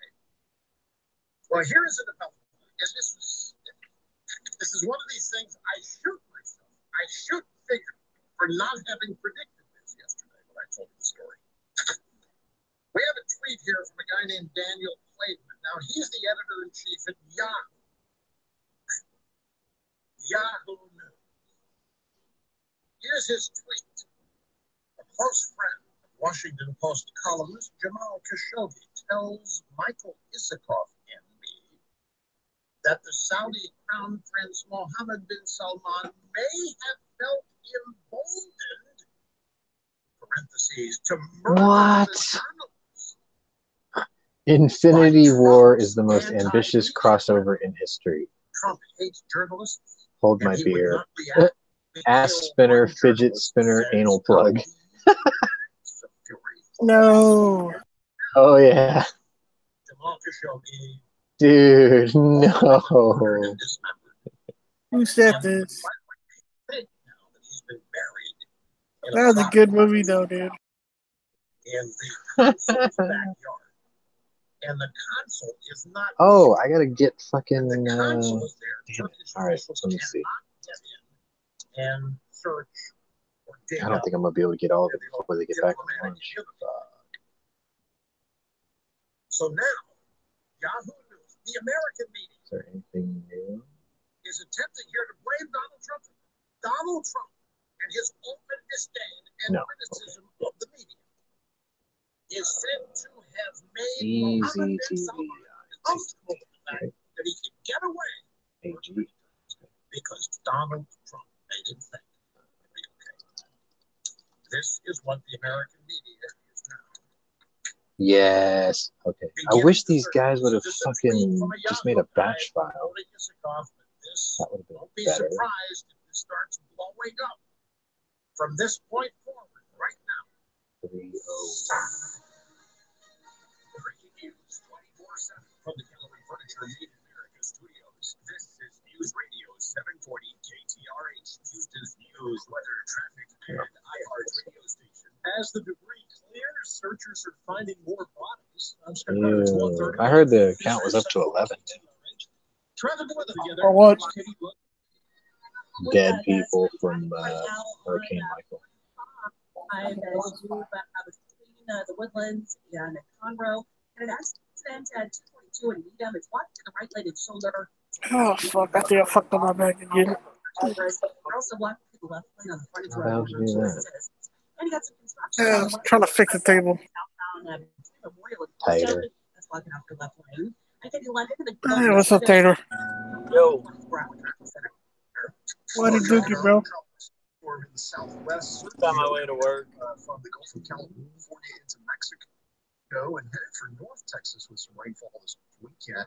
And Most of that stays northwest. Those thunder showers catch us by Monday. Enjoying this lower humidity. We're in the mid-80s this afternoon, 68 degrees tonight. I'm Scott Larkin.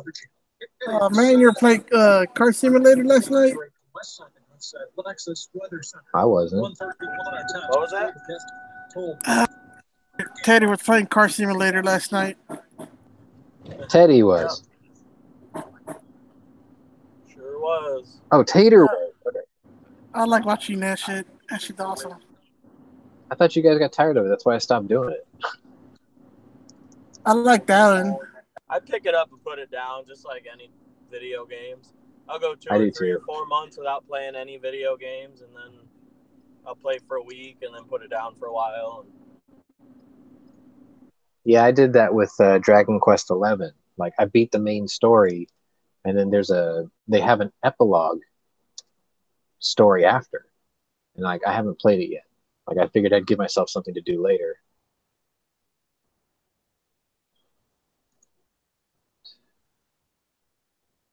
I downloaded all the latest workshop stuff for Car Simulator, though, because there's some really good stuff that came out recently. Engine swaps is finally part of the actual game. Painted wheels, too. Yeah, I haven't fucked with that yet, but I will. I want the ability to paint the engine parts, like the valve covers and stuff. Because, like, I want like engine dress kits and stuff like that. Because, like, I do a blog for Game Refraction TV or some shit like that. And sometimes we can get in the ear of the developer. So I sent him a message about that. I was like, yo, how about this?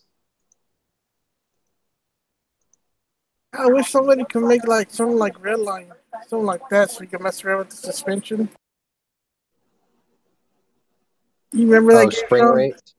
Yeah, you can mess with like the spring rates and stuff. Yeah, that'd be cool. There's a slot in the performance parts section. There's a slot for brakes and suspension and all that. They just haven't added anything yet. Yeah. Because I remember in that Redline game, I only had it for like I had a trial package for like a month. You could put the suspension however you wanted. All right, so 12 Back when my episodes. computer were good. Now I need the purge. Damn, these fucking episodes are gigantic. There's no way this is going to finish before I leave today. Damn.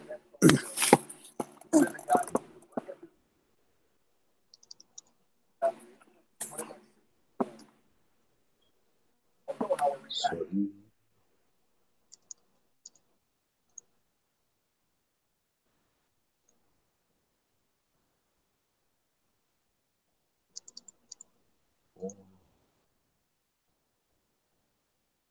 Hey, Tatos, you reloaded anything in a few days?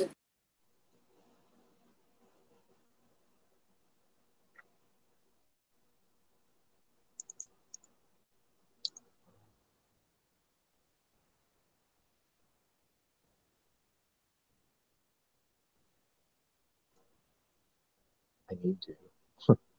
I got a bunch of shit I need to do. I got to clean off my Tumblr, though. I haven't used it in months.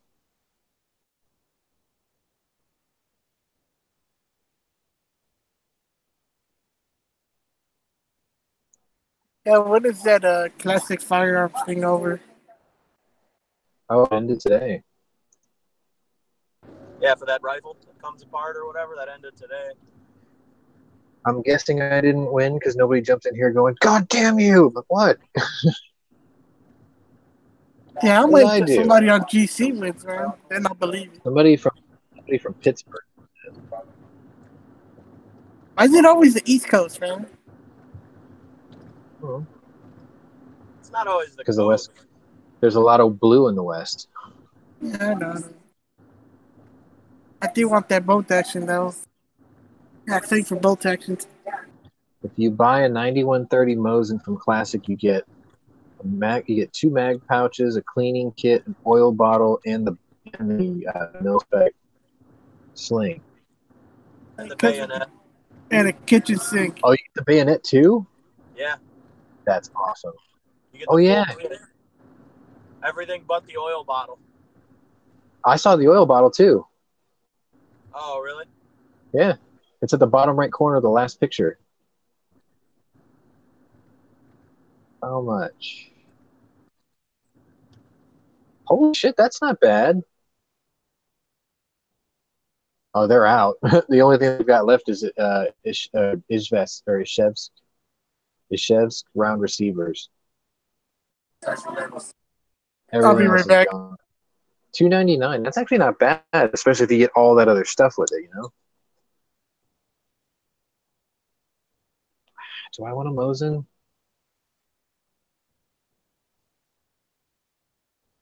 I mean, it is a very inexpensive way to get into 54R, isn't it?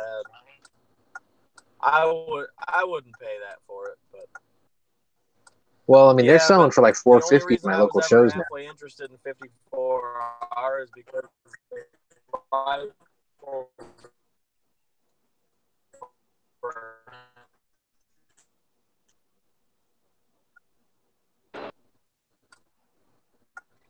yeah, for a Mosin, that's really cheap. I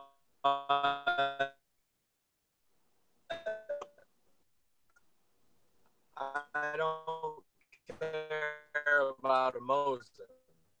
I care about a cheap rifle. I bought my Mosin because it was like with a bunch of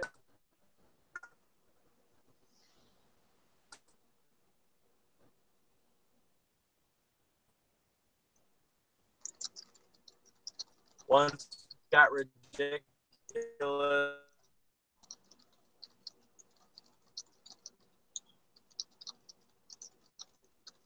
Ammo started to get guns that I'd really like to have to pay now. So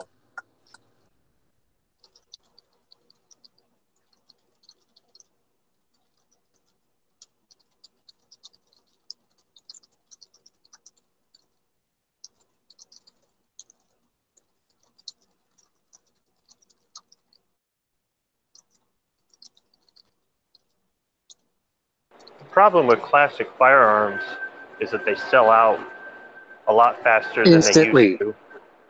Yeah.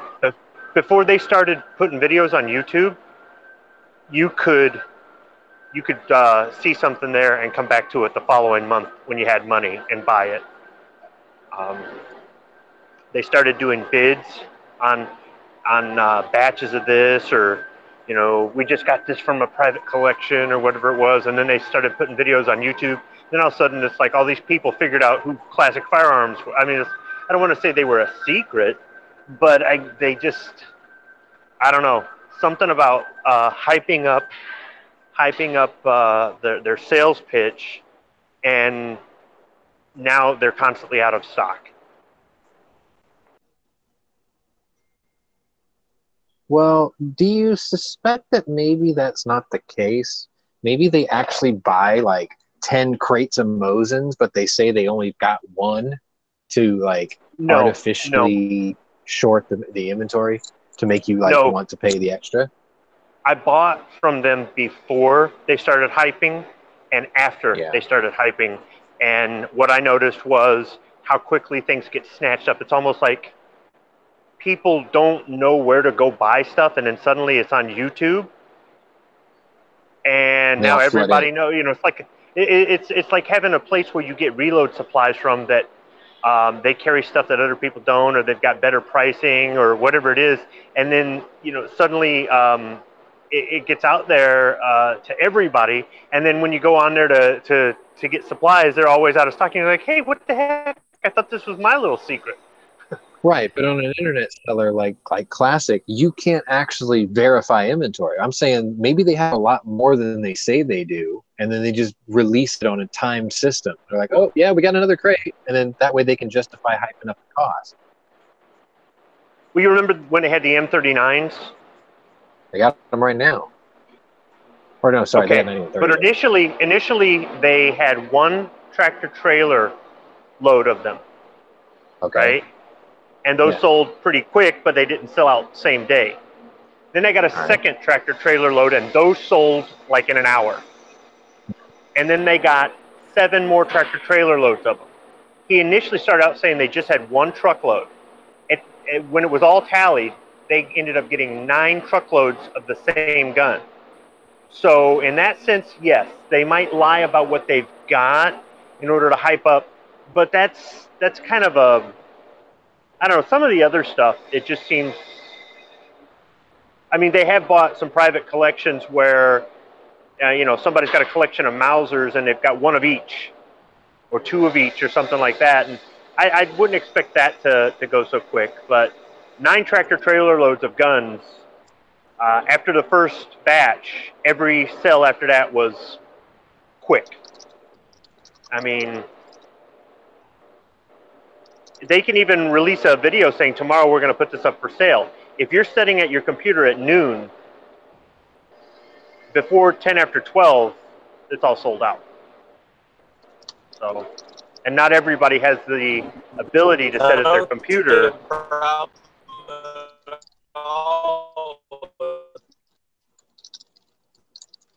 Them selling their stuff really quick.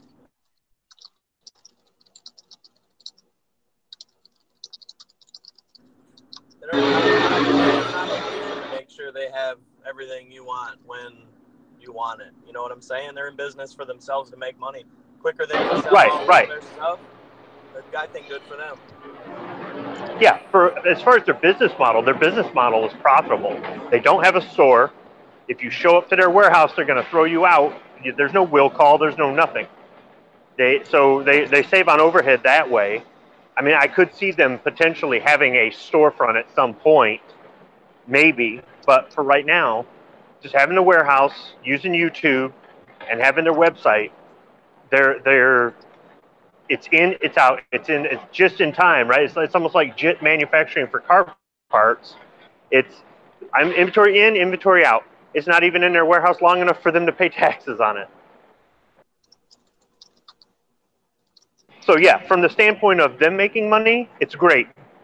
From the customer standpoint, it isn't. But they used to run in a way that, as a customer, it was a lot more customer friendly, I guess. Also, I think not sitting on stock for a long time helps keep the cost down. They don't have to sell it for as high a price, because if they can move it really quick, gives them their capital back, and they can buy another.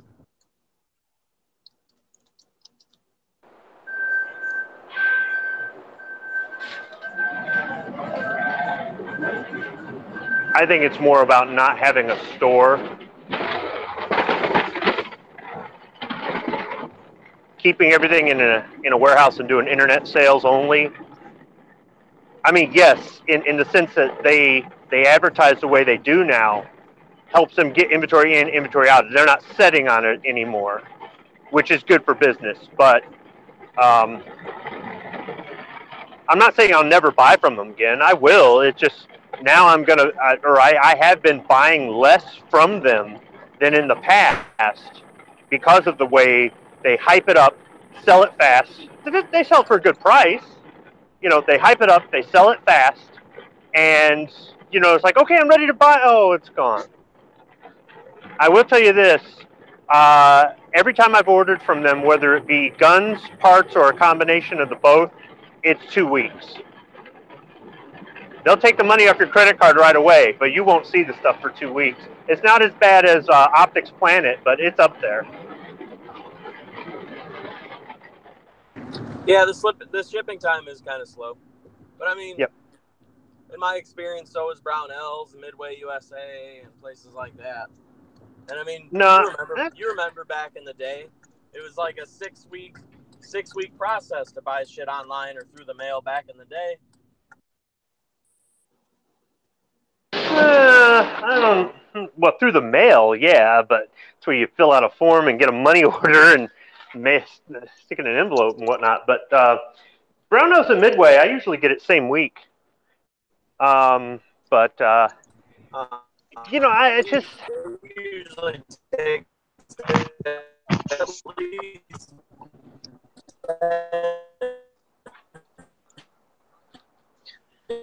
Oh. 2 weeks for me. I'm not saying that I don't like Classic Firearms. If they're their own company, you know, they figured out a business model that makes them money. I get that. It was nice. It was nice being able to see a Mosin or something on the website, anything, and go, okay, I don't have the money right now, but I can come up with this sort of money in a month or less, and a month later, it's still there for the same price. Now it's like you better have the money now, and you better be on your computer when they go on sale, because if not, you're probably going to miss out.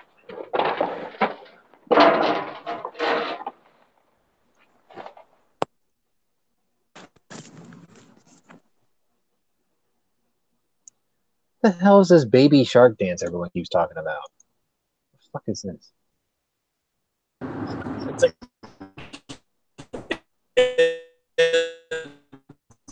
I'm fixing to play it. Baby shark did it, baby shark did it. Is that what that is? Hold up, I'm fixing to play it.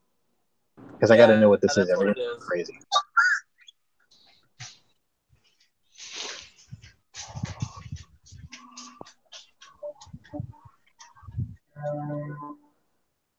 What the hell? It's Korean.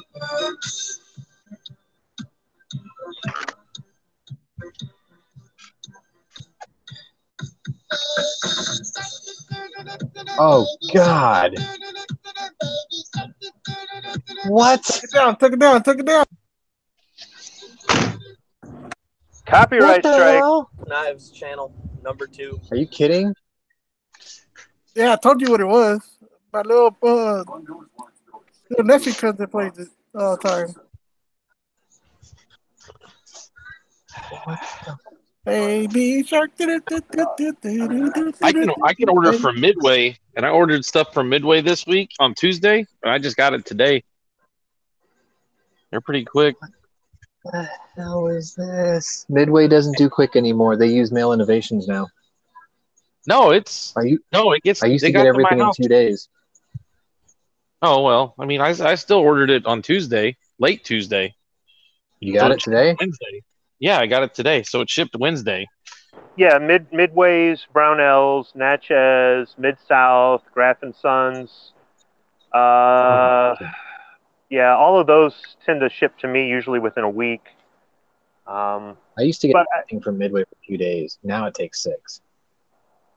That's because you're from the South. No, seriously, they're gonna drive it to Dallas, and they're gonna stop here, wait all night, drive it to Houston the next morning. Yeah, like they hang out and they do the overnight leg. Yeah, because that's the way I was watching it. Because it comes out of Missouri, Earth City, Missouri. I get mine out of Lenexa, Kansas. No, it goes from Missouri. Or it goes from there. It comes out of Earth City, Missouri, then goes to Kansas, then it comes Dallas, then it goes to Houston. So yeah. That's why yours is taking an extra day. So if I ordered you and I can order on the same day, and I'll get it on like Thursday, you'll get it on Friday. If we order on Monday. When I order stuff, I don't plan on getting it overnight. I don't order something because I need it. I've got to have it now. Because if I've got to have it now, I'll go to the store. It's just I've been spoiled by that.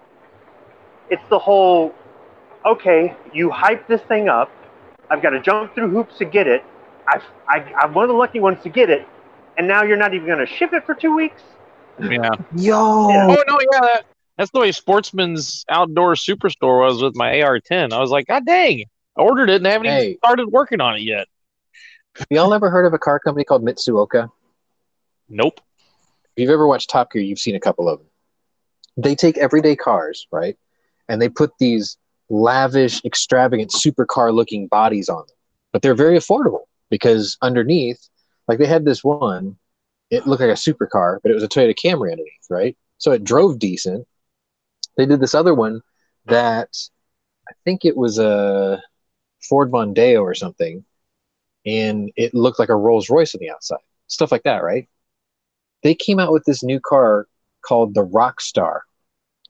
And what they've done is nothing short of brilliant. They've rebodied a Miata to look like a C2 Corvette Stingray. It's freaking brilliant. I would drive this. I would totally drive this. Like at a glance, you're like, wow, that looks like a C2 Corvette. Like it's not exact, but I mean it's so close that you would go, that's pretty good looking, you know? I'll send you a link. It's freaking awesome. I don't know how they get away with it, but you know, whatever. Details.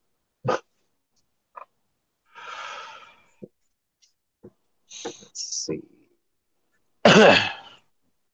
You can have it.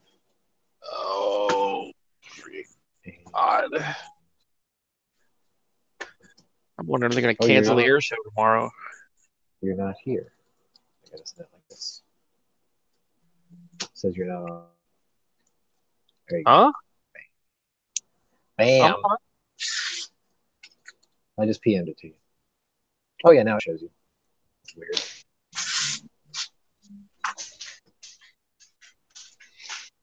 Let's see here. Let's see if it'll... My Oh, phone am I was gonna get that stuck in my head the rest of the day? Maybe I shouldn't have clicked it. Dude, I want that. I want that car now. Holy crap. That is so cool. Okay. I kind of like how they name the different colors you can get it in too. Oh, that looks cool. Doesn't it? That looks cool. I'd rather have that than the Fiat 124 Spider. I'd rather have that. Because they're all the same car that is underneath. slick. I would totally do that. The colors are about V8 down. or a little 289 in that thing. Well, think about it. A fun little car. Every Miata has a Monster Miata version with the new Coyote engine. Ooh. The LS3. Yeah. The E-Rod motor. There's a company that makes the Monster Miata. Every generation of Monster Miata comes out with the latest generation of the Ford V8. So technically you could get one of these, send it to them, and have them put the Monster kit on it. So you would have what looks like a C2 Corvette, and it would have the 5-liter Coyote V8 in it with a 10-speed automatic. That's not a C2 Corvette. That's a 63 to 67 Stingray body. There's a Yeah, dude. it's a C2. There's a dude on YouTube. I'm sorry. I thought you were saying the new one. I'm my bad. C8. There's a dude on YouTube that put an E-Rod motor up in that in a Miata, and it fucking rocked. You make it look stock, Right. and it According rips. to Mitsuoka's website, the company will only make 50 of them. Each of them will sell at around a price of $41,700. That's actually not bad. You're getting a coach-built car, basically. Yeah. This car almost certainly will not come to the U.S., but it's nice to know that someone out there. Fuck that. Nah. If I win fucking Mega Millions tonight, I'm buying one. There will be one in the U.S. Yeah, it only takes cash to get it into the U.S. That's all you need.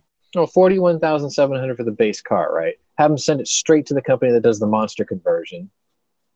So I'd have a car that's like $75,000, and it would look like that. It would be plenty powerful, and nobody else would have one. You'd have exclusivity. You'd be burning. The only downside is you'd be because it would never hook up because it's so light. Tub it, and you'd probably have to have a wheelie bar on the back. You'd have to have a wheelie and tub tires. Yeah, tub the back. We're gonna run like 385 20s in the back. Street slick. Squib, you need to buy this. This is cool. I would have that. I would totally have that. Yeah, I would too. Shortcutting this shit. Like the taillights on it are gorgeous. No, I don't need to have that. I don't like cars. What? No, this one I think you would like. Nope, I don't like cars. I was a car guy a long time ago. When I was young, I liked two seats, mid-engine, low to the ground, and fast. I don't like none of that crap no more. I don't like none of it. Old man. No, I am an old man. Once I went truck, I said I'm never going back. I wouldn't truck. I mean, when I look at a car, I'm looking at a rental. Okay, I'm no, I'm this not is a car a beautiful car, man. This is. I don't care what it looks like. What I care about is what it can do. If it's going to get stuck in the snow, I don't want it. For driving in the snow. For driving down here. What if? You know what, dude? Cars are not fun for me anymore. A car We have is to get how him- I get to work. It's not fun anymore. I'm thinking about getting rid of my damn motorcycle. We have to get Squibb an AMC Eagle with a supercharged 401 V8. Then it's all-wheel drive. It won't get stuck in the snow, and it'll rekindle that cold furnace that used to be his heart. No, man. I'm just done with that shit in my life. I mean, I get it. Believe me, I get it. I see these cars at car shows. I hear the cars you guys talk about, and I get it. I used to be that person. I'm never going to go back to that. I'm not. It's just not. Are you never going to see LMTV? The LMTV is a truck, and that's something that I could actually use to haul stuff around and drive through the snow and take off-roading and do things. I could use that. It wouldn't be a very practical daily driver, but I could redo the interior so it would be more of a practical daily driver. But You're just saying that you're tired of speed. Utilitarianism is still your thing. That's fine. Yeah, but it doesn't. I mean, but it's still at a cost and everything else. I mean, believe me, I've been trying to make the motorcycle. I've been trying to make the motorcycle something where it's practical, and it's Sell it just, to Tater. Tater wants a bigger bike. Hey, Tater, you want a motorcycle that only starts half the time? Oh, no. You gotta get that fixed first. So it's just no. I mean, and when you have to fix it a lot, I don't care what it is. If you've got to fix it, or it's your toy, and you can afford either a daily driver or a toy, and you decide I'm getting the toy, and I'll just make the toy into a daily driver. It don't work that way. It just don't. I forgot. I got to give you a mini update. Oh yeah. I got to take the cylinder head off of it. The cylinder head's probably the size of. Well, it's not that. It's I have to start studying up on how to do it because I can't do it in this guy's garage because his wife will not allow it. And I basically am going to take delivery of the car and do it in my driveway. Problem is everybody I've seen do this job takes the front end off the car, and I don't want to do that. I want to try to avoid that if at all possible. It ain't happening. Right? That's the no-go. Now, hey, somebody told me that you have to kind of mess with the front end on a Jeep Cherokee to change the harmonic balancer, and I was like, no, you don't.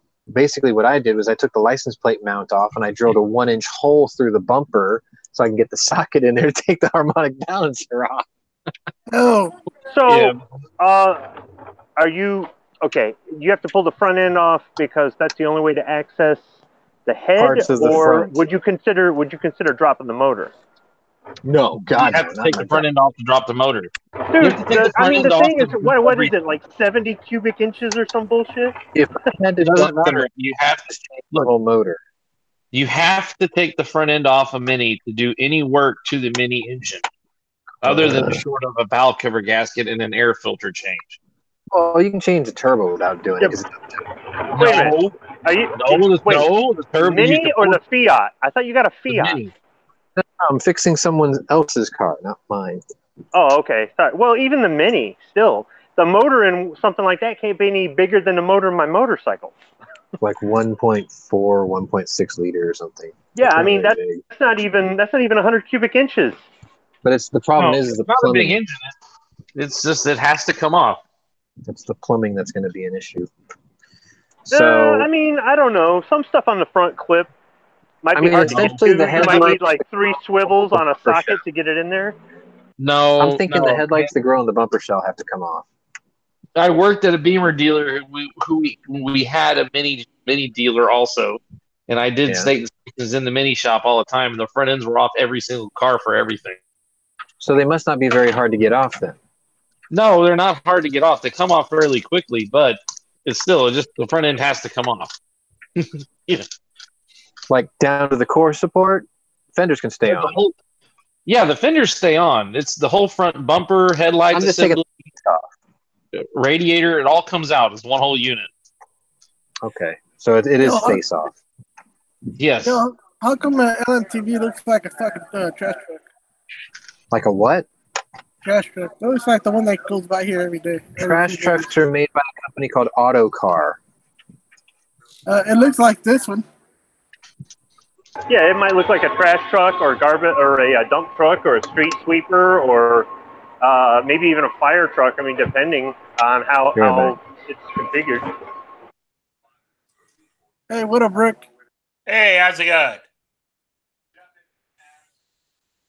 How's things in Indiana? Looking good. Got cold though. It was 80. It was 80 degrees 2 days ago. Now it's 50.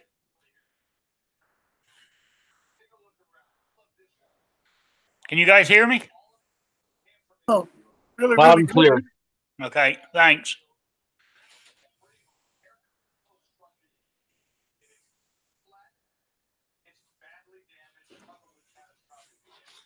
Got my new keyboard. What keyboard did you get?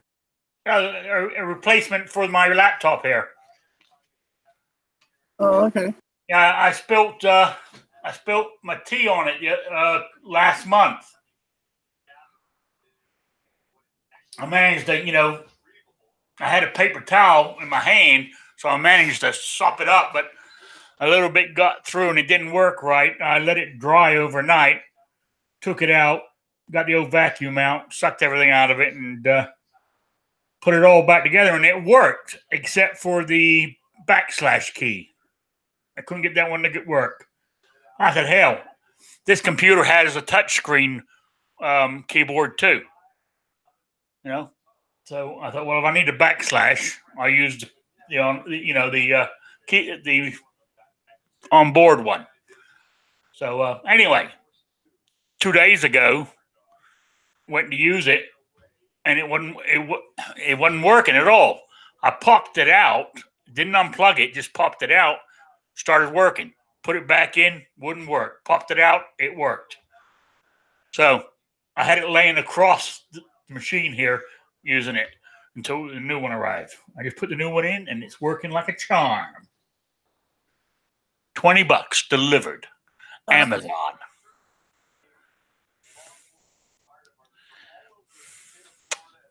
How you feeling, Rick? In your spot? What? How you feeling in your new area?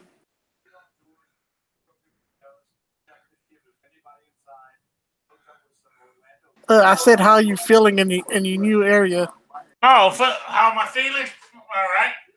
I went for a drive yesterday afternoon. Check, see, find out where roads go to and stuff. They go to nowhere. Nothing but farms, corn, cows, and more corn. Yeah.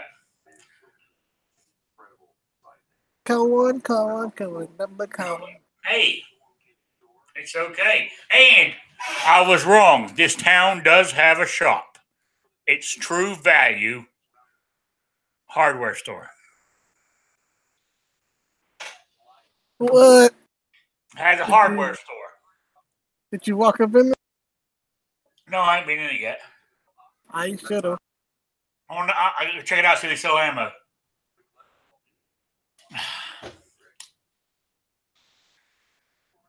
My cousin, the one I was shooting with last year at his place, he told me which gun store to go to get all my reloading supplies. It's about a 5-mile drive from here.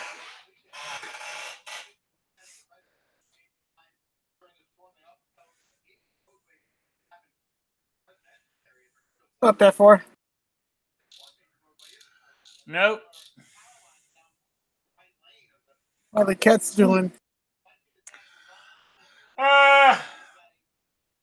The old one, he's settling in. The other one, he's not settling in. He's still not sure. He's making himself. He's been sick. He'll come out to eat, then he'll throw it up. He's so nervous. Thank God. What the hell did you? Where the fuck am I? Floors. I can clean it up easy. You know?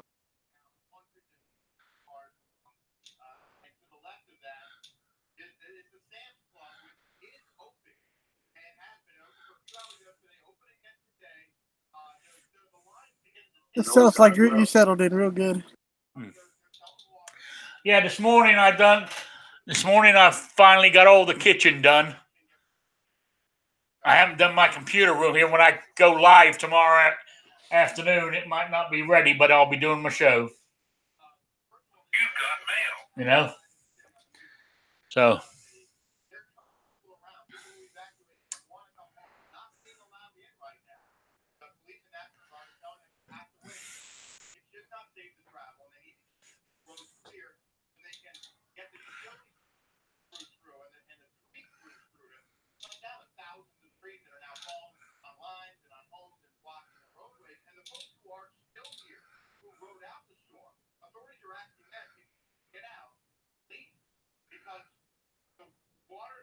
I'll be right back.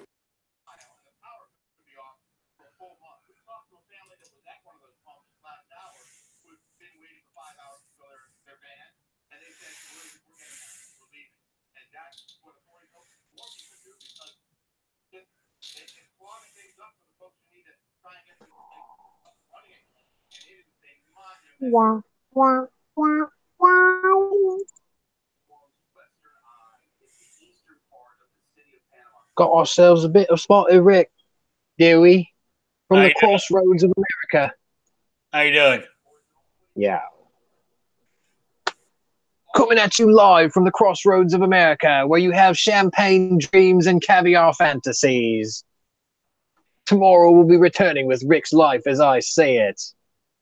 Champagne wishes and caviar dreams. Did I get that backwards? I always get that backwards.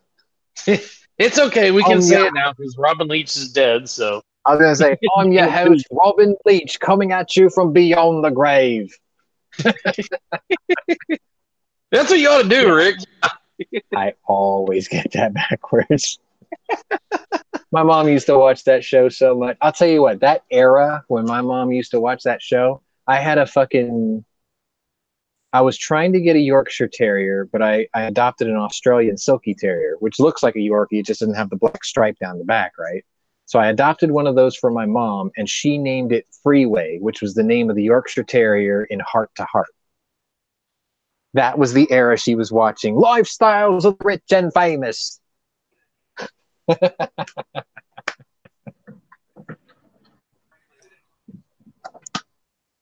Yeah, good times. I love playing good cop, worse, or bad cop, worse cop on the phone. Like some dude was crying about his new egg order. I was just like, sorry, brother. Like, I don't do money. I have nothing to do with the money here. He's like, what do you do? I'm like, nuts and bolts. You got something broken? I'll fix it for you. Other than that, fuck off.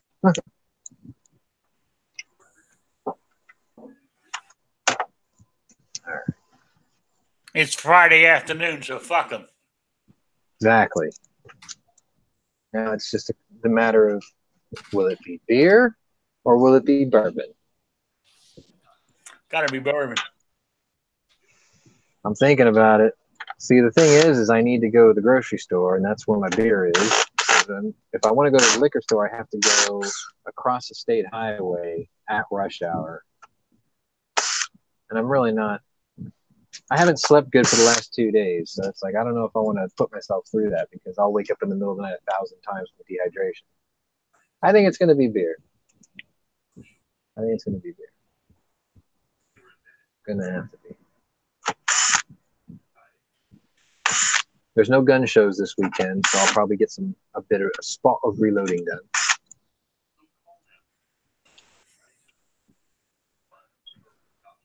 I could go out and take out the infield this weekend. That'd be kind of nice.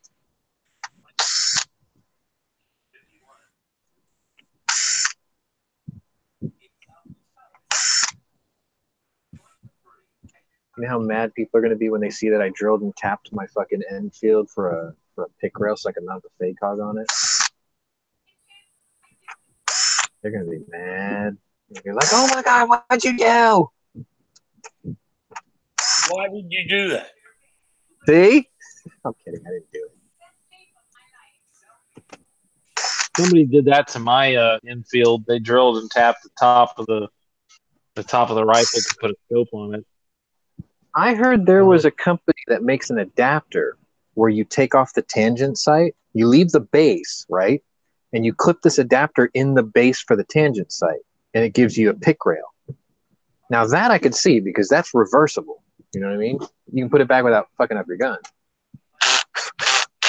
I'm okay with that idea, but I've yet to find one. I'm looking for one. God damn it. Get in there.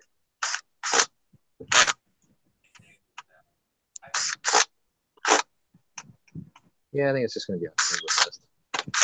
They don't have Christmas sale out yet. Maybe towards the end of the month they will.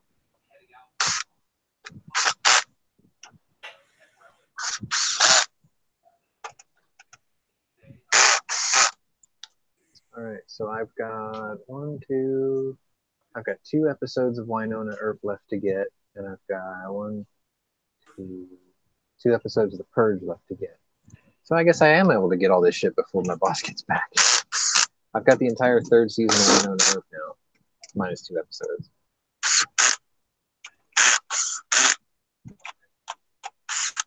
Let's see what I missed.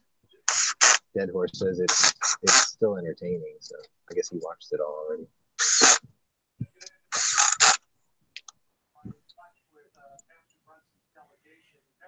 And that girl who plays her sister is smoking. Yeah. Oh, I downloaded the wrong version of that one. Oops. Oh well, at least I can watch it. That's all that matters.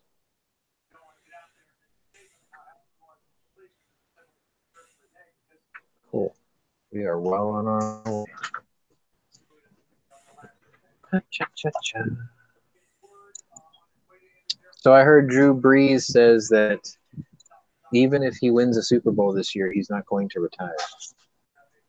I guess because he still feels like he's got something left to give.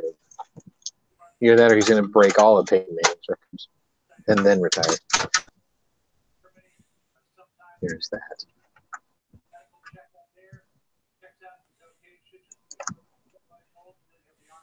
So you all unpack now? With me? No. Kitchen's done. Yeah. Cats figured out where they have to be to scratch your leg at 5 o'clock?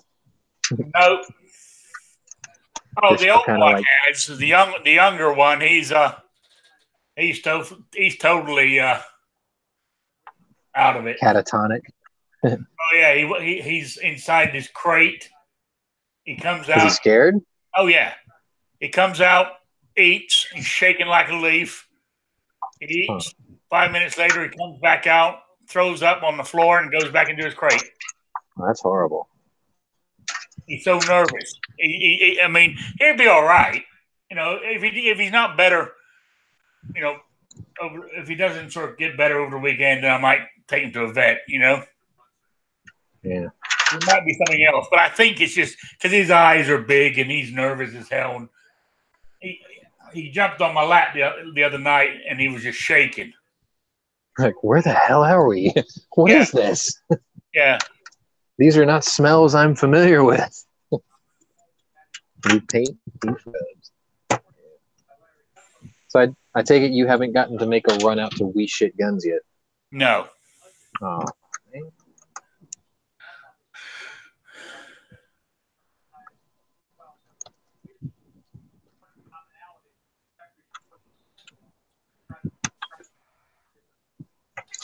Yeah, Jimmy didn't know you moved. I had to like fill him in.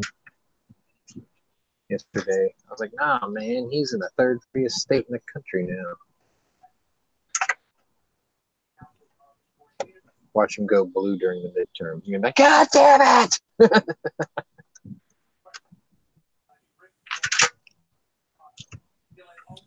Yeah, we got a goddamn Democratic senator or somebody. I think it's a senator. Or is that Really? Congressman? Probably Congress because there are of them. You know, but I mean, it all comes to somebody was saying it the other night. Everybody moves to these states because they want all the freedom, but they bring the goddamn politics with them. I know. It's like, leave that shit where you came from, assholes. That's how they're killing my state. That's what's happening to Texas. Yeah, it's like you left that to get away from that, and now you're bringing it with you. It's like, what the fuck is wrong with you? Our governor needs to just say that. To say, if you want to move here, that's fine. But if you're liberal, you leave your liberalness back where you came from. Well, it's like We the don't want saying you goes. here. Because we don't want you here. I mean, if I was governor, I'd say that. We don't want your ass here. We don't need that here. You know? That. No, we don't want you here if you're going to be a liberal. We don't want you here. Yeah. Did you see that thing in California? Huh. Now, right? Job interviews, anything you do, bank loans, you name it, right? Yeah. You have to declare if you're a member of the NRA or you know anybody who is. No, you can't do that. That's against. Nope. They're doing it. They cannot do that.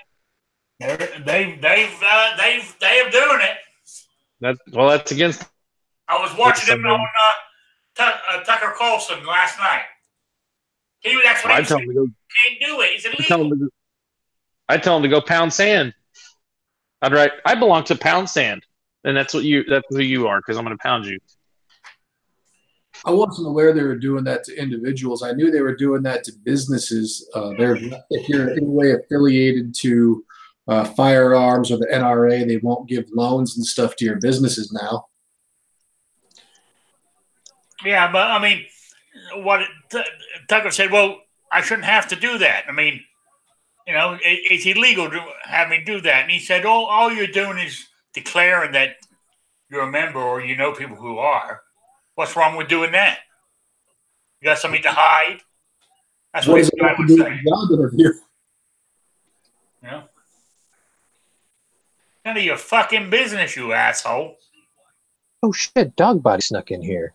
I was like, wait a minute, there's a voice in there I'm not familiar with. Who is that? Who goes there? He said hello. I know, well. It's the stuff that you're talking about right now. This is why I left California, and Californians are following me, and they're killing the state I moved to. Yeah, Nevada ain't far behind, is it? You know, I love this state because the tax situation and the gun laws. The gun laws here are awesome. Yeah. But for how long though, right? I've watched more and more. Well, it's kind of funny. When I first moved out here, one of the things me and my wife laughed about was because I live out in the desert and there's obviously the small town problems of meth. But we laughed when we moved here because despite that, the town was really clean. No homeless. We had a very functional manpower office that kept people working. So even if you didn't have a job, you could go pick up some day labor. Mm-hmm. In the 2 years after we moved here, they've brought in so much of their California policy. I now have more people waiting for a handout, and our welfare status in our community has gone up by more than 100%. And the manpower office, which is still open, now has less than 1/10 of the amount of people waiting to get day labor because why should they work? Yeah, that is frustrating, man. My job right now, where I'm at, my office is 1 block away from the regional Social Security office, and what I see every day just pisses me off. There's Jags, they're not the most expensive. There's C and E class Mercedes out there. There's Audis out there. There's people in suits texting on one phone while talking on another one waiting for a check. I'm just like, what the absolute fuck is going on? Yeah, here I am scraping together money because I broke the camera on mine and got to replace it. That's bullshit. Right. John, you need to yell at him and say, "Get the fuck to work, asshole." Yo, I Stop- told you stop guys spending about my that. money. I told you guys about that lady at the Whole Foods, right? I went to Whole Foods one day because one of my coworkers actually got me addicted to something they call the Mediterranean vegetarian pizza or something like that. I'm a meat eater, but it was actually pretty good, right? So like I went to get one so my mom can try it. And while I'm standing there, this woman is being a total twat in line with the checkout guy. And then she looks at this other dude like, ain't you going to bag my shit? So he bags all her shit, right? Then she whips out what I think they're still called Lone Star cards here, right? She whips out one of those. Yeah, Now, I she's think got so. a Louis Vuitton bag. She's got like really nice shoes and a really expensive dress on, and she's talking on her phone. Okay. She comes out there with this dude in tow out to a fucking.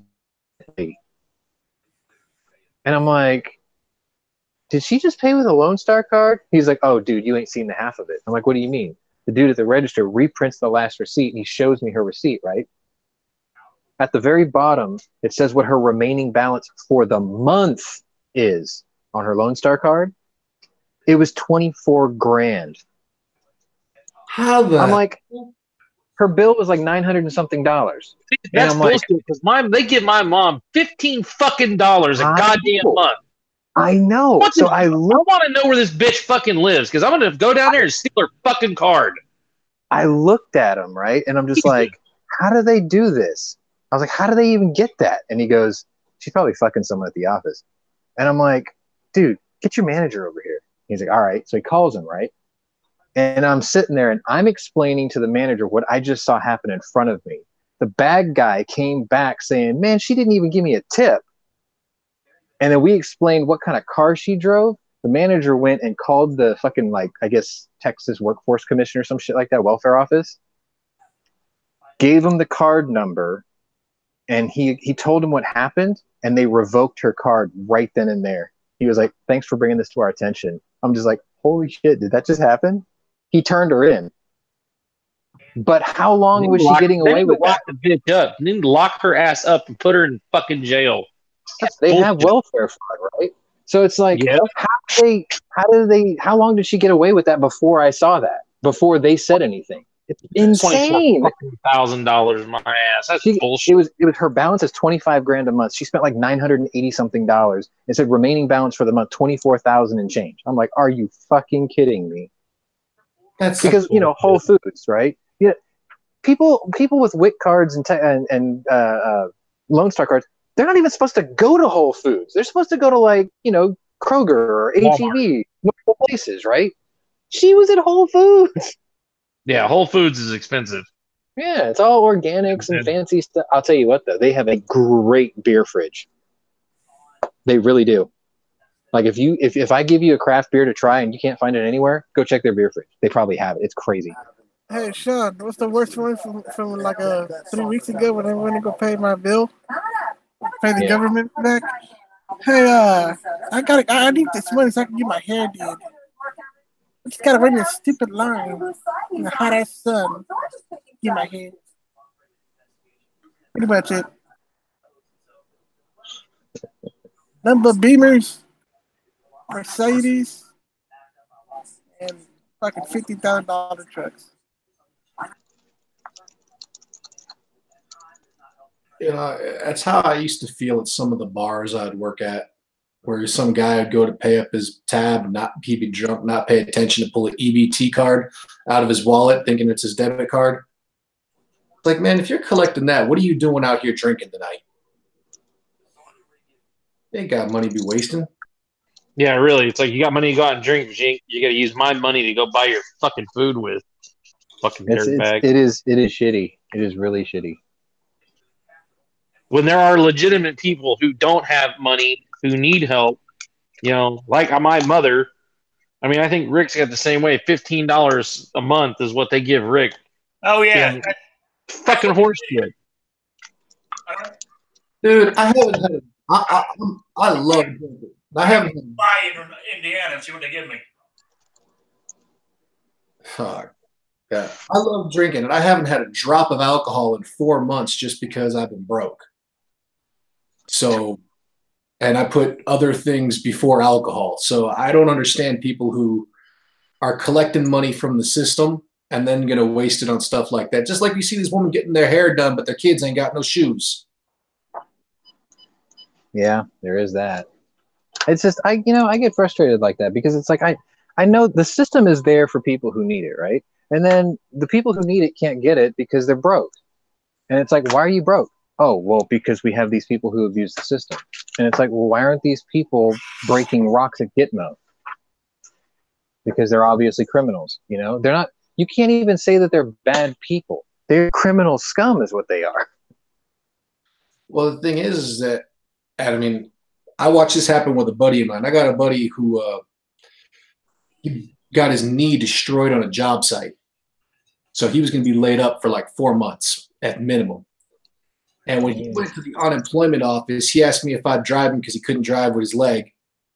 And I took him, and we're sitting there in the unemployment office together, and we're listening to these conversations happening around us, people talking about they're there for their 4th, 5th extension. Yeah. You know? He gets up to the window.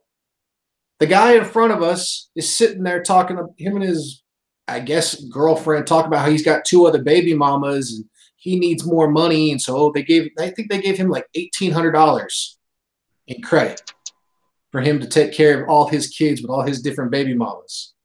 My buddy gets up there. They go, oh, well, we can give you $50 a month. $50 a month? Are you kidding? Yeah. What was it? Rick was getting like, what, $15, right? And he was like, what the fuck? Yeah, I was getting $15. Yeah. I don't get it. How did they expect you to live on $15? I thought somebody just walked in. Oh, there they are. Yeah, they give my mom $15 a month. She's 57, has a heart condition, can't work at all. You know, she was mainly a housewife, and raised Good outside. my sister and myself as a kid. Get in that damn garage! It's raining, boy. You know better to stand outside the rain. God, just stand out in the garage. Or stand outside the garage in the rain. But Daddy, I almost slipped. Yeah, you almost slipped because your feet are wet. Go inside. But anyway, they give her $15 a month. And, you know, she has to live in my house. She doesn't make enough with Social Security and everything to pay for her own place to live and buy everything and pay for everything. But yeah, $15 a month for food. That's it. It's nuts. You could buy a bag of rice and maybe some chicken broth. Yeah. Yeah. And see, the thing is, like, I'm okay with paying, helping people that are in their elderly age. No problem. I'm all for that. But if you're a freaking young man and a young woman in your 30s and your 40s, and you don't have some permanent, or your illness, then you get off your ass and you go to freaking work. If you're in your 20s, you get off your butt and you go to work. I don't care if it's flipping burgers or freaking McDonald's, But if you're injured, hey, I'm cool. I'm cool helping you out. Get back on, But these people that sit there and just take shit every goddamn week, and they're driving those cars, and they're doing this, and they're doing that, and they're sitting at home. Screw them. Oh shit! See, I've made everyone angry. I don't understand it. I mean, even when I was younger, and I went through points in my life where I had money. I went through points in my life where I had no money, but I always found a way to make money. There's always somebody who needs something. Yep. Something always needs doing, and someone's always willing to pay to have it done. So, heck, I remember living in this is like my early 20s. I remember living in my Jeep and sleeping and showering at my gym to get by while I was working as a cook to try to make ends meet. There's ways for everything.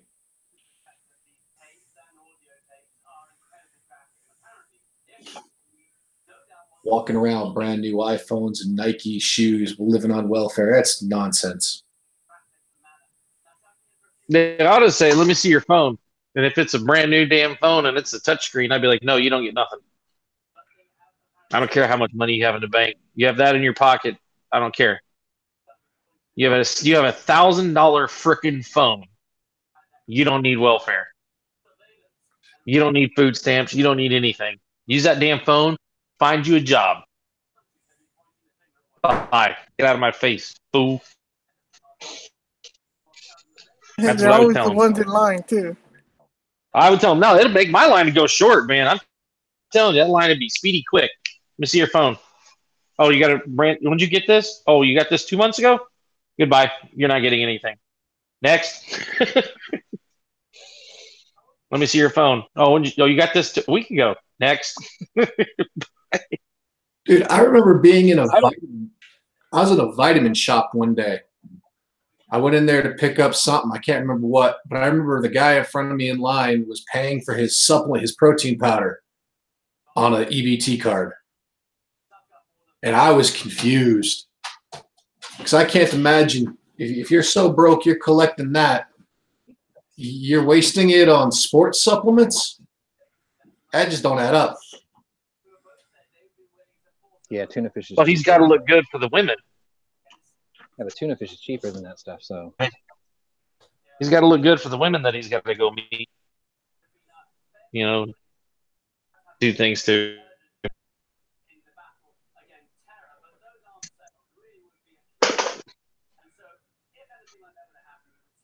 Yeah, but besides, why would it even work on that?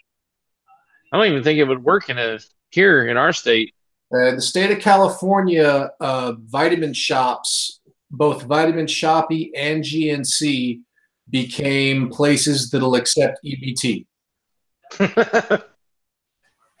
Because people complained that it was discrimination, saying that they couldn't use the money that they got on things that would make them healthy. Yeah, because it's mine and yours and every other person who's got a job's cash. It's not your money. It's our money. Also, Burger King and all these other big companies, hot food now. I think that if somebody goes in and they're going to collect stuff like that, part of the questionnaire should be, do you know how to cook? And if they can't demonstrate they know how to cook, they should have to take a cooking class. Home ec. Yeah, good old home ec. Because honestly, I don't know. I mean, I think everybody in this room for the most part is older, so I think we all grew up knowing how to do that. But a lot of these younger guys don't know how to cook. You know, they could barely make mac and cheese out of a box. That's really weird too, because like the instructions for most recipes are very simple.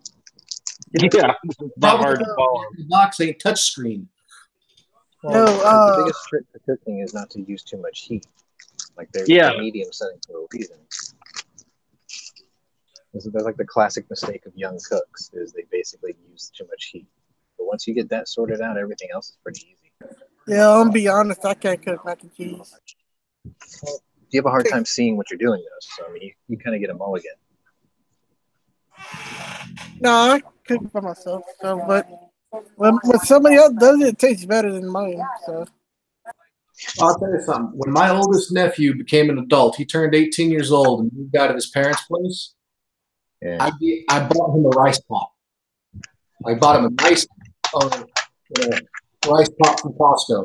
They had the slow cooker function on it. And he's like, "What's that for?" I go, "This right here is the thing that's going to save you all your money. Learn how to use it." He came back to me a couple years later. He's still cooking out of that rice pot. But I think he told me when he did his math one day, he figured out that by cooking himself and taking advantage of the slow cooker and stuff, he was eating for like $2 or something a day. I had to buy my mom a new one recently because the one we had, it lasted like 31 years and it finally died.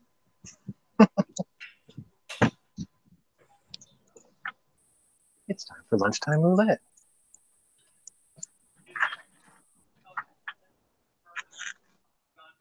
Yeah, I had chicharrones today. Oh, are you for real?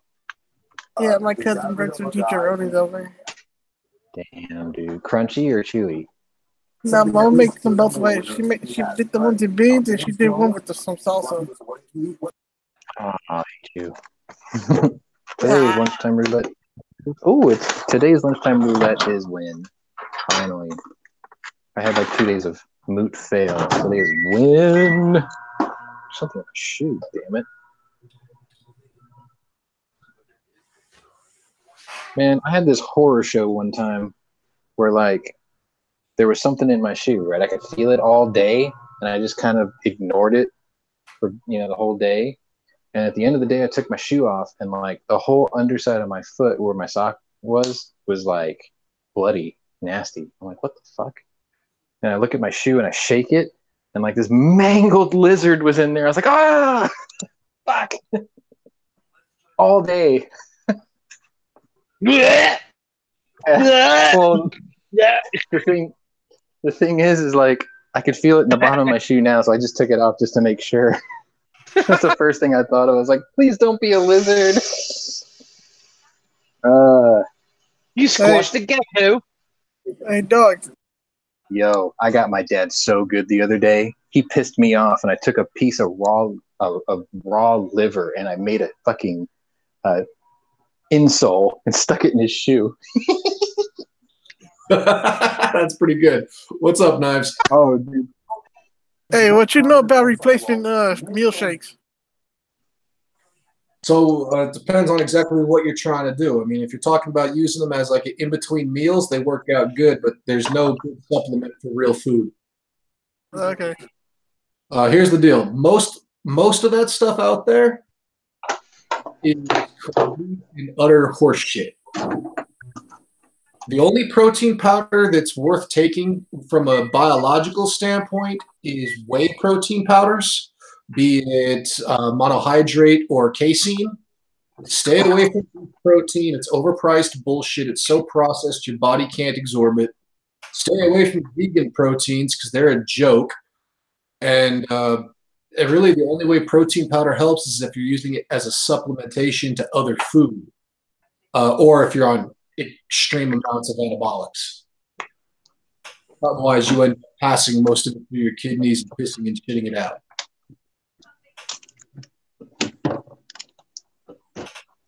To take one in the morning, it's called RX, but the company went out of business. I remember RX. They used to come in on the big plastic tub. I believe they had a red label, right? No, a big old aluminum bag. Okay. Y'all remember creatine? Creatine. Yeah, they came in these little sticks filled with chocolate and everything else, and I used to use them just for like in the morning. Yeah, I mean, it's cool if you want to use like one to like replace a breakfast or whatever, but it's just one of those things people try to use them for like replacing food where they don't eat and they just use those as meals, and it fails every time. It's all about what you're expecting out of it. You know, people overhype protein powders. Also, sometimes I took one in the morning, and I didn't have no time, and I took one in the afternoon, and then I ate it, and I ate a full meal before. Here's my question: what are you trying to get out of it? Sometimes I don't have time. Then it works. You're not trying to get some unreal expectation out of it.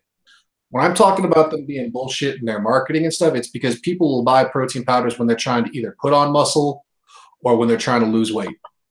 And inevitably, the protein powders will normally fail at both. Is it because a lot of people will get the supplements and then not do the physical that kind of comes with it? Or they have unreal expectations. Here's the deal. Like, great example is, Muscle Tech. Muscle Tech always has Mr. Olympia as their model for their brand. And people will buy that and think that, oh, I'm going to work out real hard, and this is all the same stuff that this person on the label takes. Well, what they don't realize is that for the average person with some variance due to genetics, you can't process more than 100 grams of protein a day. You just physically cannot. There are the few occasional exceptions, but the average person's not going to absorb more than that. And even then, 100 is on the high side. So what happens to protein that sits in the gut that can't be absorbed in 24 hours? The body has to get rid of it because it starts to ferment. So it's not bioly being used. So people will buy. You here for Harris? You here for Harris? What? Yeah. Yeah. So people. Okay. So yeah, I'll get people. these over to my people. We'll take care of it today. For you. I don't Paperwork actually. is in there. Okay. That's fine. Well, I'm gonna give them to our returns people, but they'll process it before I leave today for sure. Can I get a receipt? I don't really normally have anything like that. Actually, Sean I'll wants tell you what. everybody to know that he has people. I'll take care of it while you're here. I could have mailed it, and I. No, that's cool. I don't mind. It's just I don't usually have I'll a have way my to just people say talk yes, I to your got it. people. He's talking to his real friends. Yep. We're the imaginary ones. Yes, it's okay. And you know Edge, and but you can say you know Edge. I do know Edge. Thank you. Yeah, so, like I said, people get in with the supplements with false expectations. They're going to get huge or they're going to get skinny. And even when they do the physical part, they end up not realizing they could have gotten there without the supplements. The amount of guys I've met over the years who tell me that they just want to put on a little size and they just want to have a little more. They give you the wrong thing. Yep. They can tell them regular exercise and on occasion eat a steak. Yeah, pretty much. They think that they have to take all these expensive powders to get their results. And the fact is, it's not how that works. Just put in the effort to get there. I have to be flying here because I'm here for family. Yeah. So it just happens to be. Oh, this works out good. But now I want a steak. I hope you're happy. A lot of this you can even have here, but I got to go celebrate my anniversary later, so I'm having a steak. All right. I guess the only real form of receipt is check your email in about 5 minutes. It'll say that I processed your return, and it's for the full. Okay. Does Philly cheesesteak count as steak? All right, no problem. It does in Philly.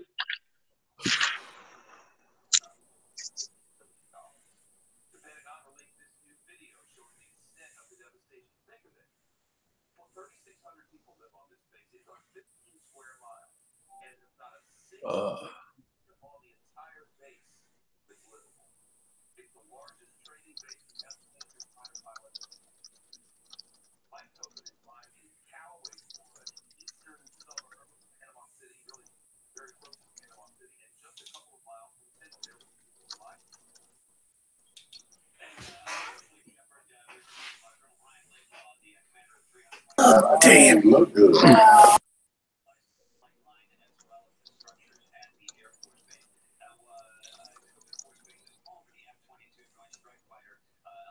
It's a slow day for the news today.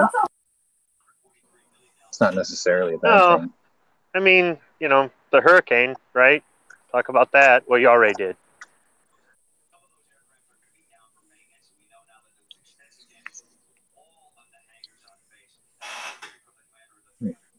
The Kavanaugh thing's over. Eliminate ICE sanctuary cities. God, I could play that any time of the week and hear the exact same thing.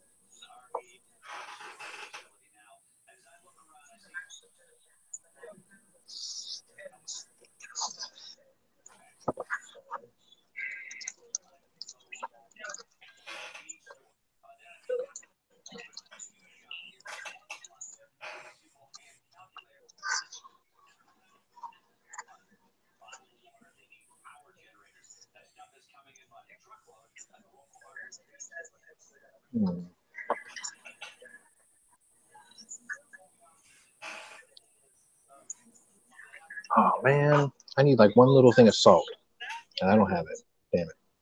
You don't have a whole bunch of salt and ketchup and stuff like that in one of your desk drawers like everybody else? I have a ketchup and hot sauce.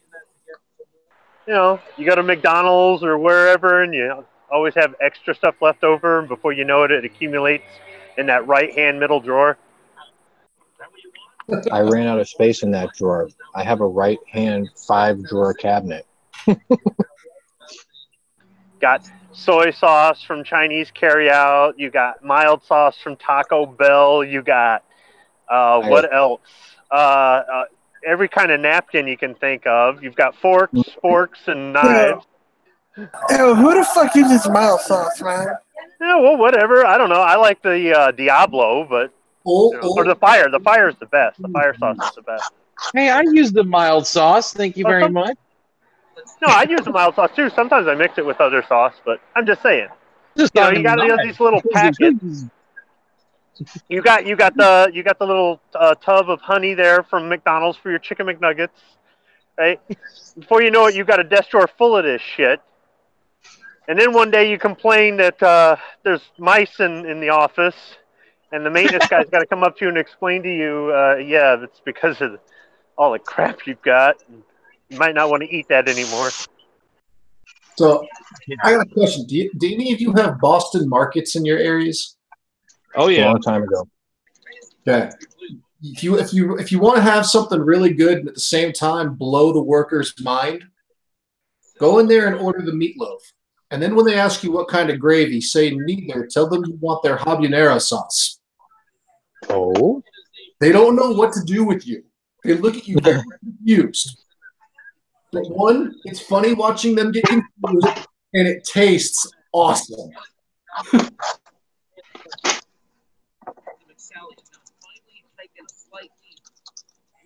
Oh man, it's been a while since I ate a Boston market. It's been like what, 2002? Years ago, I worked in a building where we had right across the street from us, and the girl over there would always come over and flirt with a bunch of the guys. And so we always got hookups on the food. One of my buddies told me to order it that way, and every time I've gone back to a Boston market, that's how I always get it now. It's flavors I would have never thought about. Hold on, I gotta write it down.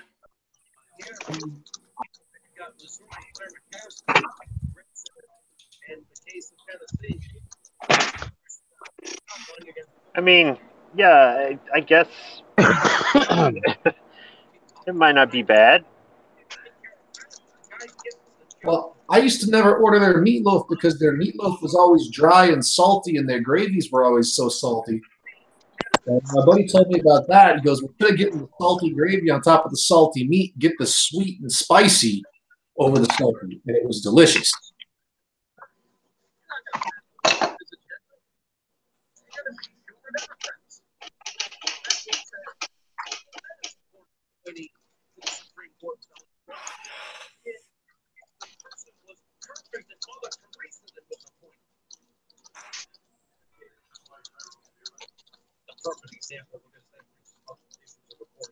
Hey, you guys go to Pollo Loco? Who? Pollo Loco. Oh no, I'm not rich. I don't got money for going out to eat. We only got Crazy chicken. Yeah. Yeah, we only got one out here, and I'm hardly ever on that side of Vegas.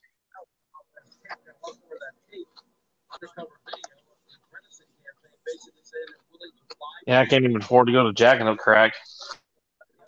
Dollar menu. Pack in the box. Translation.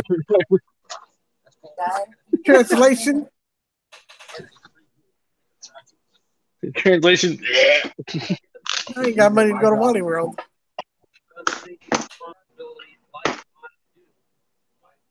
You know when you're broke, you got my that. wife makes all the money. She You know when you're broke, you just go to Costco. You got the Costco Right. card, just walk around and eat. My cousin used to pick us up. We used to go all the time. The damn Costco cafeteria. No, dude. When you're broke, Costco hot dogs are the best. Yeah, you just have to savor them.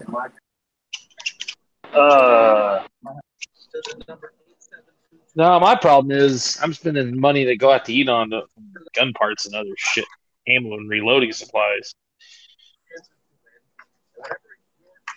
When I have to travel and I'm on the road, I search out for Costco's because Costco's won't give you trouble if you have to park your truck and sleep overnight in their parking lot. They're very friendly to travelers. And that $1.50 hot dog and a soda, man. Get that Polish dog. So nice on the road. Now that lemonade they do, the frosty lemonade, whatever, I think badass. Every time I go to Costco's, I'm always broke.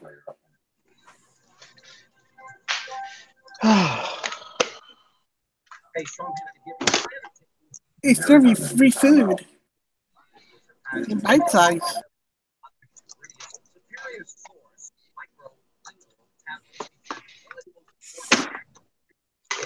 You know, if you went to Costco, though, you could buy a really big bag of chocolate. I haven't ate chocolate in a minute, bro. Costco almost got me to mess up my diet today. Don't tell me. They had a 5-pound bag of salted pretzels covered in chocolate. Oh, God. So tempting.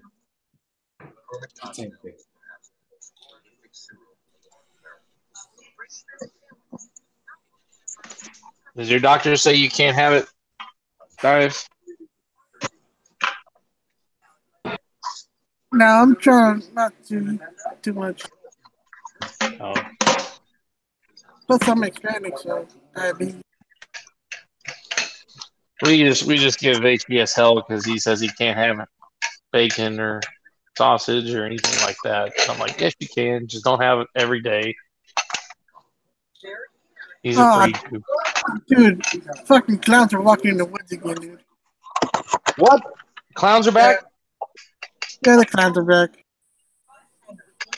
They're not here, thank God. At least I haven't heard about them yet. Yeah, they're walking in the woods again. They're gonna get shot up by deer hunters. Hey, play stupid games, win stupid prizes. Right? I'll tell you right now, when I'm out in the desert, some guy comes around wearing a clown mask in the middle of the heat. I'm dropping him because he's clearly on something. Right? You're not normal. I got a problem. It's not normal behavior for sane human beings. No, empty the whole Mac and you miss them all, and then you throw your gun.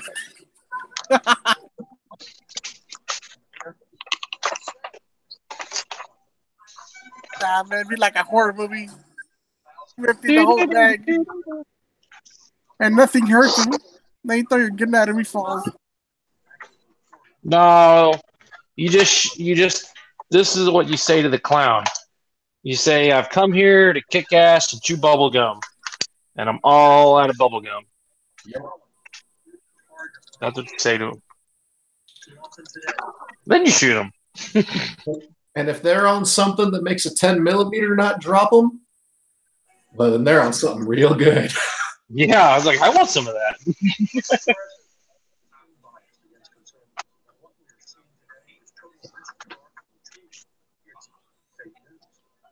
Yeah, it's like the military needs to experiment with that stuff. I mean, that's essentially how I got PC. The military to do that stuff.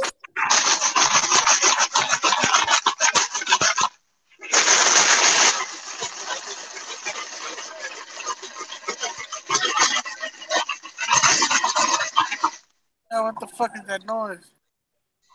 I'm sifting my brass, getting all the walnut,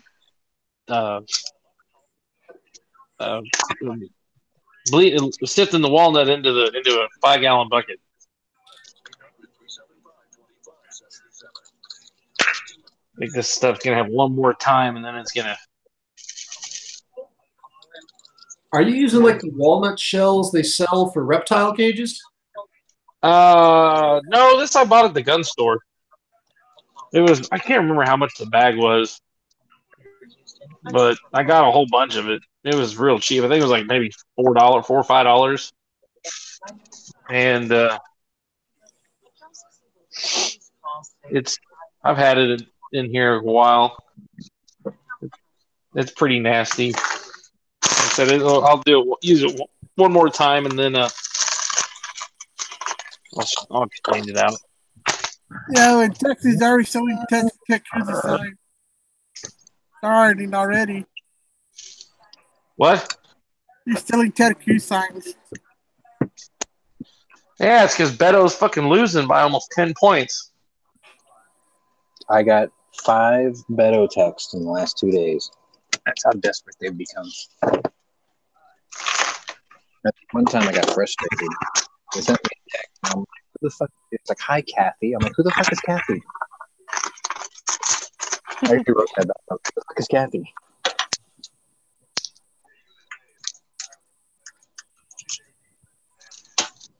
I'm looking for Molly. Blue Wave. I was like, ain't that the name of a car wash? Used to be. They're gone too. Yeah, that guy that came to my door today had my name and my wife's name for our home address. And I was like, how did you get this information? Well, he goes, oh, it's all over the internet. Anybody can find out anything. I'm like, okay, I get that. If you're actively searching for somebody and know their name or what city they're in, you can figure out where they live. But he had an entire list of every person up and down our street. My guess is the state of Michigan sold the information, but it just that didn't sit very well with me. This guy knew that me and my wife both lived in the house. I mean, for all I know, he could have been casing the joint to figure out who's home and when.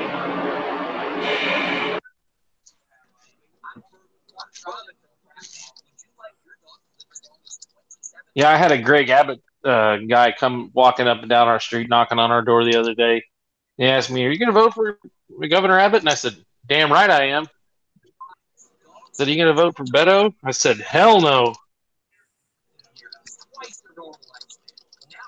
He was wearing a Greg Abbott t-shirt and had all the Greg Abbott flyers and stuff with him. And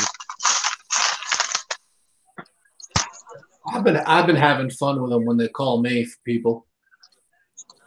They want to know if I'm going to vote for Heller or I'm going to vote for the Democrat. And if it's a Democrat who's calling me, I'll just sit there and go, tell me more.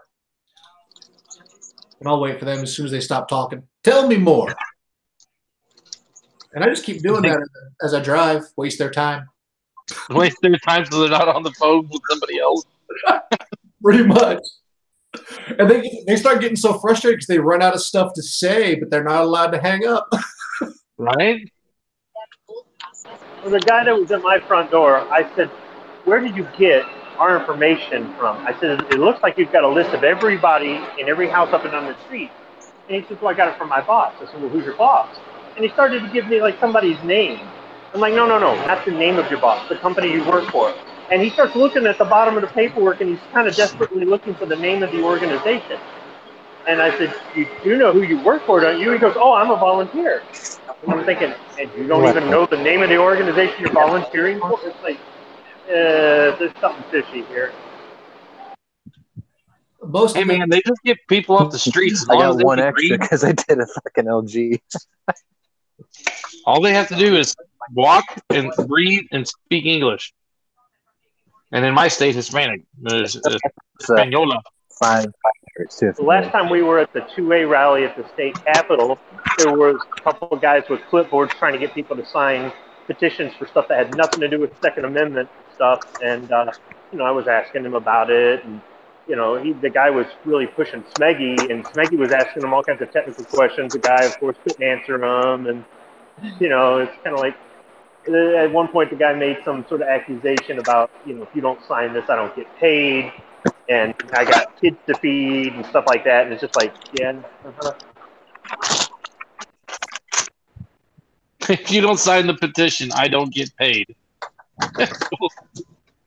I mean, you got to give him something for being honest because of the cords. That the reason he didn't know what the petition was about was because he's doing it for money. nice Saturday gig, probably cash, whatever. But on the other hand, it's kind of like, do you even care?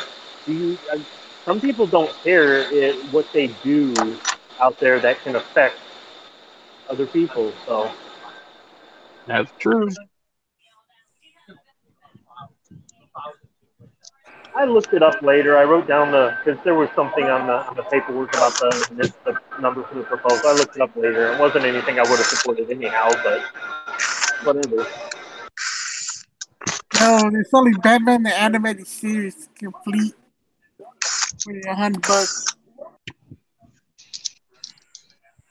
in Blu-ray. I already got it. My all-time favorite was one of those people who came up to me as I came out of Walmart with my dog. They wanted me to sign a petition for gun control. I'm there with a 1911 strapped to my hip and my dog with his Kevlar on that says "You're next" across the chest plate. Like, do I really look like the person you should be coming to? They're like, "You're what's wrong with America. You're part of the problem." Yeah, tell him go back to California. You're going to be another school shooter. It's the last thing that they do before they completely lose civility and start sounding like pterodactyls going, "Wee, wee, wee." I had a guy one time come up to me and try to get me to sign a BLS petition for breed-specific laws so that they could ban certain dog breeds. And I'm sitting there with I've seen that. And at that time, I had 2 dogs who were with me on my leash. And I'm looking and going, both of my dogs are people are dogs with kids. Why would you come talk to me? Yeah, I think that should be a city-by-city ordinance thing. If there's certain breeds that the city doesn't want you to have, it shouldn't be a statewide or a federal thing. And even then, it's like if they ban it, they don't necessarily enforce it. Or even if they enforce it, it's as simple as, what do you want more, to live here or to have the dog? It's kind of like I can't go shooting in my backyard because the houses are too close. Eventually, I'd like to live in a country where I can go shooting in my backyard. So you have to decide what you want based on where you live. But the broader they make some of the restrictions, the worse it gets. I can tell you in my township, they ban pit bulls and any pit bull mixes, but they do not enforce it. Not at all. So, as a proud bully breed runner and American Bulldog owner, I'm going to put it like this. No dog breed should have a law specifically put against it. I would be much more in favor of people having to register and get a dog handling certification in order to own a dog. I think that would be a much more efficient way of solving the problem. Yeah, but just because they do that doesn't necessarily mean that they're going to take care of the dog properly. Think about how many people have a driver's license and they still drive like shit, right? Yeah, but now you have a way of being able to enforce penalty against people. For example, I'm a registered handler for attack dogs. If my dogs ever get into anything, I face jail time. Okay? Now, the guy down the road from me, whose dog is untrained and a lot more likely to attack somebody, that guy faces some civil penalties, but he'll never get any jail time. If they want to increase the protection and they want to improve dog ownership and you don't do it by specifically picking certain breeds. You do it by focusing on the people who are responsible for those dogs.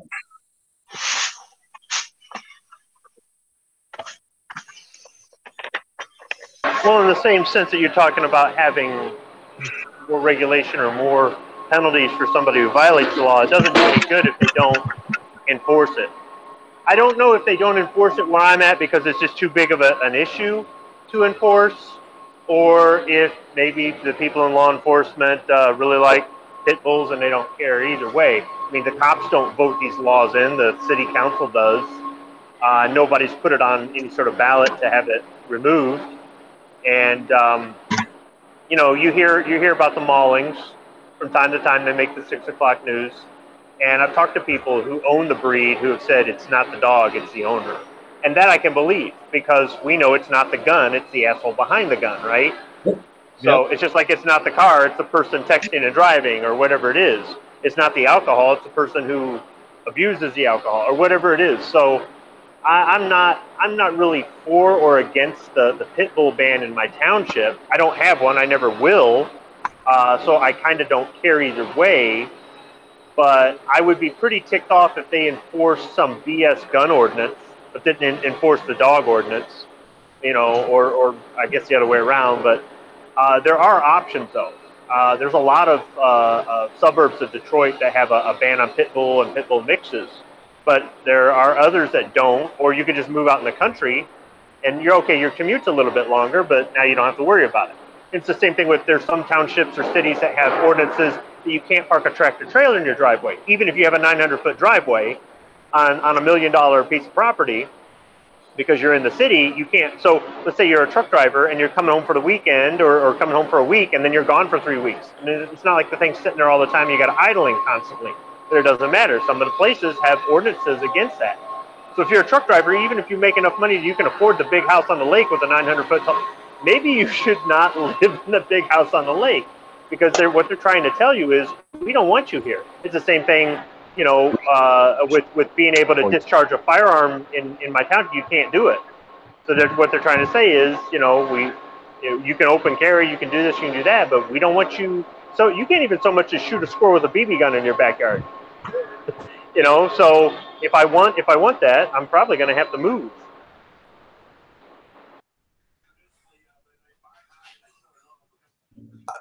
I don't want to conflate owning a dog with discharging a firearm, but I get where you're coming from. I just don't. And again, if somebody owns the property, as far as I'm concerned, he can park whatever truck he wants on it. He owns it. And if people have an issue with that, tough luck. He shouldn't have let him buy the property.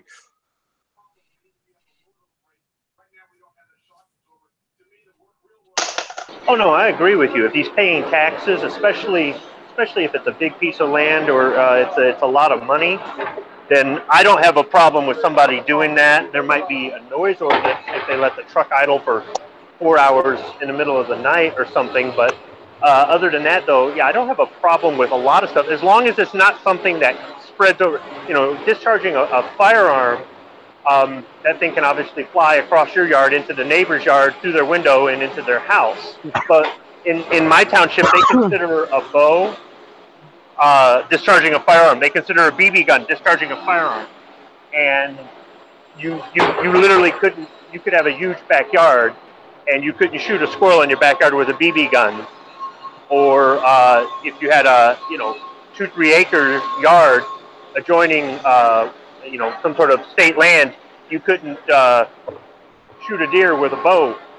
And I don't know how I feel about that. I understand what they're trying to do as far as the public safety, as far as having some sort of stray whatever, but there's a certain point where it's kind of like, okay, a bullet coming out of a handgun is coming a lot faster than a BB coming out of an air rifle. So I don't understand some of the ordinances, why they make them so strict.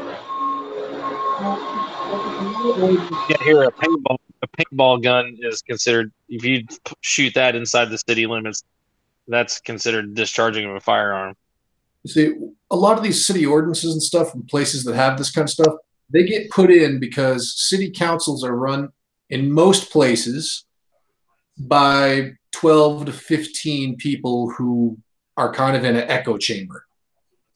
Well, that and they're incompetent. Well, they're in an echo chamber, and they're not. And so you end up with these extreme ideas because there's no one there to go, hey, think through what you're saying. Yeah. You're supposed to be intelligent, but yet you're not exercising that intelligence.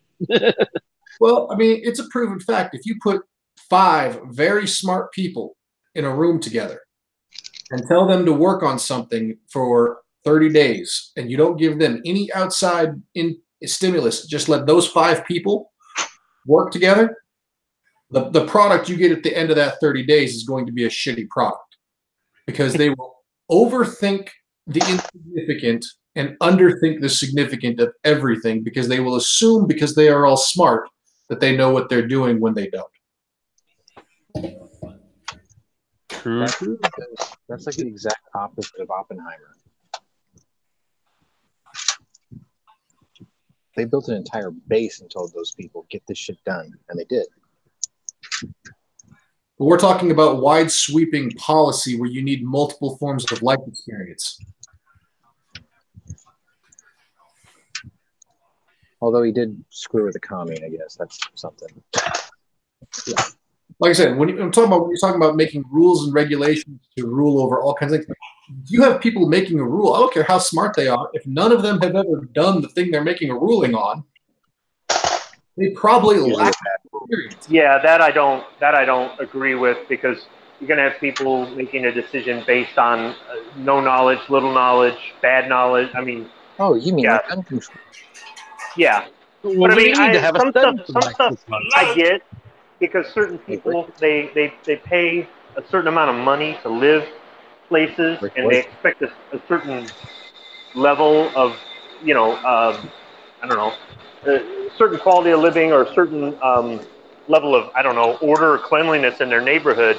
And if you don't have certain ordinances in certain places, you'll have people that do things that kind of bring the neighborhood down. On the other hand, some of the ordinances are ridiculous. I think what it is sometimes there's somebody who, there isn't an ordinance, and somebody abuses the privilege of living there by doing something, and then they create an ordinance that blankets everybody. You know, this guy who has the semi truck decides to idle it 4 hours from midnight to 4 a.m. every night, so therefore we must ban semis, and no other truck driver does that. But this one, instead of focusing on the one person, they just blanket punish everybody. On the other hand, you could have people who move into that neighborhood because they don't want a semi truck in the neighbor's driveway ever, and that's the reason they move there. They move there for the schools, or for the clean streets, or the street lights, or that everybody has a manicured lawn, or blah blah blah blah blah. So it's I don't know. It's kind of a trade-off. It's a trade. Coming. A homeowners association is a completely different deal than a city council making a widespread decision or county. True. A homeowner, yeah, that's you entering into a private property kind of a thing. What I'm saying is, to have those kind of rules by all means. If you move to a certain place because you don't want behavior X in that place, then that's why you're living there. If you live there and you decide that you want to do something that violates that ordinance, you know, maybe you should have done some research before you moved there. On the other hand, if they change the rules after you live there, you should be allowed to get grandfathered in, and not all places do that. Yep, and that's why I don't. Again, I'm not against HOAs, because HOAs are very good about grandfathering people because they're small enough that everybody's involved. But when you get into these widespread county and city kind of movements, you usually end up with a few people making decisions who live in about their little area they live in, affecting people they've never even seen. Right, but I mean, here, I'll give you another example. There's a derelict car law, ordinance, whatever you want to call it, in my township. You're allowed to have one non-functioning, non-plated, non-insured vehicle in your yard or driveway on each piece of property that you own in the township. So if you've got a house on a plot and you want to park a derelict vehicle in the backyard or leave it in the driveway or whatever, okay, it's got flat tires, it's got no plate, it's got no insurance, whatever. That is totally allowed. You can't have more than one. So let's say you get a project car and it's sitting there and you're working on it, and then you decide to buy a second project car and a third project. Before you know it, you've got all these cars in your driveway, and they're not drivable, and they're not insured, and they look like hell. It makes the whole neighborhood look like hell, and that's what the ordinance is there for. It's not there to control your life or to keep you from running a hobby, you know, out of your garage or whatever. And you could argue, hey, I've got a privacy fence, so I hide them behind the privacy fence, or I've got a 4-car garage, so I keep them. Well, if they're behind a privacy fence, nobody's going to see them, unless you've got a neighbor with a 2-story house that looks over your privacy fence. Or if you've got a 4-car garage, you keep them in the garage, nobody's going to see them, they're not going to know. But the ordinance is about having it either in the yard or in the driveway where it's out in public view. So you may say, I don't care if somebody's got 4 derelict cars in their driveway. You might not, but the other person who lives down the street, who pays taxes, who mows their yard every week and keeps their house painted and blah, blah, blah, blah, blah, might not, because they didn't move into this township to have a junkyard on the street. They moved into that township for nice neighborhoods. So there is an argument to some extent for some of the ordinances. It's just, how do you find balance? That's why I like the ability to be able to up and move to a place where that ordinance doesn't exist if it's a deal breaker for me. Or just choose not to move into that area if I'm looking for a new place to live, because I know they've got that ordinance, it's public knowledge, and I decide it's not for me. Now you see, you said something interesting in that, and this is the crux of my argument. If they have a 4-car garage, they can have 4 cars sitting in there. I completely agree, right? But when you try to take that analogy and you compare that to something like a dog that somebody owns, and you say, okay, well, we passed this ordinance, you can no longer have that breed of dog, like places who've gotten rid of not just pit bulls, but they've tried to ban all bully breeds across the board. And they come to that guy and they go, well, your dog is now not allowed to be here because we passed this regulation. Well, that guy's dog never leaves his property or has never caused him a problem, then the people need to back off. Well, I could see them saying you had this dog before we passed the ordinance, therefore you're grandfathered in. But after the dog dies, if you went and got the same one, then I could see them saying, no, that doesn't. Here's my thing, though. What you're doing, though, is now you're getting to the point where you're talking about damaging somebody's livelihood. What do you do with somebody who's a breeder, especially, say, somebody who has a military contract as a breeder? You open up a kennel out in the country where they don't care? Most don't have the money or means to do that. Trust me, if you're breeding dogs and you're training them up to send off into canine services, you're not making a ton of money. You're doing it for the love of the dog and for the love of the service. File with the city for a variance, maybe? My point is that when they make these wide sweeping things, they will come down on people without taking any regard. Right, but I mean, there's different. Okay, so for example, I move into this neighborhood. They've got, the homes seem to be decent, the schools are decent, the roads are decent, traffic seems to be okay. They've got an adequate police force. They've got plenty of firefighters. They got lots of stores, new jobs. It's not far from the expressway. Everything seems to be great about this neighborhood. And I move in there, and everything seems to be just fine. I don't have any problem with the kids riding their bikes up and down the street. I don't, I'm not really worried about break-ins and all this other stuff. And then somebody moves in next door, and they decide they're going to run their kennel or breeding service out of their yard. And 24 hours a day, I got dog barking. Well, I didn't move into this neighborhood for this, So it's kind of one of those things where, hey, can you do something about your dogs? Well, I've got a right to be here too. Blah blah blah blah blah. And then you got 2 neighbors fighting, but you got one disturbing the peace and one not. Yeah, but so you have something called a noise ordinance that already deals with that. Right. But you could also have an issue with smell from, a whole bunch of dogs. You could have it's not really much different than having 4 derelict cars with flat tires. First of all, outside the house.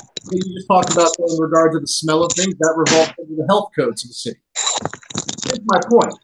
When they come out and they pass a law on some guy who's already lived there, who's already been running his business, who's already had no problems, then you should be grandfathered in. Well, that they should do that, but a lot of places when they pass these laws don't do that. But I'm saying some of these laws, despite the fact that these morons don't know what they're passing laws about, or they're just going off of whoever donated the most of their campaign fund is the ear that is the person that gets heard. Some of these ordinances and laws are about the quality of life for the average person living in that community. It's not about the handful of individuals, et cetera, et cetera, et cetera. For example, I would like to have a second shed in my backyard. I've got room for it. Ordinance says I can't have it. I used to have a fire pit. When I moved in, there was a fire pit in the yard. And I used it for years and years and years before somebody reported me for having a fire pit. They came in, they were going to ticket me and everything. And I said, what if I just bury it and put a garden on top of it? They said, we'll go away if you do that. So that's what I did. I think it's bullshit that I can't have a fire pit because I've never set a fire. I've never had them had to come out or anything. I had bonfires for years before some fun governor decided to report me. But if I don't like it, I'm going to move out to the country where I can have a fire pit. You know what I mean? I mean, it's just, I don't like the fact that I can't have a second shed. I don't like the fact that I can't have a fire. I don't like that my kids can't shoot the BB gun in the backyard. I think that's kind of silly. It is kind of ridiculous. But I do like living in a safe neighborhood where I can raise my kids. So I'm willing to make that trade to live where I live. Before you moved there? Were the rules in place before you moved there? The rule about the fire pit in my yard was, however, when I got the house, it came with the fire pit. Whoever was living there before had it, and nobody said anything. And I had bonfires there for about 4 or 5 years before anybody reported me. Okay, but again, my point is the rules existed prior to you going there. So that falls under, like you said earlier, about, well, those rules existed before you moved there, you agreed. I have rehomed, and I rehome every year, 50 or more dogs from people whose areas pass laws, and they have to then surrender their dogs. These are dogs who have done nothing wrong other than they're the wrong breed. Places can do that and force people to give up their animals just because, now again, if you can find, if people lose their animals because of other ordinance violations, I am all for it. I'm all for it. If the yard smells to high heaven and it's causing a health hazard, take those dogs because they're not being kept properly.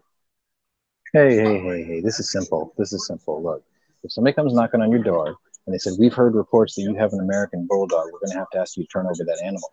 You can say, I don't have an American Bulldog. Like, what do you mean? I'm like, this is a Chihuahua. And he'll say, sir, that's not a Chihuahua. We're like, no, he's trans terrier. Shut the door in there. I like that. Yeah, today he self-identifies as a Cocker Spaniel. Yeah, that's my house cat. That's all you got to do. He's suffering from trans terrierism. Next week he'll be a Schnauzer. Yeah, my township has an exotic pet ordinance against constrictors. The people who wrote it have no idea that there are native occurring constrictors in the state of Michigan. So they're actually outlawing the native species.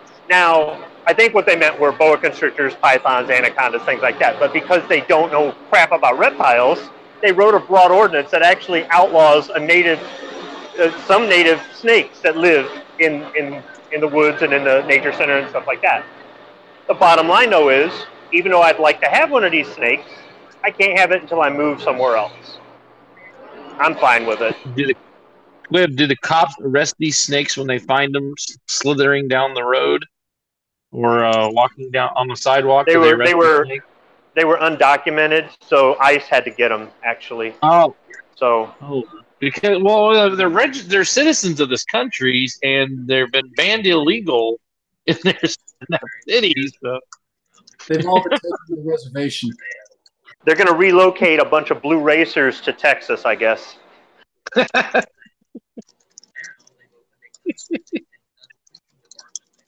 That'd be funny if the cop in your town that you live in sees one of these snakes slithering on the sidewalk and he writes it a ticket, puts the cuffs on him, and throws him in the back of the car, takes it into the station.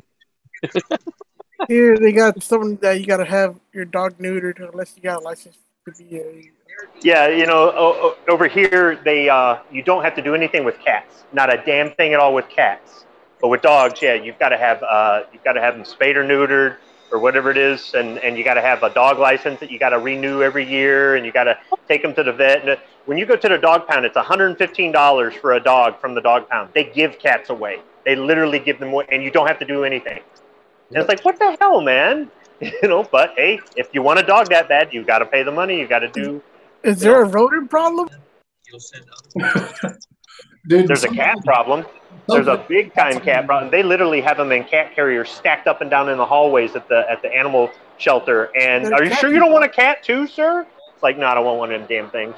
Cat people. Yeah, so Cat Michigan's people. more cat people. I hate to tell you this, but most cat people, like multiple cat people, they're off. They're a little bit off. And I think what it is something has rotted their brain. And I think I figured out what it is. It's the repeated exposure to the ammonia coming out of the kitty litter box. Because like people with like 5 or 6 cats, their house usually has that smell. And it never goes away. And they're always a little off. Those people are always a little off. What it is that, I don't know, something that you need to go get yourself tested, because it's like a little parasite that makes you piss you off or some shit like that. And the only way you can take care of it if you take some pills or some shit. I forgot what's the name of it. Well, no, what I meant was that the laws in the county are conducive to somebody owning a cat, because you can get a cat for free. There's no limit on how many cats you can have. You don't have to get them a license. You don't have to take them to the vet. You don't have to have any shot records. There's literally no limit on cats, and they give them away for free. Whereas dogs, you're limited on how many dogs you can have, depending on what township you live in. Every dog you have has to get a license renewed every year. They've got to go to the vet and get it shots every year. And if you want to go to the pound, which is the cheapest place to get one, short of somebody giving one away, it costs $115 per dog. So with the laws being written the way they are, kind of pushing you that if you want a pet, a cat would be the more logical answer or solution to having a family pet. Why are there more cats in the pound than anything else? Well, that's what we're saying is somebody in your city council or your city councilman, your city council mayor, whatever, they're cat people. Then they have numerous cats. So that's why the laws are the way they are in your city. It must be. Well, that, and from a biological standpoint, a cat can have 3 to 4 litters a year. Oh, wow. Yeah. Well, I don't care if other people. I don't care if other people have cats. I don't really care for cats myself, but other people's cats don't bother me. I mean, Ammo Cat jumped in my lap, and normally she doesn't take to strangers. So, I mean, as long as the cat's not a little asshole, I'm okay with it. Yeah. But just because I don't like them doesn't mean that I think that people shouldn't be allowed to have them and whatnot. It really just surprised me. But now that if they can have 3 litters a year, dang, no wonder there's so many cats. Yeah, they're giving them away. Cats are like freaking the man of like a hog. You know, they're like give birth at 5 to 6 months. Wow. 4. But yeah, I tend to like other people's cats. I definitely don't want one myself. That was one thing I was glad with my wife is, those questions you asked in the beginning, like cat or dog. And the answer was dog for both of us. But what did we end up doing? We ended up getting a lizard. The dog came later. But we found out that we both like reptiles. So. What the fuck? I ended up with a Western lizard who I cannot get rid of. Well, Sean apparently put. It's not a disease. It's a chemical. Or it's not a parasite. It's a chemical in your body that makes you react different. And all you need, and they'll make you back. If you take some pills or something that helps it go away from a doctor, it will make you calm down. Because cat people are always fucking angry, dude. Because they're cat people. They're fucking nuts. No, it's something that the cat carry with them that makes. Fuck. I'm not gonna explain it. I'm trying to look it up right now for you guys. I don't know. Wow. I know that if you take a lot of ammonia, you become hyper aggressive. Cats produce a whole ton of ammonia that people let sit in their house. So I think whoever was talking about that earlier was on the right track. You want to know what pisses me off? Like royally pisses me off. I can't have foxes in the state of Texas. Why? Now, there's an exception to this. I can have a fox in the state of Texas if I have a fur license. Otherwise, tough shit. Why? Because it's a predator. They're just dogs. Well, I have a question. Wouldn't that, if you got one that wasn't native to Texas, wouldn't that fall under the exotic clause? And you guys are allowed to do it in Texas. I know a breeder in Rick State who has over 30 different breeds. She adopts them for like $600. And I'm like, I want one. She's like, you can't have one in Texas. I'm like, why not? She goes, you have to have a fur license. So I wrote the governor. I'm like, can we get rid of this, please? Seriously? Nobody does fucking fur trapping in Texas anymore. It's a dangerous species there. It's a dog. Safari? It's a dog. I talked to my vet, and I'm like, I know I'm making it sound like a car, right? But I was like, yo, if I get a fox and I bring it to you, I said, can you service this animal? And they said, I yeah. like how They're you just like, preface that with it's like a car. yeah. They're like, it's just like a dog, right? I'm like, yeah. I was like, you can service this animal, and they're like, yeah, you can bring it in for a rotation if you need. Hey, dog. Yeah. I'm gonna put something on site chat. I just strained the shit out of my eyes. Can you read it for me? In the side chat? Or hang on. We got 4 more boxes today. In the side chat. Oh, yeah, 1 second. Tophthalmosis? I have no idea. Is a disease that's caused by a parasite that can only reproduce in the feline digestive system. Without cats, there would be no whatever that word is, but it can hang out in several mammals and bird species. Okay, this is why the Chinese eat them, because they know they're fucking crazy. That's also affects humans too. That's what makes people angry. No, it also makes people fucking angry as fuck. So that's why you gotta go get yourself checked out. Well, the chemical you're talking about. I can't pronounce that word. I'm not that educated, but essentially that's why when they used to talk about people using cat piss to get high, it's one of the chemical compounds they're talking about.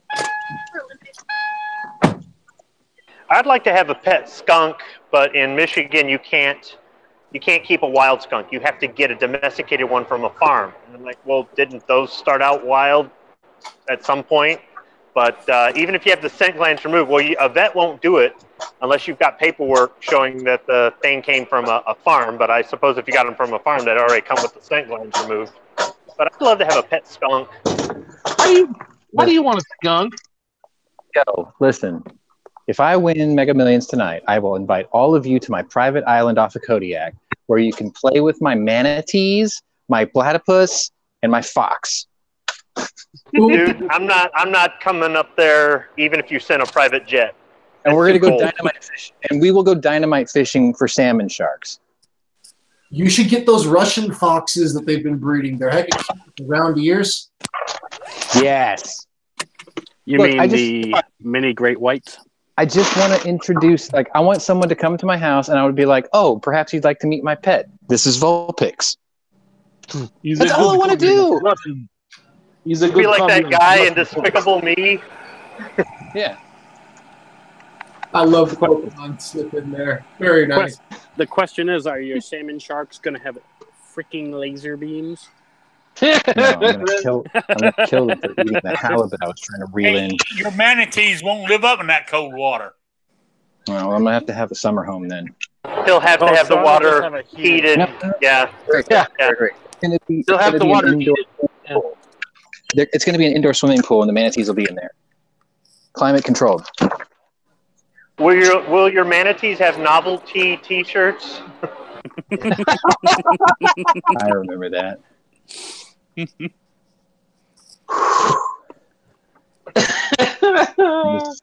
want manatees. I want to be able to ride a manatee in a swimming pool. That's all I'm saying. Why do you want a And then- manatee for? And why do you want a skunk? I don't want a skunk. I want a No, I manatee. know. I asked. Well, yeah, the manatee was to you, but why does Squib? Why do you want a skunk? I don't know. I've always liked skunks. They're kind of cool. I mean, it's like a cat, but actually useful. They're the natural enemy of the yellow jacket. So, I mean, they keep the bugs away. And All I right, don't know. so I did not know that. If I had a You can name him manatee, Pepe Le Pew? if I had a breeding pair of manatee, then I could say I'm doing my part in their conservation, and I would give them aphrodisiacs and let them breed constantly. That's why. Just That's make sure why. somebody doesn't put any cat piss in the aphrodisiac. Did you notice he was totally cool? He was totally cool with the duck-billed platypus, though. He just wanted to know about the manatees. What you need to do is get a breeding pair of Norwegian forest cats. He's like, yo, these are my platypi. Yo, the truth, I always wanted a lynx.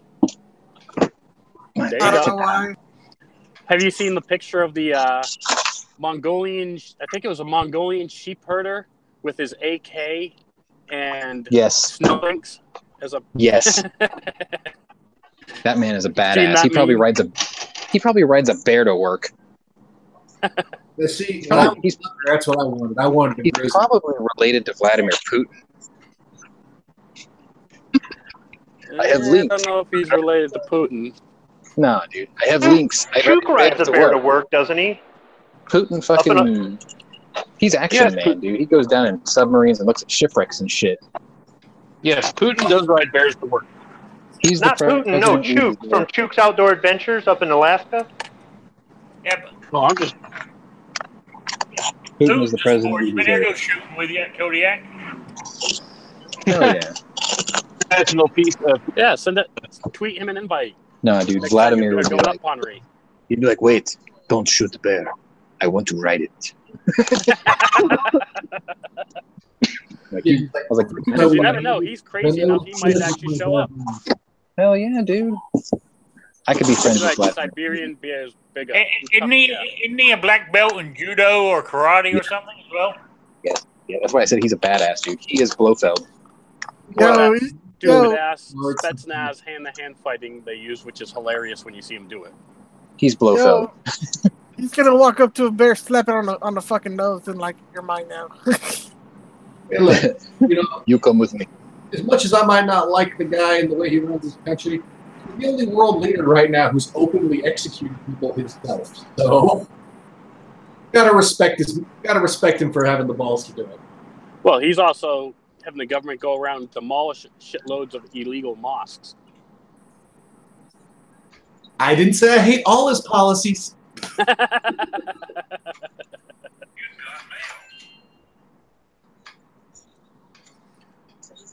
So, Sean, I came up with the perfect nickname for my 19X. I'm Hang calling on. it. Hang on. You're gonna call it. Oh, Yeah, I what's the tagged name you of in the that photo. show? Oh What's no, the I put a picture and tagged you in it on Instagram. I was gonna say, who's the name of the main character in that TV show Turn, Washington 5? Because you're a traitor. You betrayed CZ. Hey, I still have a 3-to-1 ratio. Heck, you still bought one.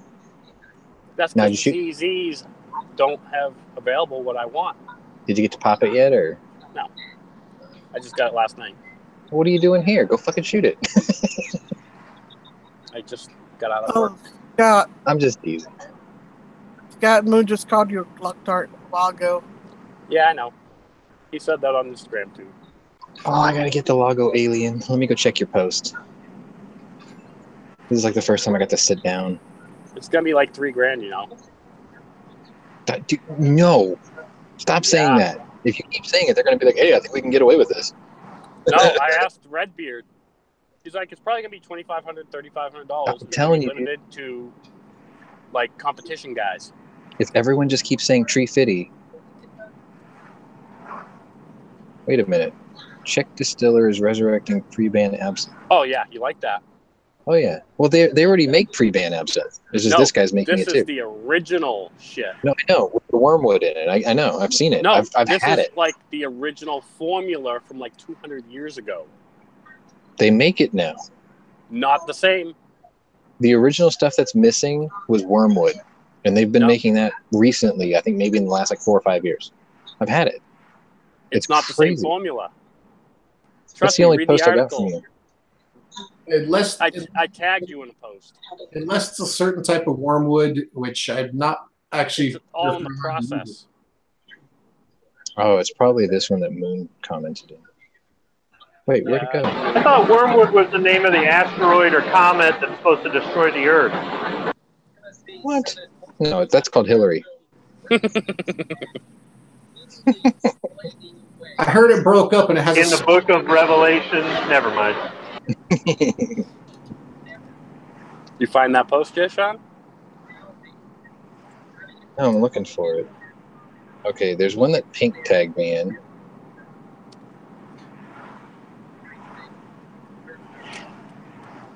How long ago did you send it or tag me in it?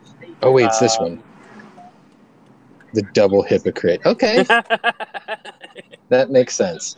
Because it's a Glock and it's Yeah. Dookie. Yeah. I thought you'd appreciate that. The Dookie letter instead of the Scarlet letter. You've been marked.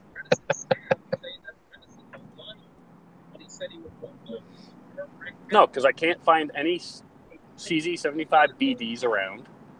Yeah. I don't really want that high polished PO1. So there's not, and I can't find a white nitride P10C, even Oh, though God, I that heard- does have the Dookie frame.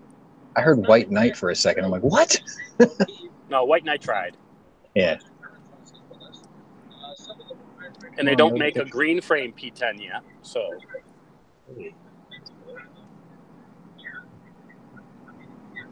And honestly, Shadow 2's not shit out of my frame and doesn't do it for me. Because you're not going to carry one of those. I wouldn't even carry a SPO1. I would get the Phantom, though. I probably will get the Phantom. That'll probably be the next handgun I buy. The PO7, PO9 don't really do much for me. Because they don't feel like a CZ. They don't feel bad, don't get me wrong. They just don't feel like a CZ.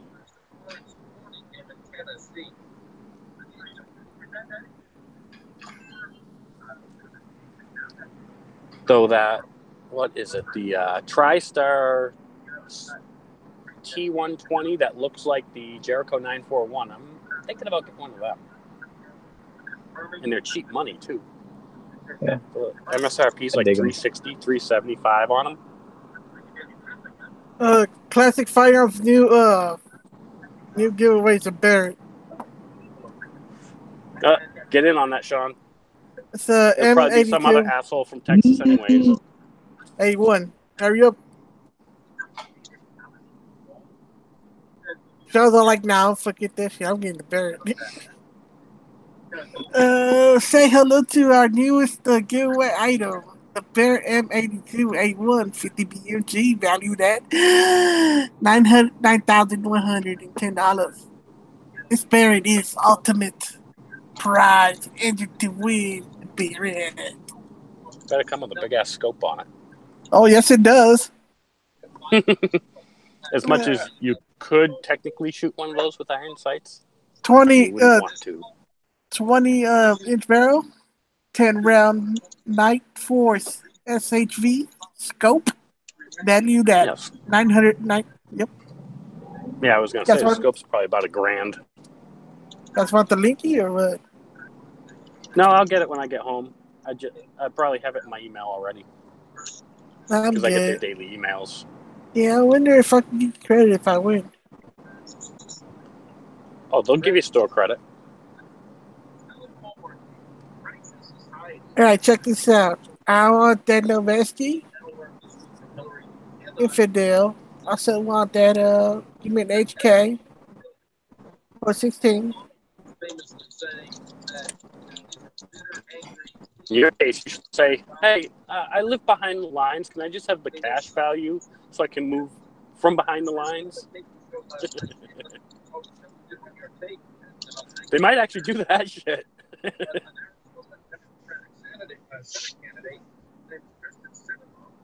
But no, we usually don't do this, but fucking cash will help you out.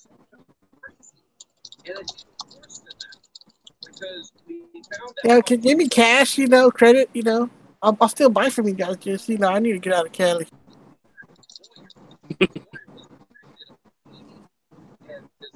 I need to pay my bills, buy some contacts, So me and a buddy of mine, we just started brainstorming, and essentially what I've told him is that we need to have a power in place that would persecute the DNC as an organized crime unit and has been expelled from political party politics in America forever. And everybody currently in the DNC is expelled from ever joining another political party that springs forth from it. And he was like, dude, that would take hundreds of years. I'm like, no, we have Trey Gowdy. We have Ted Cruz. We can have this done before Trump's final term is over. He's like, but Gowdy's retiring. I said, yeah, but think about it like this. Gowdy retires, midterms end, Sessions' seven-month-old letter of resignation is finally accepted. Gowdy becomes the new attorney general. We've basically just handed him the infinity glove. Yo, basically, dude, people can start dropping like flies after that. Ginsburg has a stroke at the news. Amy Coney Barrett takes over. She said she would retire if Kavanaugh became a judge. She said she would resign if Kavanaugh became a judge. I know. She was there at the ceremony. The official one with all the he was sworn in on Saturday, wasn't he? But the actual ceremony was Monday or Tuesday, whenever it was. I don't know if he's looking at any gun cases right now.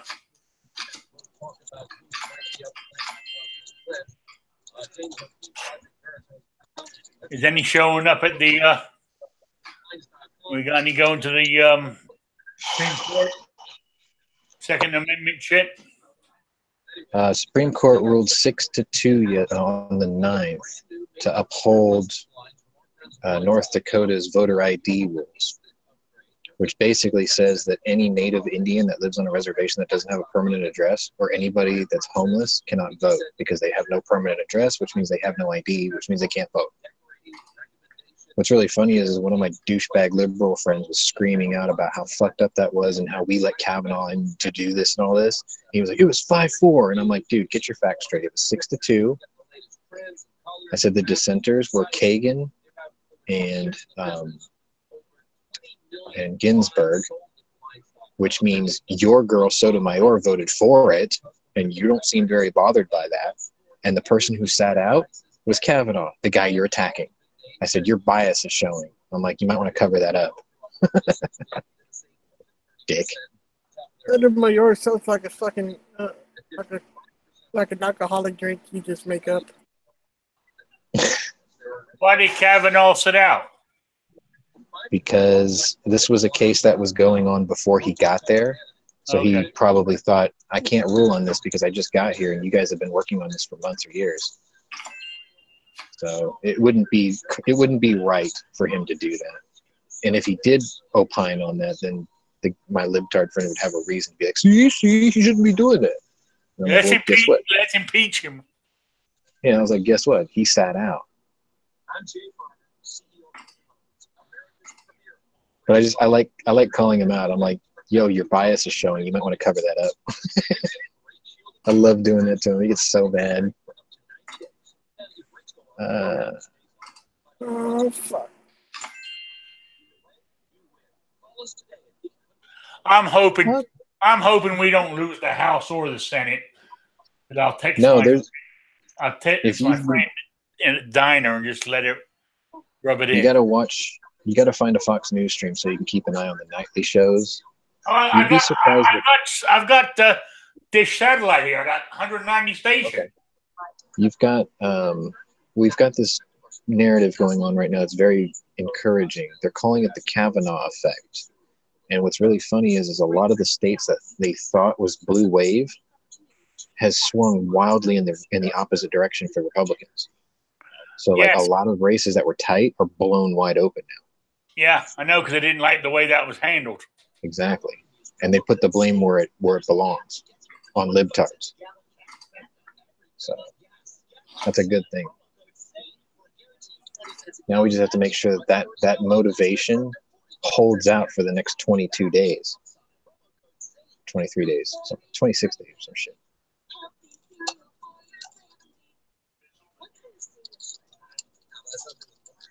Oh, my cousin came over yesterday, and the big cat the old one. He came out, and she doesn't like it. She doesn't like cats, right?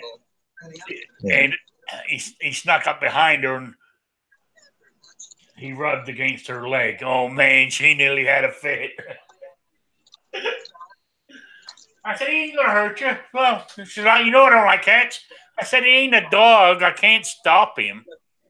You know, you can't go sit. A cat doesn't work that way, you know.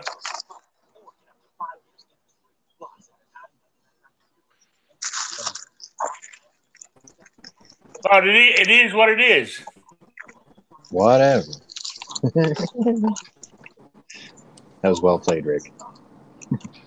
Don't ever let anybody tell you you're old and slow, because you whipped that out so fast.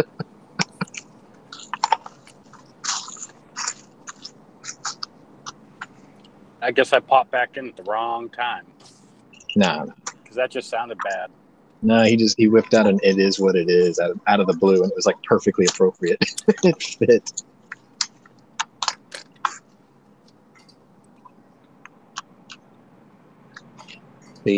If Rick was black, we would have lost the Civil Rights War a billion times sooner, because he would have been like whipping out the race card correctly and quickly and decisively.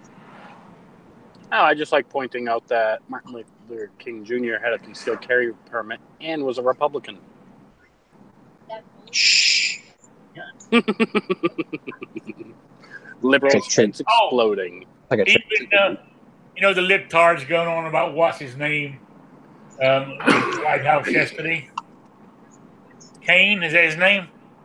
Herman Cain. He did all that talking at the White House yesterday. Oh, Kanye. Kanye West. Okay, Yeah. But then somebody else came out today and said, another black guy, he said, right on. Okay, so you're talking about, You know, Kanye West was quoted saying the word motherfucker in the White House, right? And then on top of that, Don Lemon and a bunch of his CNN retards called him, you know, the good little house. You know. Oh, anyway, so then Herschel Walker, Hall of Famer, tells Don Lemon to go take a long walk off a short pier. and there was somebody else there's somebody other star, I can't remember, I read it this morning, who supports him too. I think that they said what he said is what's happening is it's changing. You know, the African American, how they think. Oh yeah, the thing that liberals they're fear. finally realizing that they're being held back. And you heard Bloomberg, right? Yeah. That black people shouldn't have guns. The thing that liberals fear the most. You know, because they keep shooting each other. So for safety reasons, they shouldn't have guns. Oh, the thing that liberals fear the most is black Republican women.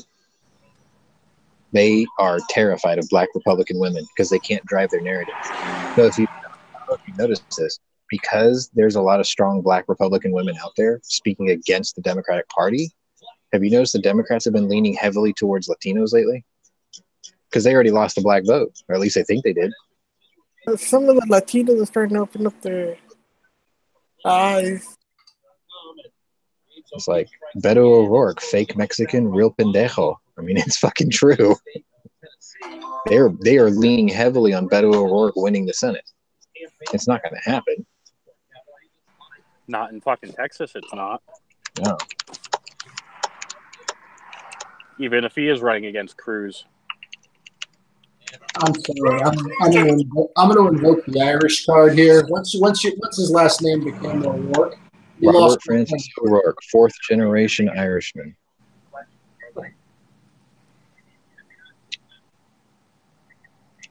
Once you're Irish, you're Irish. Oops. What's called? See, I had this discussion the other day.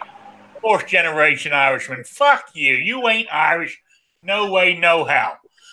Now, here's an example. Like me, right?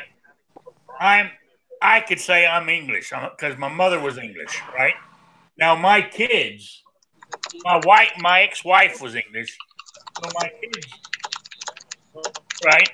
but they're not. They've lost that right to call themselves English. You know, but I can still. You're a Churchill, dude. You're a half an ass. Generation, once you've gone past that, you ain't that no more. I mean, I hate you. I mean, I'm trying to be nice here, but the term African American it's stupid. No, I know what you're driving at. See, I started this campaign about 3 years ago. It's called Stop Hyphenation. Yeah. And that. You're not this dash this. You're just here. You're an American. You're one of us. Yeah. If you're not from Africa, you can't call yourself an African American. Exactly. Colin Kaepernick. Yeah, your ancestors, but it goes back to what I was saying. After 1 or 2 generations, that's it. You're no longer that. It's out of your blood. You know? Okay, I work with a guy who's born in a country in Central America. He calls himself an American. I said, no, you're not.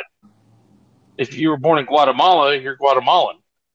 He goes, no, I'm an American. I go, no, you were born in the Americas, in the South American continent, but you are not an American. There's only one country on this planet called America, the United States of America. That's this one you're in. And if you're born here, then you're an American. If you're not born here, you're not an American unless you're naturalized. And he's like, no, but that's how they think, though, in that part of the world. They still think they're Americans, even though they're not born in America. That's why they keep trying to come here without the proper licensing. I was like, dude, you're not an American. If you're not born here. Now, if you're naturalized, yeah, okay. Did you watch, was it, I'm trying to think who it was. It was either, it was one of those 3 shows, Hannity, Tucker, or, what's her name, Laura what's called it, last night. There was a woman on there who said it's Trump's fault for the crime rate going up in Mexico because he keeps sending illegals back. It's better it goes up there than here. Thank God he's leaving those criminals there. You know, and it's Trump's fault because he's sending criminals back to Mexico. Well, maybe if the Mexican government wasn't corrupt as fuck. Yeah.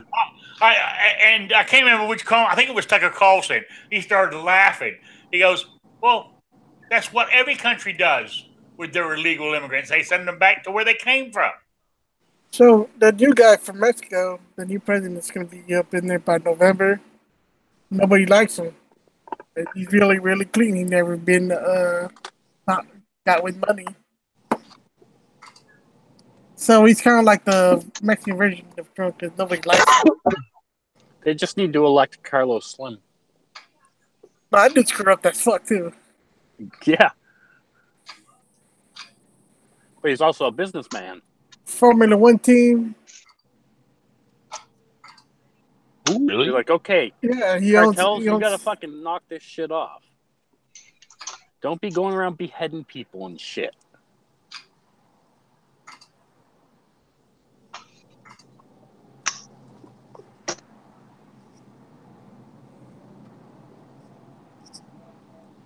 God damn, man, my back's fucking hurting.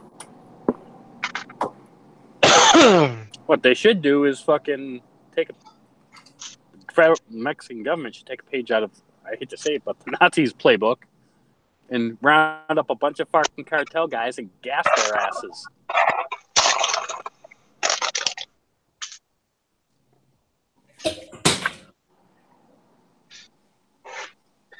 With something really nasty, too. Like, you fucking keep doing this shit, this is what we're gonna do to you.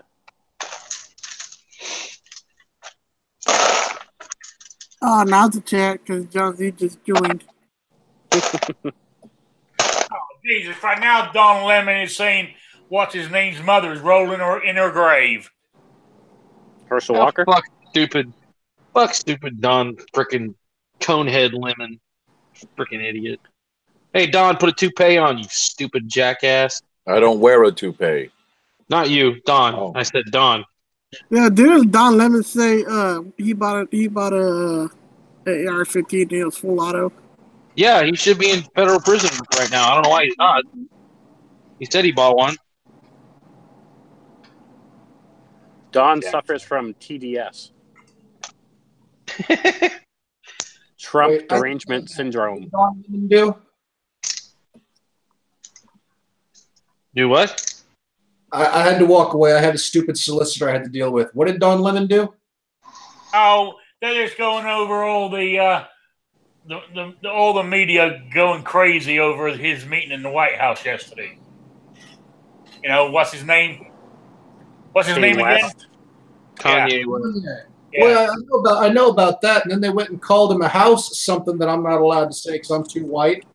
And CNN, MSNBC, CBS, they're all Nazis. They're all Nazis. All the media these days, the mainstream media, they're a bunch of Nazi people, every word under the sun, but yet everybody else is racist. Go figure. The biggest Nazis are the mainstream media. No, that's not true. Well, listen to them talk. You will know it That is would be true. the Democrats. Yeah, exactly. The Democratic Socialist Republic of Nazism. That's what it is. True. So true. well, the Nazi Party had to go somewhere and make sense that it went there.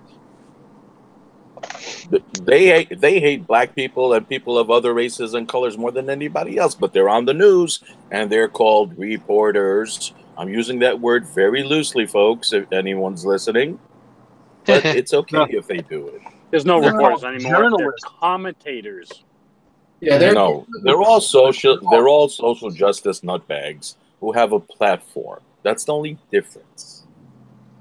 The closest thing I've found to reporting news, and even it is incredibly biased, would probably be like when Tucker brings somebody on for a debate. But even that's heavily biased. All of these so-called reporters are all opinion piece people. Yo, I do gotta say one thing. Tucker got a nice set of hair though.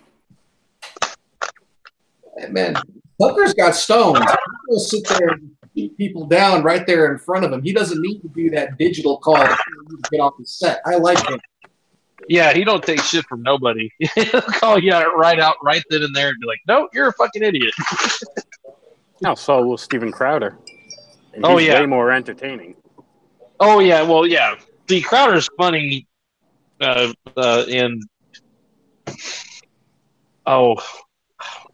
Tucker is, he's more serious. Crowder, I like watching Crowder. I watch him every week, but he has the advantage that the only person that can fire Crowder is Crowder. Yeah. Tucker's sitting there like, "Fire me, Fox! I dare you."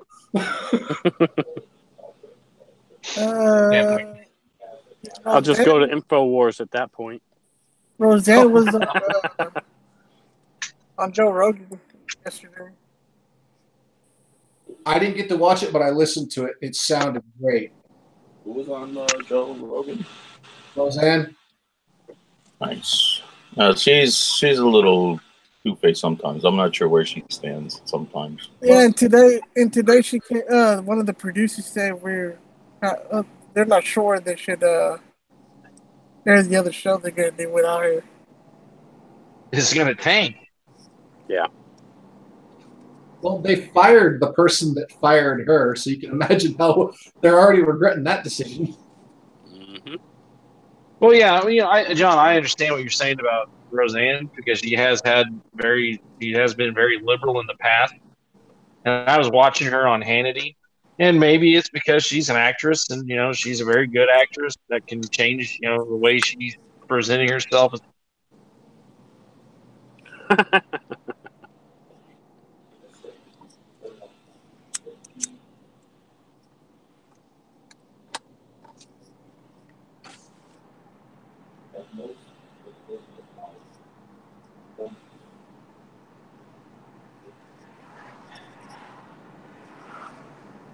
I was just saying, sorry about that. I got popped, I guess, or knives kicked me out. That maybe she has changed her mind.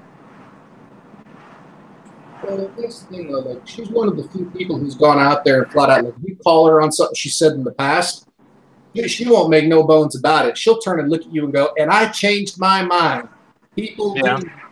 And I'm like, points?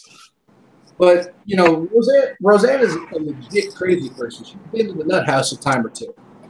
Yeah. All Democrats. That's all the cocaine she was doing. No, like as a kid, she got in some accident or whatever that stranded her. Well, she's got legit issues. So even she says sometimes you got to take what she says with a grain of salt because there's no knowing if she's all there, especially when she's all hopped up on meds.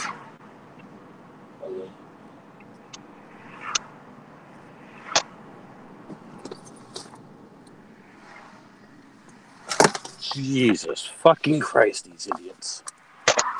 Don't know how to fucking drive.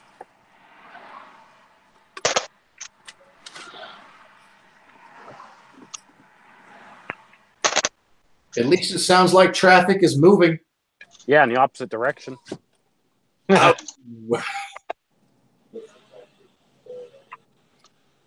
when I have to slam my brakes on me and the guy behind me ends up almost next to me so he doesn't hit me.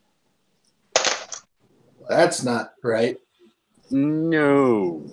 All right, guys, And I'm I'm out. stuck behind some asshole from Mass. So I'm stuck behind a masshole.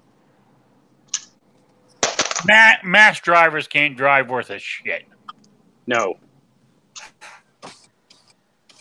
I was All right, one of guys, the I'm few out. that could. Later, guys. Next week I have a normal week. Later, Knives. Yeah, Knives. Later. I gotta go myself too. So I will catch you guys. I will have my Saturday afternoon show tomorrow at 3 o'clock. Oh, Dead Horse.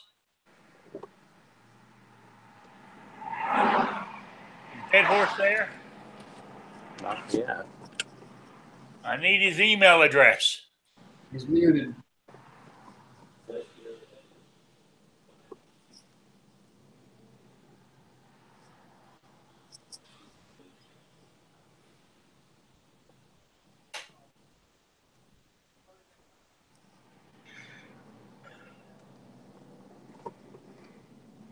Well, when he becomes unmuted, can you ask him to send me his email?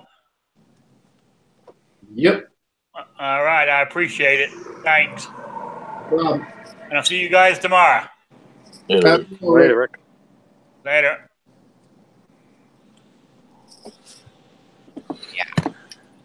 Did you guys hear that FPC has filed a lawsuit against the California DOJ to remove all that stupid list with the handguns you can't have? Yep. Yeah. Well, it was only a matter of time before now there's going to be a deluge of Second Amendment lawsuits. Well, I'm hoping the Supreme Court starts to wake up and starts to take action on these lawsuits. We're lucky. More than we did before. That's what I'm saying.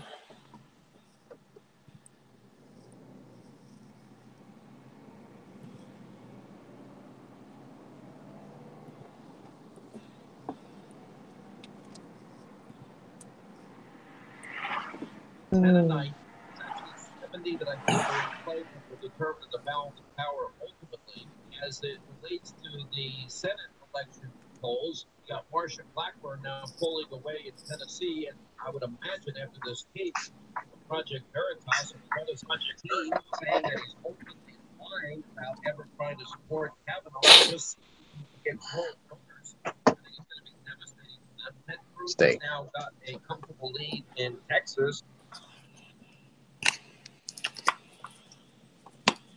Yeah, I'm not surprised.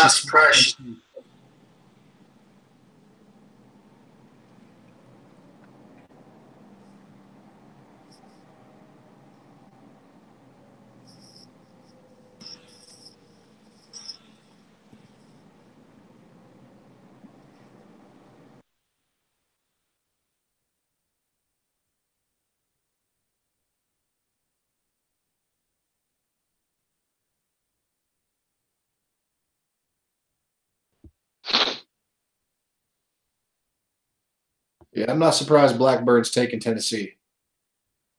Who's Blackbird? Yeah, she's taking Tennessee now. And it was kind of funny. Everybody was making a big deal because Taylor Swift came out and talked out her ass at her. Presented someone with one sentence. I die a little bit on the inside every time someone mentions country wife losing her fucking mind. I'm serious, dude. Every time I see that story, I try to stop looking at the screen. I'm just like, tell me it's not true. Just tell me it's not true. I've got a better country wife for you. I wrote her a letter. Google a long time ago. Google I wrote her a Sarah letter. Jean Underwood. Why do I know that name? Hold up. Because that would be my country wife. Oh my God. So much harder than your country wife. Hey. I think these tapes of Bredesen and in Tennessee and I can almost recite what I wrote in my letter. And no, I didn't send it, but I wrote it. It was basically like, dear country wife, right now the whole nation is bagging on you because of your recent outburst about your political beliefs. And I'm like, I happen to believe that maybe you're just confused and a product of your surroundings. I said, right now, you're living in a dystopian hellhole in New York. And most of the songs you write about are basically the trials and tribulations of heartbreak and betrayal that happen in your own personal life. I said, take my advice. Once you're done with the bright lights in the big city, why don't you come on down to Texas and actually meet a real Southern gentleman? And I said, oh, and while you're at it, eat a steak. Obviously, this vegan diet is affecting your brain and making you make some really rash decisions that are detrimental to your popularity, which will affect your bottom line. She needs to eat a couple of steaks. I'll stop taking anything she says if she has any sense now. Thank you for that information. Yo, all I'm saying is, I think she just needs an infusion of tube steak. That's all I'm saying. She needs an infusion of something, tube. Tube steak. He needs to find out what a real man is and realize these city rats she's running around with She don't qualify. ain't gonna find that shit in New York where she's living. No, she's not. Yep. Telling you, man. I'll sort that shit out in 3 days. I was over in Los Angeles the other day, and I just started laughing when I was in this little convenience store. A couple of these guys come in, and I saw what the cities are trying to pass off as a these kids don't know a goddamn thing. Elvis typed a bunch of threes. Well, it's good to see that you're not flooded out. Raphael's here. Hey, Raphael. Alright, that's gotta go here until you tell me what the fuck to do with it.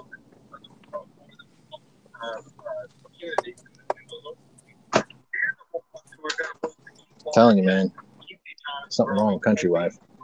It's bad enough I had to give up South African wife. That hurt. That hurt a lot. That hurt a lot. I mean, there's how many? I think I've got 3 British wives. Yeah, Kate Beckham wife. You're a glutton for punishment. I got one wife. I don't need no others. Kate Beckham wife. Dude, 10 years ago, I'd have agreed with you on that one.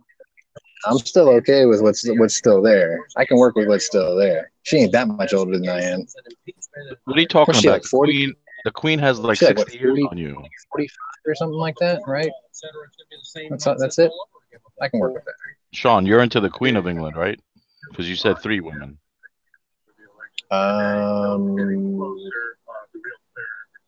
If I was born in the 17th century, I probably would have put a hurting on Queen Victoria before she got fat and ugly.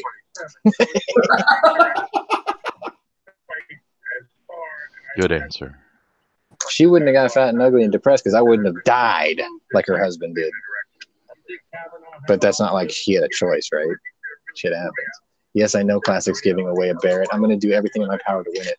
I've never wanted to win anything more. Like, if I won that, I would never enter another contest again. I would just take my winnings and be like, and call it a day.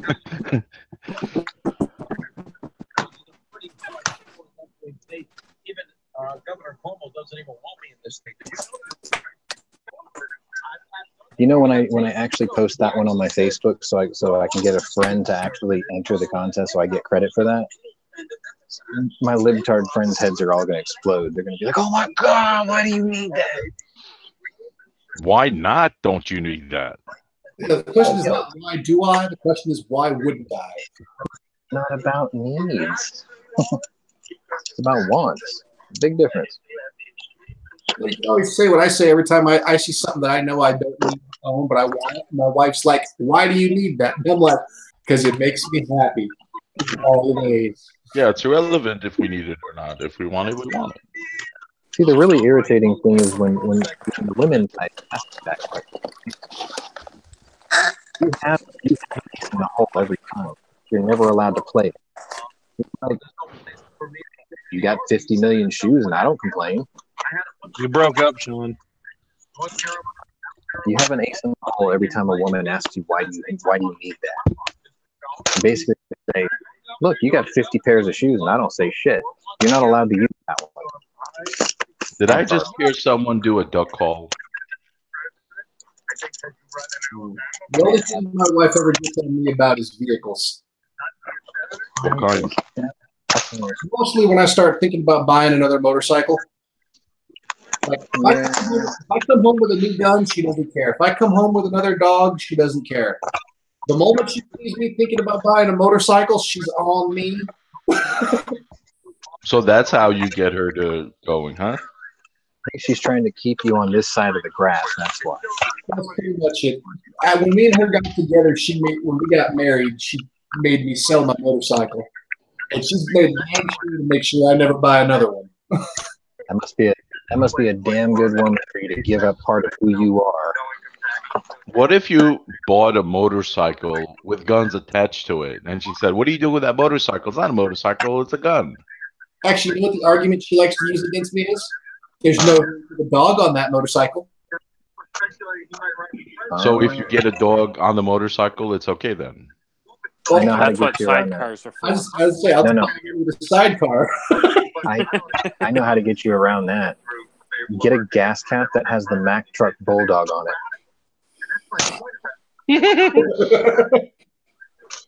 No, the thing is that 99% of the places that I go, my dog comes with me. So it is a little impractical nowadays. I used to when me and her got together, I had a motorcycle I just drove on weekends when I wasn't going anywhere work related. Fuck, I just realized I have to start copying all the shit that I got today. M Drive, come here.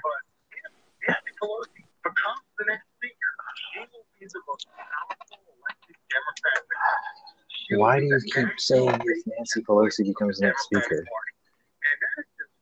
So let me tell you something. You're not just frightening Republicans.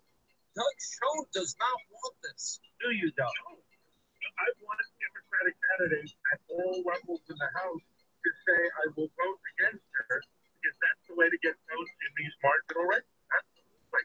So she should go. Period. And just point about Oh, I did have a folder for that. on the radio is, you knew what the president's message was when he ran for president, was making America great again. What's the message of the House Republicans to get reelected this time? What should it be? It should be you better stop Nancy Pelosi from getting it. Well, I think it's got to be broader than that.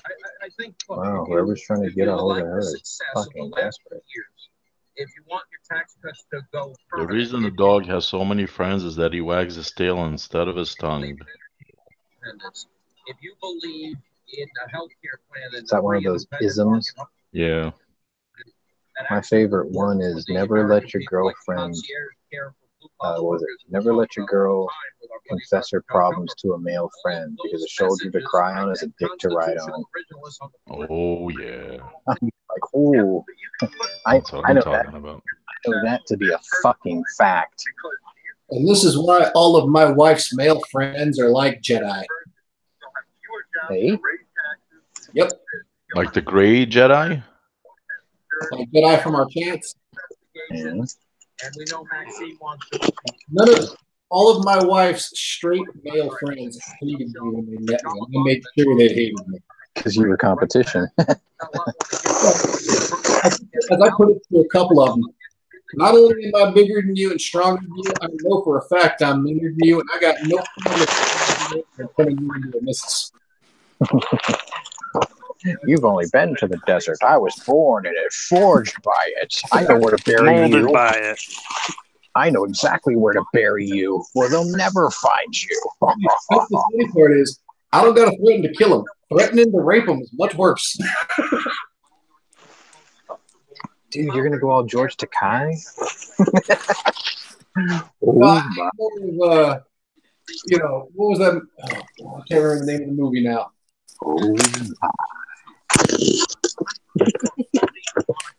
Yeah, it's gonna be beer this weekend. I ain't being Oktoberfest? Yeah, it's gonna be Oktoberfest. Unless they surprise me and have Christmas ale in stock, then it's gonna be that. I'm kind of Oktoberfested out, but I'll drink it until it's gone. I'm waiting for Costco to get the Oktoberfest beer and mugs in. They always have the big glass steins that come with the official Oktoberfest beer. See, I live near 3 breweries, so when they give those out, I just go straight there. They give out the steins? Yeah, I got 2 from at Wonder, and then I got 2 from St. Arnold's at their brewery last year, and then I got 2 from Carbach. And then this year, I went to World of Beer. My dad was talking about Oktoberfest steins that look like big glass boots. And our favorite bartender went to the back. She came out with 2 Hofbrau 3-liter steins and handed them to us. Come to find out, those things are like $200 a piece. Yeah, those are. She just gave them to us. I'm like, holy shit. Last couple years, Costco's had these really nice ones. They're not real fancy, but they're really nice. They come with a giant can of beer to fill it up. Yeah. I want to buy enough of them so that I have a full bar set of steins. Ooh, that is one big straw you're gonna need. Because when I have people, when my cousins come town and we drink, I want to have all the steins so that we can make giant boiler. Oh, this is a good one. I love fall. It gives me a chance to sit at home. So can I and do watch it? Sit at home and 50%. watch the World Series, just like the Yankees. Why? It's an 86-day-old order, and there's nothing wrong with it. You did. All right. You want me to just leave it for you then? All right. Okay. I'll set it aside for you.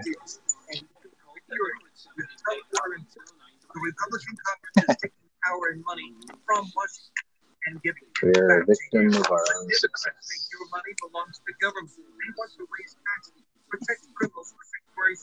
I wonder if they told our government they had to live off of a tax cap of like 15%. You know, Illinois signed itself as a sanctuary state yesterday, I think it was, right? I thought they did that a long time ago. Well, I just saw a story on my feed today, so I figured it must have been something new. Not city, the whole state. I know. The governor signed it. So they're just like California now. Yeah. I'm surprised Tony isn't breathing fire yet. I wrote my politicians here in Nevada. I told them that if they let that stuff happen here, I will refuse to pay any form of taxes because we're a sanctuary. Yeah. Tax sanctuary. You're not representing, so I'm not paying the taxes anymore. That's true. I mean, you don't have state income tax. You got that going for you. Could you imagine if, like, America started doing that? I got a list of businesses to say they won't charge sales tax. You know, we ought to do that. We ought to start doing like a campaign on YouTube to encourage liberals to write letters to government, to the IRS, saying, you no longer represent me and that's not my president, so I'm not paying taxes ever again. And then watch them all go to jail for tax evasion. They wouldn't have a jail big enough. Well, you got to remember, a liberal can't see past his own nose in terms of foresight. So I bet if we actually started pushing him to do it, they'd start doing it. Here's the problem. None of them pay taxes anyway. They don't work. Yeah, they ain't got no fucking job. That's right. Man, I'm getting The only way the older I used to be like the nicest Dog body, don't let Nevada go to shit, because I might want to live there one day. So I'm counting on you, man. Fucker, you're coming to Texas. You just haven't accepted that. I You have have not tried the accepted. Texas route with her. Texas and Utah are out. Even though they're still in with me, they're not in with the wife. And it's a package deal. And What did she say? Why did she say no? You know, it's one of those, do I really want to take this any further? So I never really pushed the issue. I can tell you where we would like to live if we were to move to Texas. There ain't no job. So I'm telling you, dude, you bring her here during the Houston Livestock Show and Rodeo, during the chili cook-offs and the barbecue cook-off, she'll never leave. They know how to cook here. livestock show and rodeo. Yeah, you really want her to come there. We have the same fair in North Texas. Look, I might be a good old boy from down south who's from the country, but I married a Yankee who's a city girl. So, Oh, all right. In that case, you want to come out to where I am because you're close enough to Vegas that she can get all her seasonal stuff needs met. Look, But it's either hey, I've gone house hunting in Vegas before. Oh, look, speak of the devil. Vegas. You want to live outside of Vegas. Believe me. Hey, wait. I got to introduce him. Welcome back, the man who now lives in a sanctuary state, Tony York. You did see that shit that your governor did, right? No, obviously not. Okay, well, he signed a bill into law, and now you are a sanctuary state. State, not city. State, the whole state. Nice going, Tony. Good job, Tony. Way to get your foot up Durbin's ass. Durbin has nothing to do with that. Well, you should have had your foot up your governor's ass. Durbin is no less of a dick. And that was the day that Tony began to start looking for houses in Missouri again. The way actually about that because the next governor is going to be way fucking worse. Yeah. Well, you better start planning an exit strategy then. I am. I just wired my truck back so I can move. Yeah. No, I'm just saying, this probably just escalated your timetable a little bit. Nah, I don't care if the was coming here. They just shoot at it. I'm not a psychic, so I don't know who the fuck sent that. This one's done too.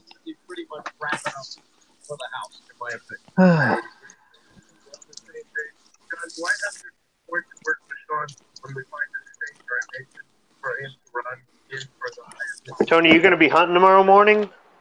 I don't know. Okay. Pretty flipping cold. Yeah. I think it's 83 outside. I have the opposite. Yeah, but you got humid 83 though. No. That cold front came through and dried out everything. It's really nice outside. It's not humid. Yeah, it's like super nice outside. That's what I was telling Sean the other day. You got our See, humid, we all man. It's only a couple days. we got this place called Watson's Pub, right? And it's got this huge patio, and they serve tons of different beer. And if you lived in my area, you and I would be going there right the fuck now. Well, now I will agree that cold beer will cool you off in a hot environment, humid or not. But It's I not prefer humid. hot and dry. When you have a cold front come through this area, it dries out. It's like probably 20 or 30% humidity outside right now. It's really nice. Like, this is a windows down day for me. Cannot wait. All right. See, you have your lottery compound on Kodiak Island, My Yes. lottery compound is either in Clark or Nye County, Nevada, or in oh crap, it's I'm drawing a blank on what's the county that Pima County, Arizona. So Isn't that where they did all the nuclear missile testing or the nuclear bomb testing back in the 50s? in Nevada. Yeah. Yeah. Actually, I wouldn't mind some land that's on the other side of the mountain from where they were going to put that repository site for all the nuclear waste. They didn't, but I don't care if I'm downwind from that. Yucca Gotta die at Mountain? something.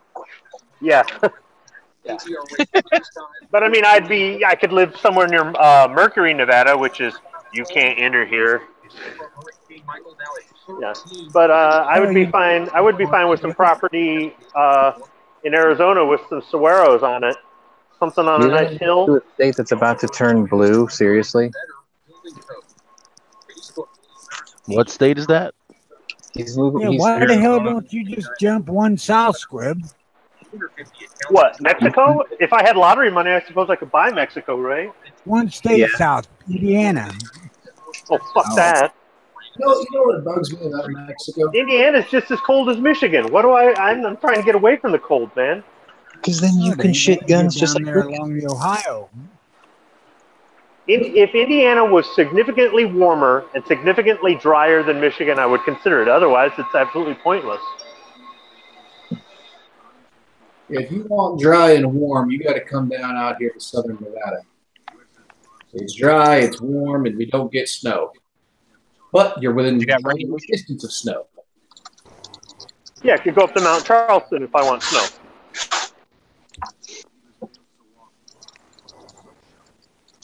Because I live right outside of Pahrump. Okay. I'm 45 minutes away from the strip. 30 minutes if I could speed. See, I could live in Amargosa Valley. I could buy a couple hundred acres out there, you know.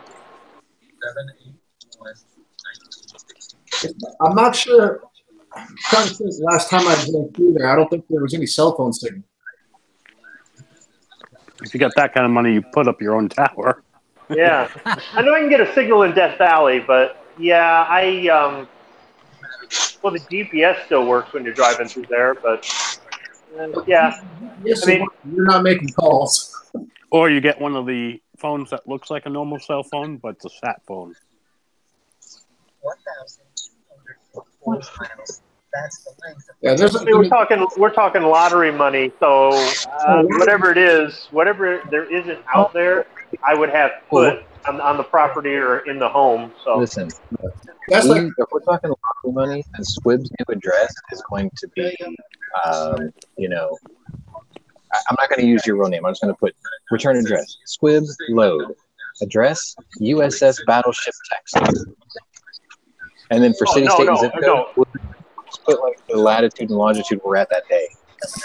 no, we would buy the New Jersey and we'd haul it out of the Delaware River, and where would we take it?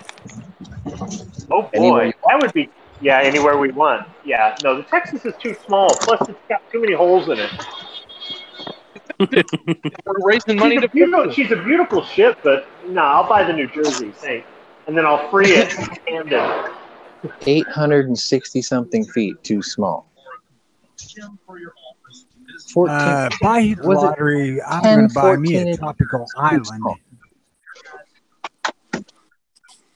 The only ship that was known to have deliberately flooded itself so it can elevate its guns to continue to fire on the islands during the invasion of Saipan, was it? Look, all I'm saying is,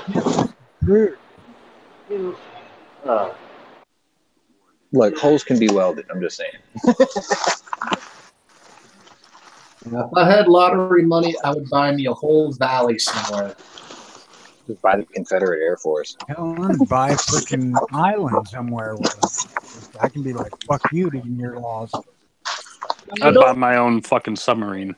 I don't Good want resident. island is too far from other stuff.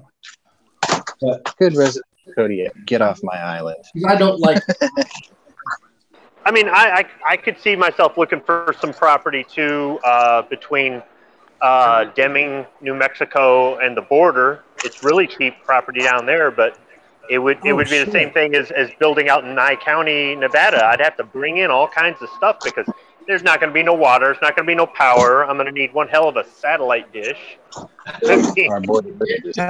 if it's Powerball money, I would just buy Wyoming. Yeah. No, that's a good call. I mean, Wyoming is beautiful, but it's freaking cold, man. It's cold. Dude, you can just they burn do liberals. have heaters. No, just burn liberals to keep warm. Buy the entire state and then be like, Like you'd get some dude that Throw walks up another to your libtard on the fire, man. That's just cold, man. That's You would cold. get some dude to walk up to your compound, right? And they would see like that fire pit of burning skulls, thinking it's one of those fake ones. They'd be like, "Oh, that's so cool! I've seen those on the internet." And you're like, yeah."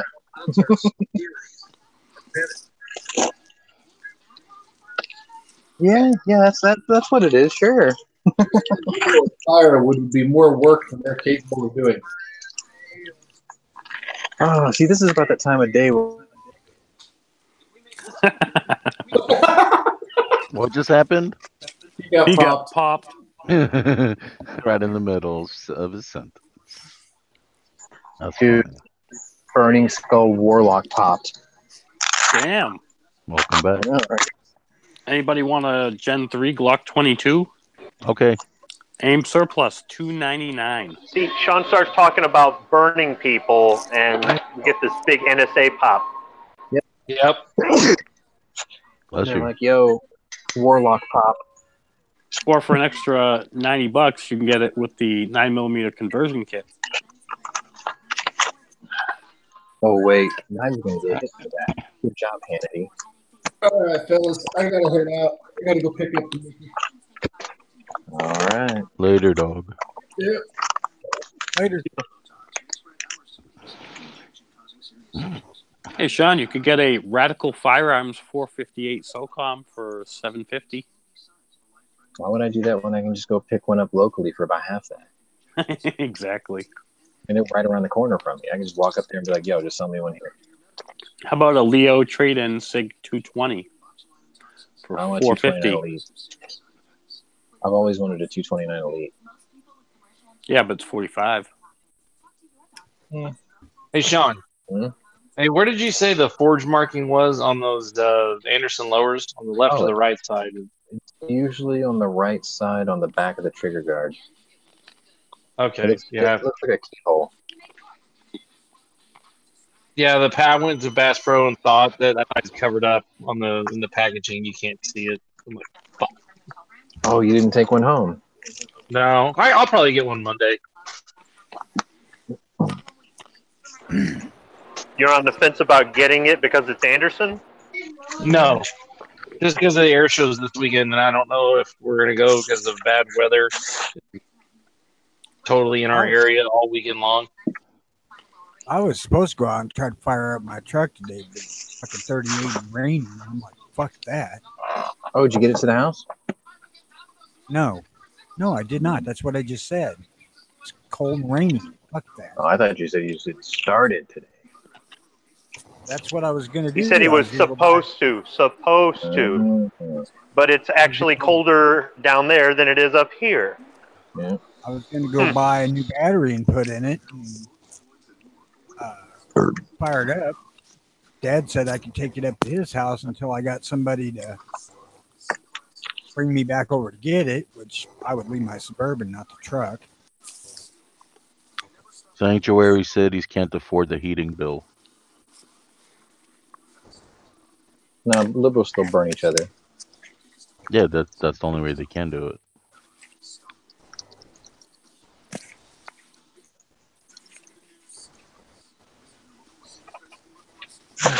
I feel like we can't win here. If Rounders signed in a sanctuary law for the whole state. I missed one finally. Liberal is Pritzker.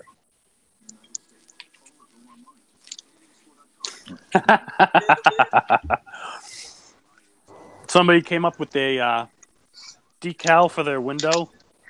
All live splatter. Nobody cares about your protest. And it shows a Jeep Wrangler running people over. Nice. I'm telling you, Ever that's see one that? of the great plans in Indiana. If a protester blocks the road, you can run over him. What the fuck is that?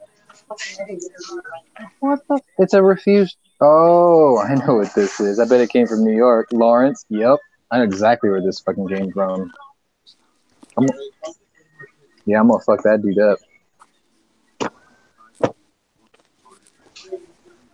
No, dumbass printed out his fucking address twice, right? Sent it the first time, went over there, 3 attempted deliveries, sent it back, right? Called me, and he was like, oh, sorry, there was nobody there. I'm like, all right. He's like, I'll just order another one. Cool. I got it back right there. It ended up costing him $130 restocking and shipping charge. Nice. I did that after he bought this one, though, right? So this one went out there, and I emailed him the day before they were going to send it back. I'm like, yo, dipshit, this is the second time you've pulled this shit. Get over there, or I'm going to hit you for twice the shipping fees this time. Guess what showed up at my door today? Fucking Wow. asshole. He called Amazon fucking fuming pissed. I told the Amazon guy, I'm like, let me tell you something. Every time this stupid fuck does this, I lose $100. He's like, yeah. And I said, do you think I should afford to lose $100 every time he does this? It's his address, and he's not there, and he had admitted it. He's not there, and he's too stupid to tell people to stay there and sign for his packages. I'm like, should that be my fault? He's like, nope, you're well within your rights. And I was like, all right, well, you go tell that dumbass when I get it back, he's going to get restocking fee, and I'm going to charge him for shipping twice this time because I was supposed to charge him twice the first time. Because every time they send it out, right, it cost me $43 to ship it over there to New York. When they can't deliver it, they have to send it back to me. Well, they charge me $43 on the way back too. Plus, they charge me for $5 each attempted delivery, so that's another $15. You act like it's your own fucking pocket. Well, because it affects my bottom line. If we lose money, I lose money. If we lose money, I don't get raises.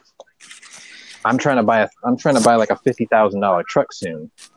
I kind of need that raise. You know what I'm saying? They're trying to buy a Modus. This is not for debate. No, I'm looking at either a 6.7 liter Cummins 2500 Ram, or it's going to be a F-250 Super Duty. Nice. Here's one you like, Sean. Or it's going to be a Mustang. Or it's going to be a Jag. Those are the 4 I've chosen. Hey, Sean, I'll give you my address. You could send me a bag of poop. I'm about 45 minutes from where you said that guy is, that city. I'll go light it up for you if you want. Hey, Sean, the reason I ended up with my Ram is because my second wife turned down the Jag I offered her. She said, no, you get the truck you always wanted. Nice. Okay. No, I Here's like the new one. 6.7s. Here's one for you, Sean. A fetus isn't a person because it can't support itself apart from its host body. By that reasoning, we can abort socialists as well. Yeah, no kidding. Nice. And they put that meme with the scene from with Leo DiCaprio when he's looking at the other guy with the funny look on his face. Yeah. Cracky. We're talking about him and then the dude who played Scarecrow. I've seen that meme. Yeah. And he squints at him. Yeah. Yep. Super funny. Dude, that picture's been used for like every meme. Oh yeah. Yeah, it's lasted a long time. It's had a good run. I'm supposed to go pick up the Pain Princess right now. I'm still fucking around here.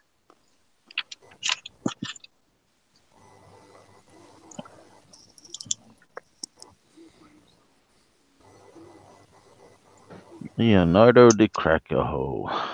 Now, What a- which what Mustang a- are you talking? Fucking dumbass.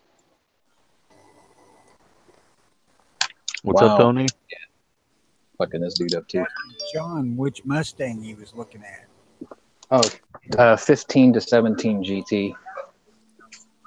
6-speed GT. Either that or I'm still considering the EcoBoost ones, even though Tater was telling me that they have bearing issues where they spin rod bearings. And I'm thinking either some people just aren't fucking doing their maintenance, or it should be a recallable item that needs to be addressed immediately. And then the other problem that Brandon pointed out, which I have heard before, is the GTs have a vibration issue because the drive shaft isn't balanced. But you can usually get that negotiated and fixed before you even take it home.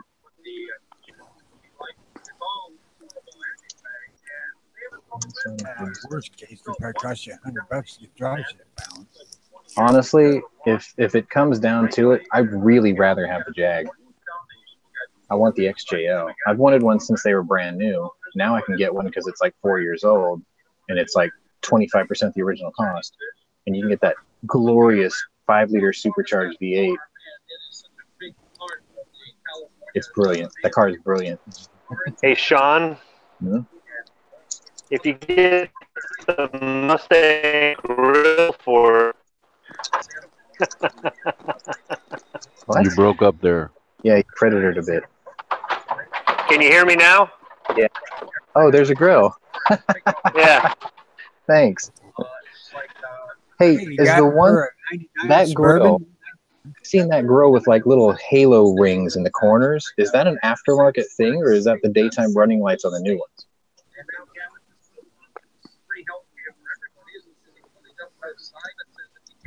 I don't know. I just know we make the grill for it. Hang on, I'll show you. I'll show you.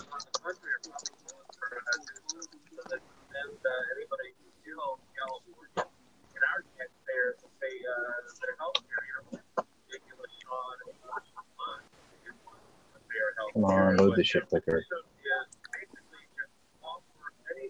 Alright, let me get camera. I'm starting to think this is just an aftermarket thing, but I see many manufacturers offer this. So.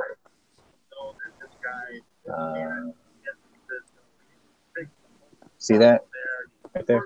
How it lights up in the corners. Yeah. That's probably stock. I've seen it. I've seen aftermarket makers offer it, but I've seen a lot of these Stangs running around with these lights too. So I'm like, I don't think everybody's doing it, because like one was like this old dude, and like he didn't throw rims on it or nothing. He was just driving it, and it was an EcoBoost one, and it had those lights. And I'm like, oh, that's kind of a neat idea. You can get them in all sorts of different colors too, which is kind of cool. Like they got one that's white, and then when you hit the turn signal, it blinks orange like a turn signal. And I'm like, oh, that's kind of clever. And then I would put like some super fucking nuclear bright LEDs in the middle as like a off-road driving light. Just in case. Yeah, you're that D-bag that rides too close to me at night when I'm on my motorcycle and shines your ultra bright LEDs in my rearview mirror, reflects in my face, blinds me. No. I go swerving. Like I only do that when there's nobody around. Like I didn't like driving my BMW, my old BMW at night, because I took the focus lenses off of my halogen lights with a little, chrome cup to block the direct light. I took those off because when I drive around at night in my area, it's super dark. So I feel bad for doing it.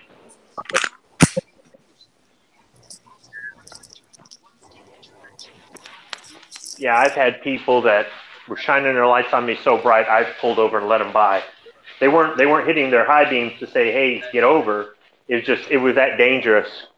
I understand people will want more light, and if you're driving through an area that they don't have any street lights and there's deer that could jump out on the side of the road, or you got that one guy that wants to check his mailbox at 11 o'clock at night or whatever, you want that light, but the downside is you blind everybody that you pass. Yeah. That's why it's only an auxiliary light, which I don't normally use. Like I was gonna put one of those. I think it was a 24 or 34 inch LED bar, like you see on Jeeps and shit. I'm thinking about putting one of those in the grill of the Fiat, just above the bumper, because I can. Just because I can. I already swapped out the headlights for LEDs. Those work really nice, and they're not bright. They're not like annoyingly bright. They whitened out. They're not yellow anymore. They're white, and they actually work.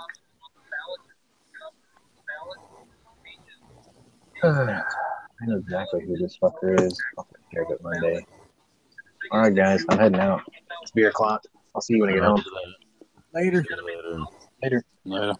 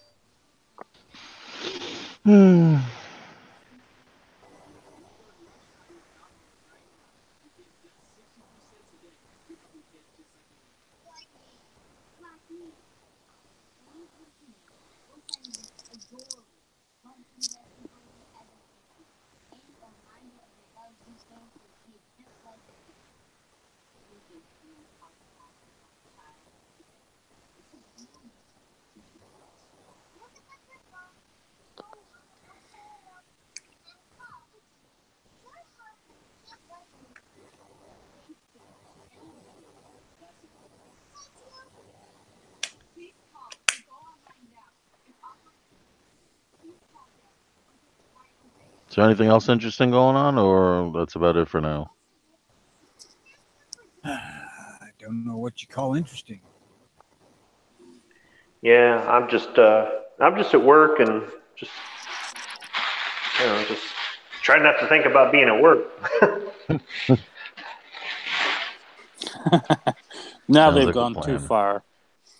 What Somebody happened? made up a pumpkin spice Winchester bullet ad. Someone made a bullet out of pumpkin spice? No, somebody made a fake Winchester ammo ad. It's the Winchester pumpkin spice. And they did the box in orange. That That's just sounds pretty going cool. that's just going too far. It's interesting. Not really. I hate pumpkin spice. I hate pumpkin.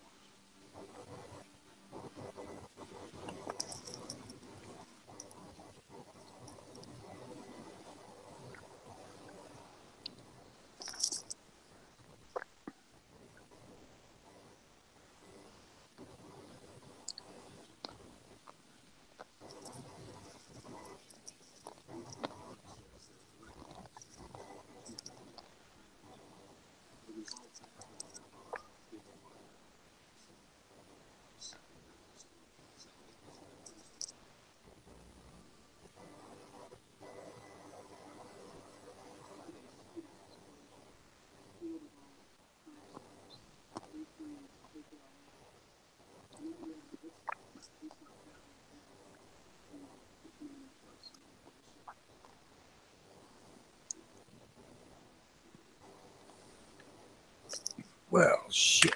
Every fucking load up for that 45 is over 1,600 feet. Means I need to load my ammo today. How much 4570 do you need? It can't be over 1,600 feet per second muzzle velocity. Oh, you got a chrono? No, I don't have to. But I do.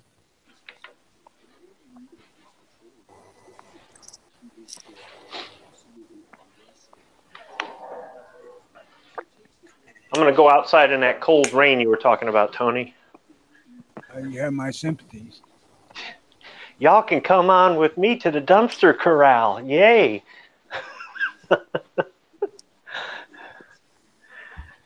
Yeah, see, I don't want to deal with the rain. I don't want to deal with the cold. I don't want the gloomy, overcast skies. I don't want the people driving around with loud exhausts. Really, dude? Today we had perfect mid 50s weather with a nice cool breeze. It was so Blah. nice. Blah. Oh man, it was so comfortable. That's not comfortable. That's freezing. That's not freezing, dude. That was super comfortable.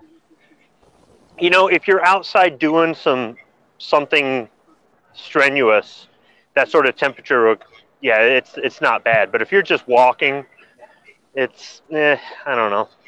Like if you were cutting firewood or I don't know, digging a ditch or I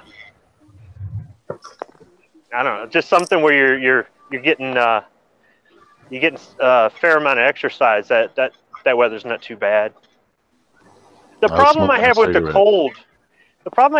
cold, is that once you get that really cold first day, and it doesn't turn back again for like 7 months, you get this cold all the way down to your bones. It gets inside of you, and no matter what you do, you cannot can't get make warm. it go away until you have like a 80, 90 degree day.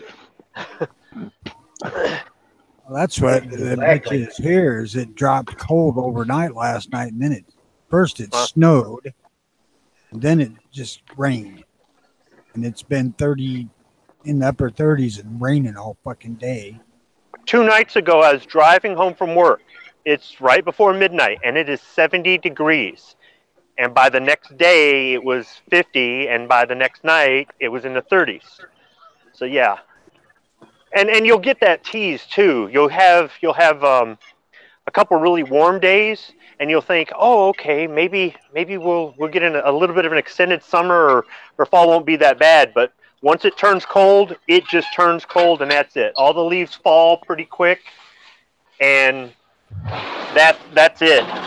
I mean, if you've got a snowmobile or the weather is really good for hunting, I guess, or something like that, where it's beneficial to you, I suppose you're going to like it. But for me, there's nothing. I get no benefit out of it. The only thing the cold really does is it kills the bugs and stuff. But we don't really have a whole lot of bugs here, so I just don't see any benefit to it. It tears up the roads. It tears up the cars. I have a heating bill in the winter. I don't have that in the summer. And I mean, you can put on layers of clothes. That'll warm you up. Or you can, if you shovel enough snow, you'll get really warm. You don't even need a coat. You'll get so warm. But it's just a temporary thing. It doesn't stay with you. As soon as you go sit down and rest, you start to get cold again. That's why you need a wood stove. Yeah, I mean, wood stoves are the best. But when I'm hot, when I'm really hot, I can drink something cool and it cools me down. I can get a breeze and it cools me down. I can step into air conditioning and it cools me down. When I'm cold, even if I step into a heated building or something, it just doesn't warm me up. And putting on layers is a pain because you have to put them on, take them off, put them on, take them off, put them on. It's just a pain. I have the solution for you. You don't have to step into a warm building. All you have to do is step into a Slim Jim. And I thought you were going to say a bottle of whiskey. Well, that too. A little candy and some whiskey, some Slim Jim. Some candy and whiskey. Yeah, Exactly. That'll warm you up. Thermos It'll of warm coffee you right up. and some coffee brandy in it. Slim Jim whiskey. That's what I'm talking about. You people can take that cold weather shit and just keep it. Oh, piss off, you big pussy. Yeah, that's right. Exactly. I'll put it like this. I was born and raised in West Virginia. It gets fucking blue cold there in the winter. And the winter's forever. Okay? It starts in early October and it don't end until freaking May. Hey, we got our first snow today. And I remember Blake's about the size of a Buick hubcap. They're saying we might get snow Monday. We had coal and wood heat. Well, I was in charge of the coal and the wood heat. So I would have the house so warm that we had to open up windows and doors to cool the house down. I was happy. I didn't get cold in my house. No. Hey, Ellis, do you have a start date yet? Next week sometime. I got to go to that orientation Tuesday, and then after that, I will know for sure everything. Roger that.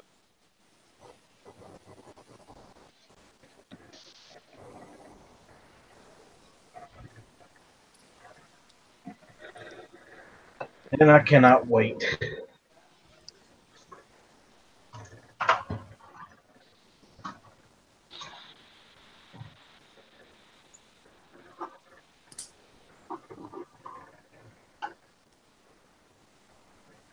I can actually deal with this 38 degrees shit. It's the fucking raining that's killing me. Yeah, the rain. I agree with Tony. The rain does the biggest number on my bones. The cold I could deal with more than the rain. Well, see, I don't want to tell you, when I lived in New York, I learned something very valuable. There are different types of cold. And the cold in New York is not like the cold in West Virginia. The cold in New York is like, I'm going to hit you in the fucking balls, and that's just it. I hate Yeah, I'm it. pretty sure you don't get the cold down West Virginia when you open the door and walk out. Your nose hair freezes instantly. I have seen it like that. We've had days like that here. We get that quite a bit up in New Hampshire. I've been on rooftops and it was negative 30 out. And what was it back on the ground?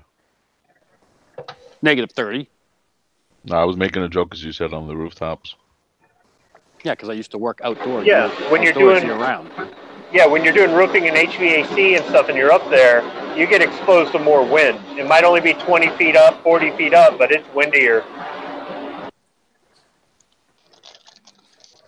Then again, I've also been on a rooftop just north of Mount Washington in 80-plus mile-an-hour wind. Yeah, but that view must have been really nice. Yeah, it was June, and there was still snow at the top of fucking Mount Washington. Damn, that's awesome. I love those views. That scenery is just amazing. I think here, probably the coldest we'll see is probably somewhere around 22 to 25 below zero. It's but gotten that's so enough. fucking cold up here, they shut down the damn ski areas. That's sad. Bunch of Are you pansies. saying that it was too cold to ski? Yes. Wow. They shut down school here because it's too cold to put the kids on the bus. Because the parents are lazy. Parents work. Parents make their kids walk to school. That's child abuse.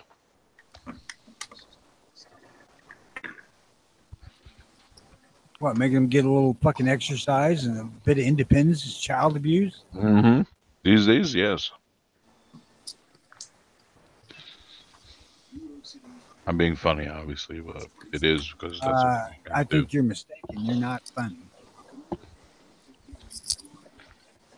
Nope, I'm always right. You know that, Tony. Come on. You can admit it.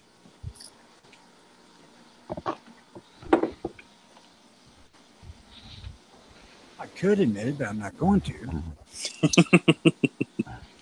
This cheese-filled crumb cake is so good, and I paid 79 cents for it. Somebody else, like G-Webs, likes those little pies. Oh, no, this is the Entenmann's big-ass package. And because I got it at the Entenmann's store, and it's 3 days close to expiration date, I paid 79 cents for it instead of the $6.99 it usually costs.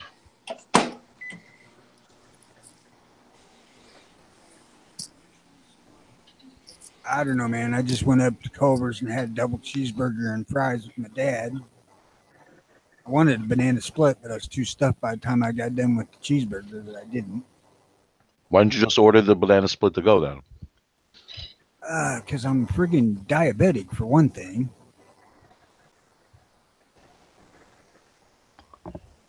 I should have just ordered some bitch as my dinner. Oh, yeah.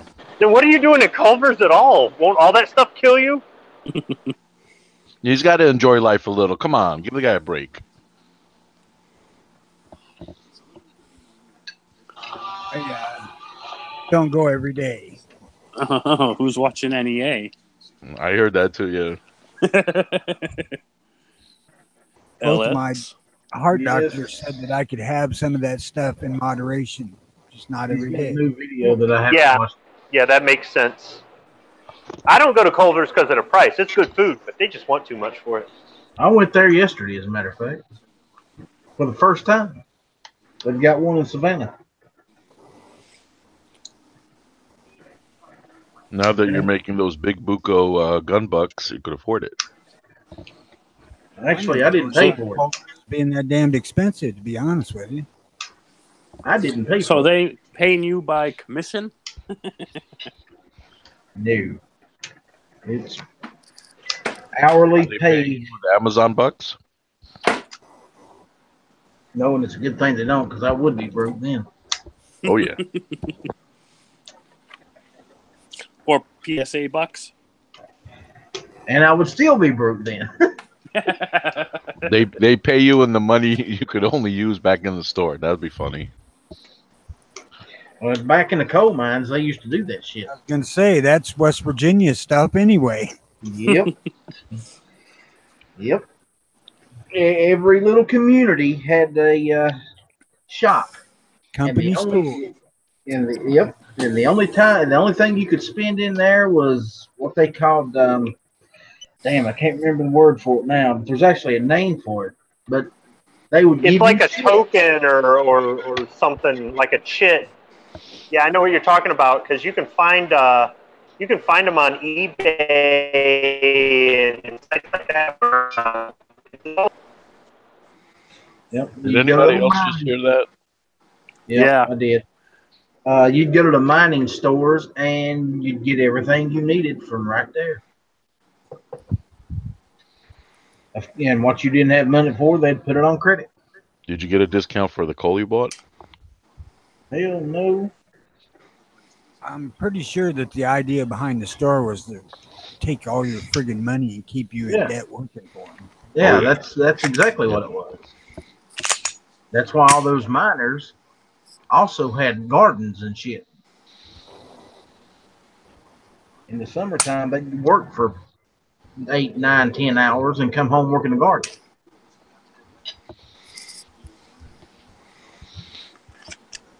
Well, it's not an easy life for those guys.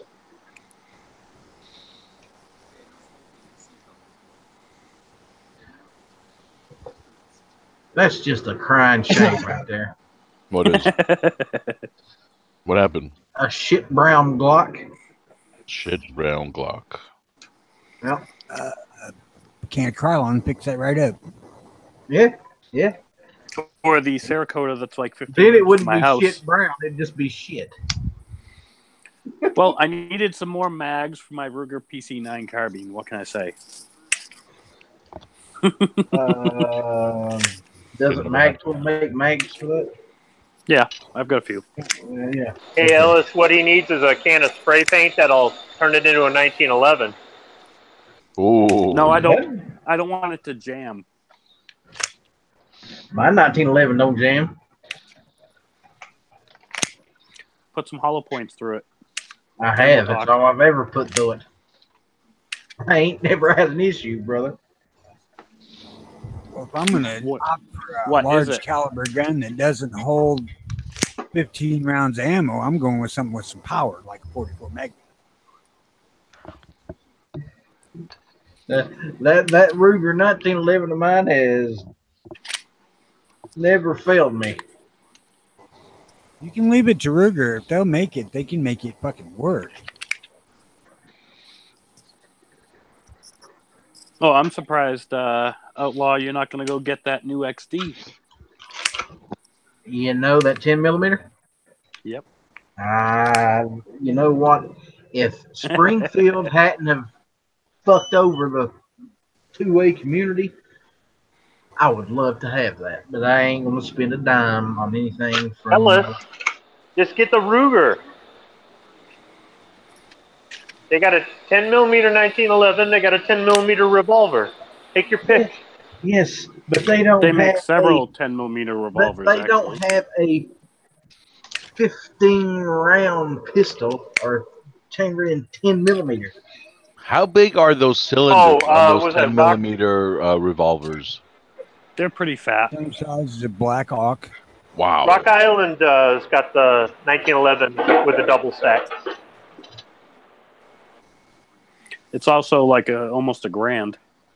Jesus Christ. Yeah, I mean, that's what you're going to... I mean, what the Remington, that's the Para Ordnance clone is probably in that price range too, right? The best 1911 10 millimeter I've seen for the price is the Ruger. You can pick them up for right around $750. The 10 millimeter revolvers ain't. The 10 millimeter round ain't as big round as the 41, so it's not any bigger. Well, now, than Ellis, something. why do you have to have a double stack, Ellis? Why not? He can't hit shit. Yeah, I was gonna say. I mean, I'm not saying having a double stack is a bad thing. Having extra ammo in there is kind of nice, but when somebody makes a double stack part of it's a deal breaker, I usually think they can't hit the broadside of a barn with a gun. Well, I tell you what, there's actually videos out there of me shooting. Take a look. I don't miss. You want a double stack or a double barrel? Unlike your cousin. The reason I like the double stack is it's a wider grip. I mean, having the extra ammo in there is nice, because if I've got a double stack, then I usually won't carry a spare mag.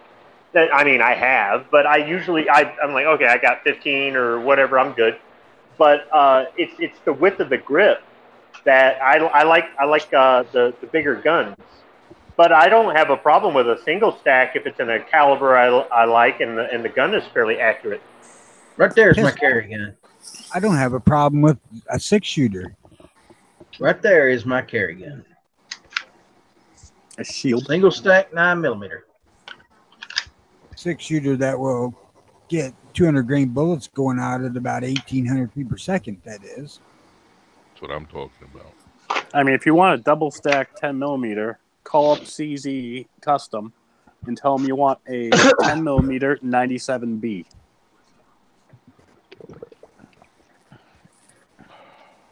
Which would be badass. Just go get you a fucking 357 Magnum. Doesn't he have one already? Me? Yeah.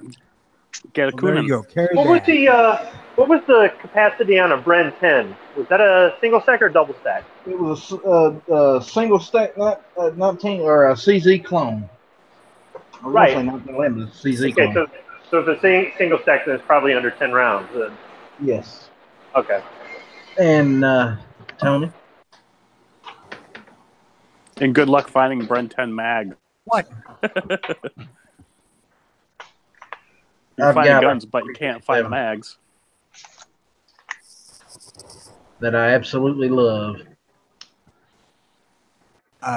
What is that? SP 101. Hell no. 100. GP 100. I knew it was a Ruger. The hammer was a dead giveaway. Too many bullets. Oh shit! I love my Anymore. GP 100. Thing is awesome. Mine's a 6-shot. Mine's a 7. More evidence you can't hit shit. Nope. I do quite well. Love that holster too, by the way. What holster do you have for that, Ella? This is a handmade thing that I got off eBay, actually. And the guy that made it is, if I can read it here. Can't read it anymore. My eyes are freaked up.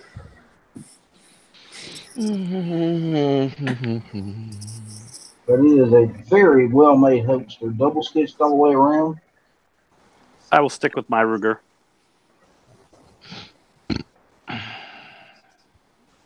My Rugers ain't necessarily great carry guns because they're friggin' heavy. But hell, so's the damn 629. So Tony, I'll agree with you on that, but they sure as hell feel solid. yeah, but all my Rugers are single action, man. Especially since mine's a bicentennial model. Original or replica? Original bicentennial. Ooh-wee. Nice. Bought it brand new, unfired.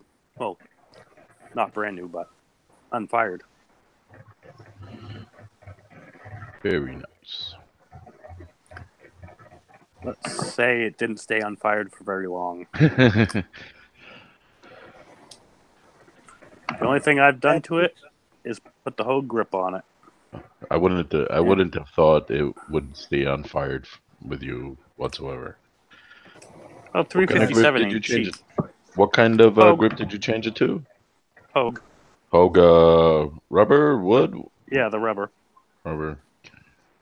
That 629 is not bad to carry in the shoulder rig, but that's why I don't carry it until it gets cold, where I have to wear something over my, like a jacket or something, so I can hide it. That's something I'd like to get for my GP100 as a shoulder holster. It's all right. If you got a really heavy gun, it kind of I have weighs a down on you. I have a jackass rig for my SIG 239. I had to look I've got around for a while for what I wanted, because most of the holsters you can buy for shoulder rigs are forward facing, and I couldn't have that with the 629. I had to have vertical. The only holster I have for my GP100 is a Windthorpe holster, and it fits good. You know, not a bad holster. Now when I go hunting, I got just a regular bulldog holster that goes in my belt. I got one on for the 629. I got one for the Ruger too.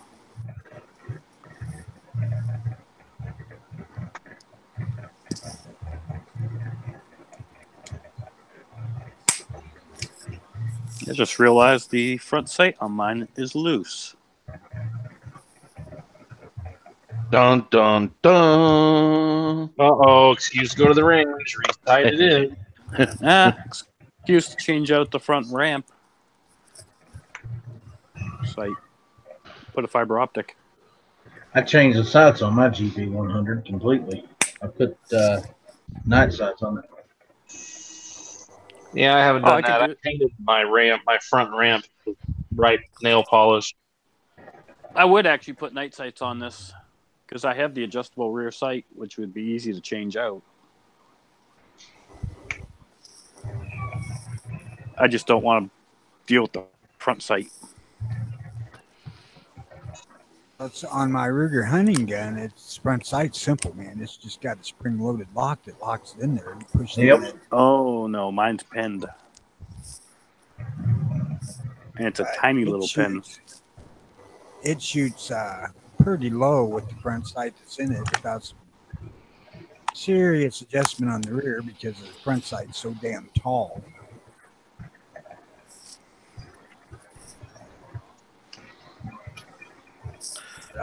I'm thinking seriously about buying the scope. How much is it? Like $150. It's got a red dot. You don't want a freaking red dot.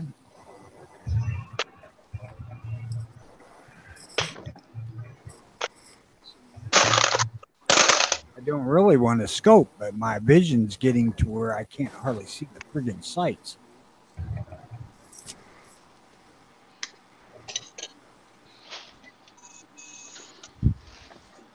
Oh, here's some good news from Guns and Gadgets.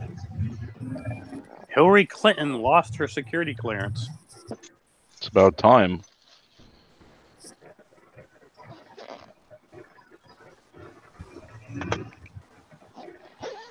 Yeah, I don't get that shit with politicians, man. When I left the government work, day after I left, my security clearance got pulled.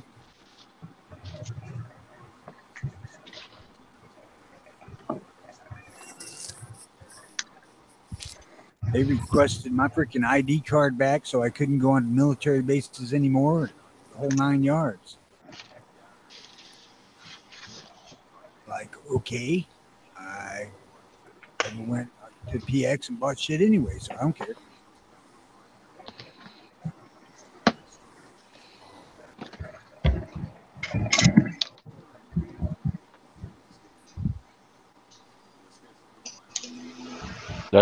That's proof of the efficiency of the federal government.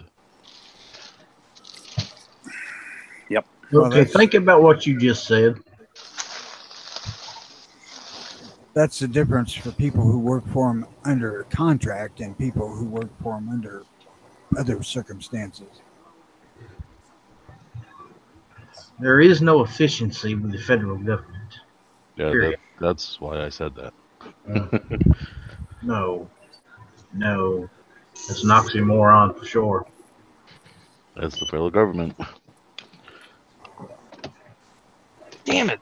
How many of these stinking cases I got here? They're the wrong one.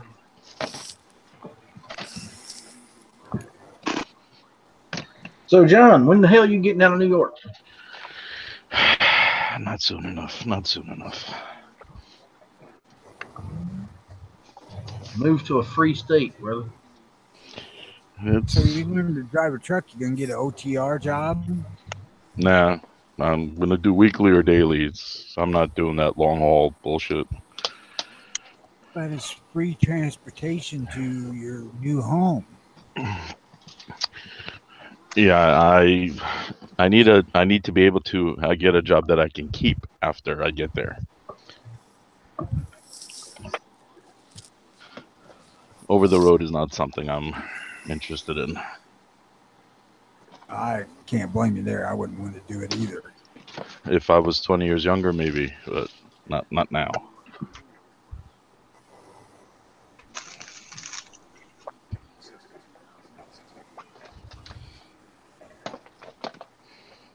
What about like local hauling fuel to gas stations and stuff? Yeah, I'm not touching hazmat. Oh, okay. Damn, you're a picky little bitch, ain't you? Those guys make freaking good money too. And yes, Tony, I am.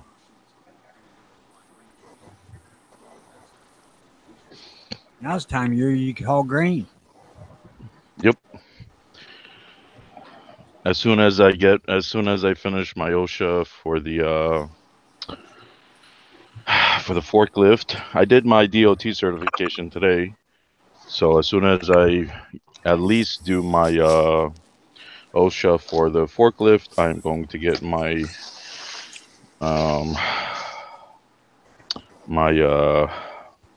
what are the two other things? The track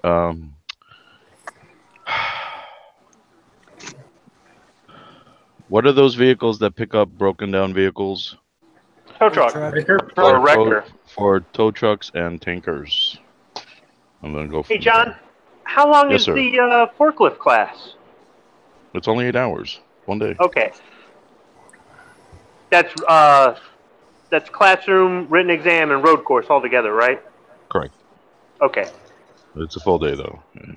I got- What the other machinery is, I don't know yet.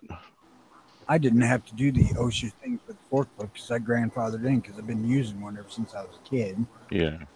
Yeah, you've been doing it for a long Yeah, time. that's probably that's a state thing. That could be a state rule. Oh, other guys had to get their certs for working at the elevator, but I didn't. Well, that's all. It's also different now since the new rules since 9/11. So everything is changing, or has changed. I was actually covered with the certs for running a fork truck.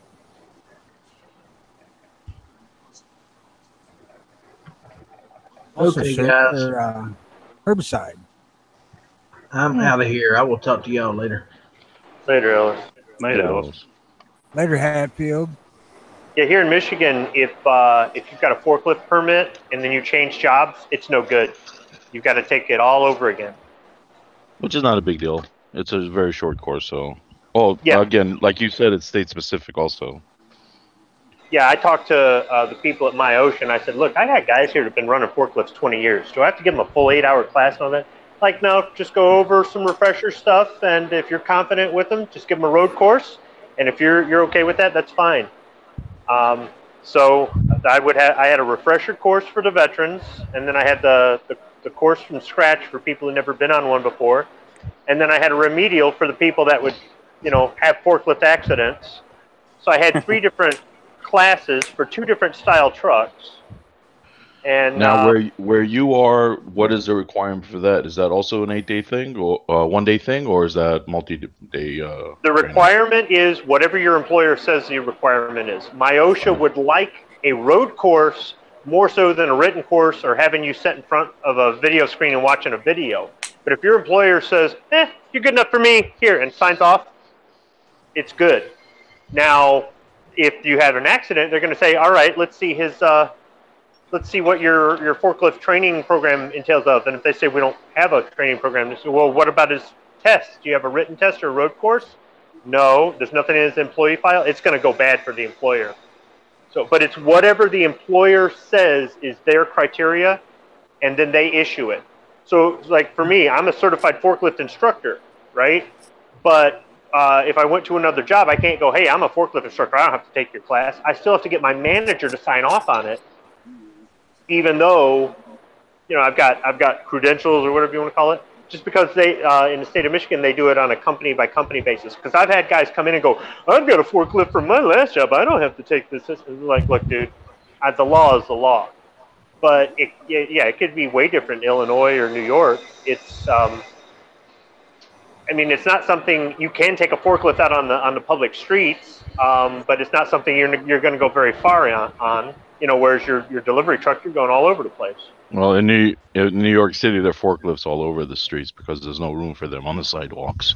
So they're going from the street to the no, I mean they're sidewalk. limited. They're limited by their fuel or their power source, or their speed, or that sort of thing. I'm saying you can literally drive the forklift down the street in the industrial park to the other factory. Say your company's got 2 factories at either end of the street. You can drive it down the street. It's okay as long as you've got a driver's license as well, because you don't need a driver's license in Michigan in order to operate a forklift until you take it out on a public street. Then you better have an operator's permit. But now that I think about it, I probably did have the road course because we did have OSHA come out and spend a day at our place. And see, what they told me was the road course is more important to them because if they see, if you're grading the student, you know, whether they say they've got experience or not, if they can operate the truck, if you can see them operate the truck in a safe manner, that's a lot better than just answering 20 questions on a true or false test. You know what I mean? Yeah, I used to bring my fork truck home if I needed to do stuff around the house, and hell, that's a 5-mile trip. But it would do like 25 miles an hour. Oh yeah, some of them. Oh, what'd you have? You had a yard truck for like a lumber yard or something? We had a Case 686. The rough big terrain? Tractor. Oh yes, 4-wheel drive, tractor style fork truck.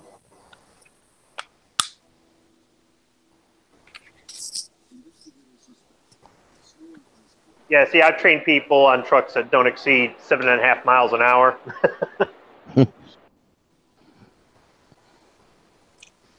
Something you could almost run after them on when they're on it. We had a couple of small lifts out there that were like that, but our main lift was at 686.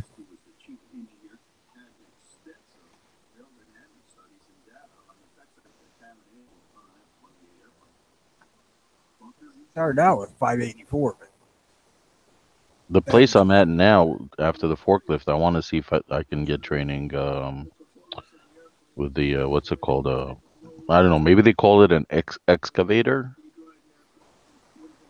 I'm not sure if that's what it's called. Big thing that rotates with a claw arm on it. It looks something Frenching and like stuff. that. Yeah, it looks like a crane, but it's more like a claw Yeah, excavator. excavator. It's like a backhoe, except it's on the front. Yeah. Yeah. So if I can get training on that, I'll take that too. If not, then I'll just see whatever else they have available. Now, if you can operate an excavator, that job pays well. Well, I'm gonna The try thing to is, see though, if I it's can get getting it. in with a shop. I mean, they're going to want somebody with experience and stuff like that. But maybe if you could find a place that's willing to take you with little experience, but at least you got your permit to operate it, or some sort of evidence that they've trained you on it, it could be a stepping stone. Yeah. Yeah. So we'll see what happens.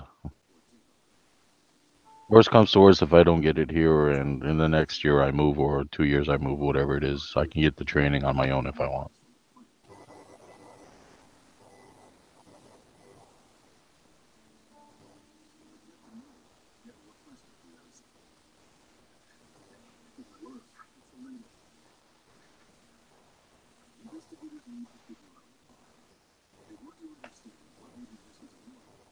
Yeah, we'll get there when we get there. I don't know of all that kind of shit. I think my biggest enjoyment was a large articulated loader.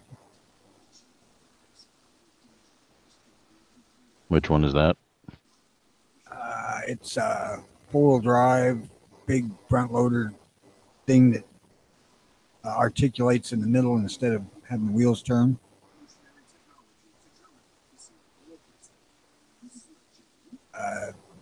We had a fair amount of driveways to spread gravel on, and that thing was just freaking great.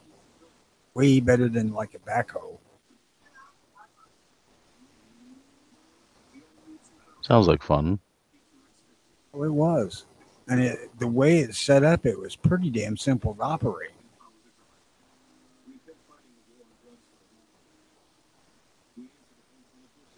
When I go there, I'm going back Monday, so I'll ask them what else they got. So we'll see what happens.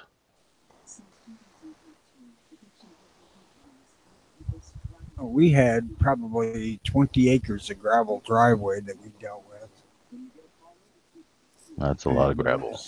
It was my job, take care of it. And we had 100 and some semi-truckloads of asphalt millings dropped. And it was going to take me a year with the freaking loader tractor to get it. So my boss rented a articulated steer big loader, and it took me about 2 days. Nice. Oh, it was. Tried to get him to buy it, and he's like, no. How much does something like that go for? I believe they would have sold that one for like $155,000. Was that a good price?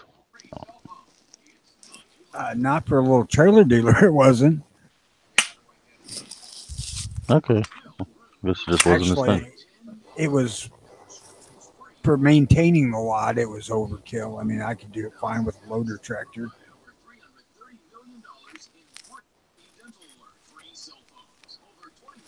He asked me every so often to come out there and do it again. I'm like, no. But we can't find anybody that can do it right.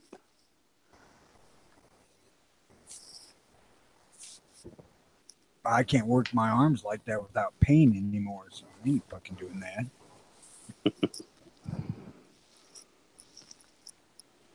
Otherwise, I would consider it because I enjoyed doing it.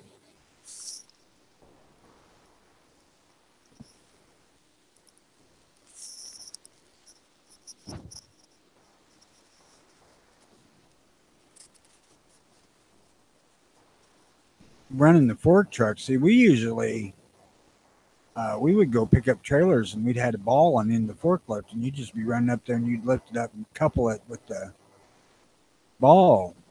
So I was exceptionally accurate at where the forks went.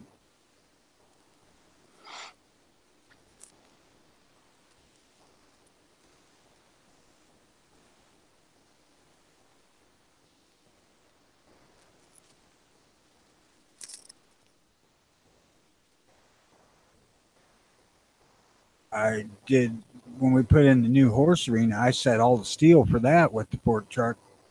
And I had 2 guys riding on the forks. And I wouldn't do that. I mean, because them forks have enough slop up when they're up 24 feet in the air that some bitch will move back and forth about a foot. But they said, I was the smoothest operator they'd ever seen. That's just because I went slow, boys.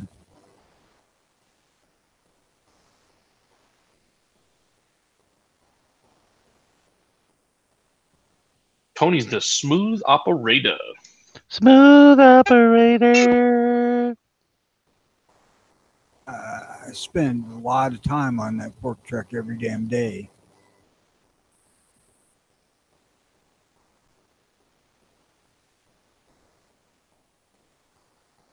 Hell, that's probably the only part of the job I really miss is fucking around with machinery. Well, that's always a good time.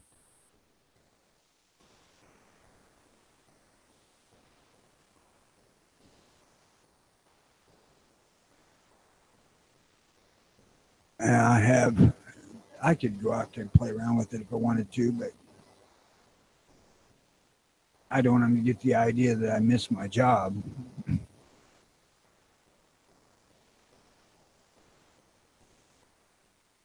Well, if you want to run that equipment again just for fun, there's a place in Vegas you can do it. I can go out to my work site and do it. Yeah, but then they'll keep you there and force you into indentured servitude. Exactly. But I still have the keys to the place and the keys to all the fork trucks. Both of them, not all of them. And the tractors. Well, I think you even still got a key to the mowing tractor unless they got a new one.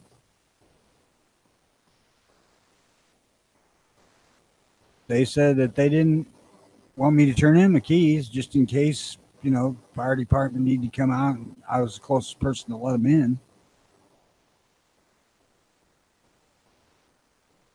I'm like, if you need the fire department in there, you're going to be in trouble because I'm just going to tell them to let it burn.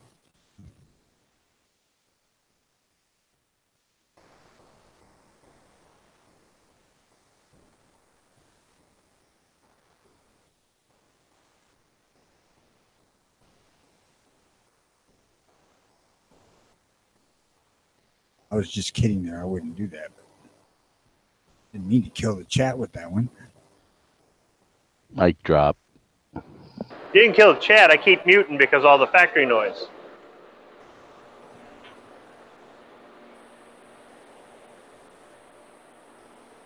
Here, Tony. Here. We'll turn on the shop vac.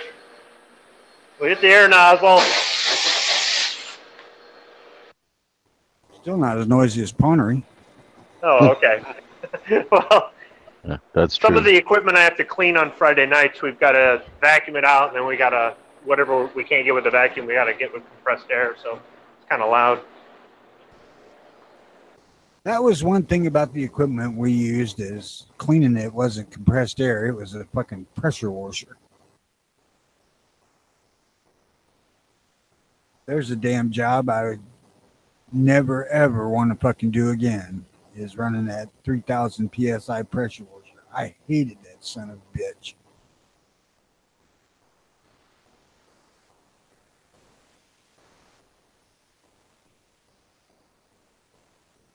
There wasn't no way you was using that without getting soaked.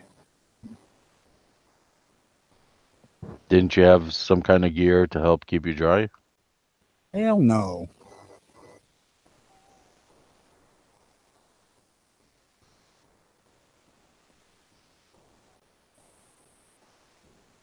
I have a little one here that I use occasionally, and it's not bad. But and that big bastard we had, it was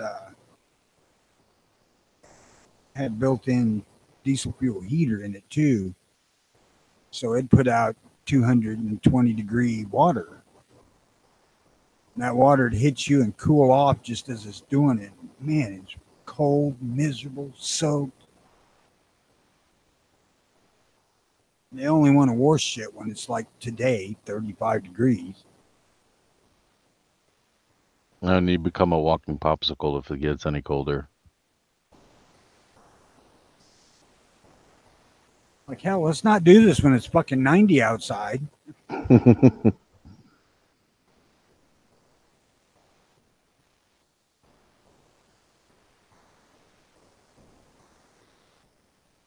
Well, let me rephrase that because I'm not exactly right. They wouldn't want me to do that when it was 90.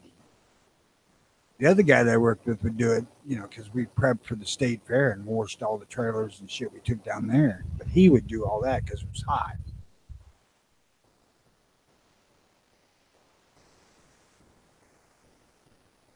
when we built our new shop building, we lined the inside of the thing with metal with the absolute intention of being able to pressure wash the inside. And I tried that one time. And I made it look so much friggin' worse. This did not work out like I planned at all.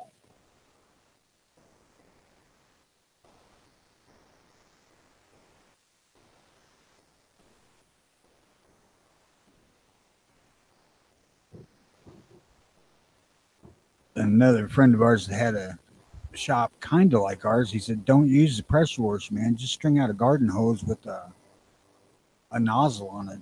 He said, and just rinse the dust off the walls. He said, don't blow it all over hell. Thanks, Harold. You could have fucking told me that before.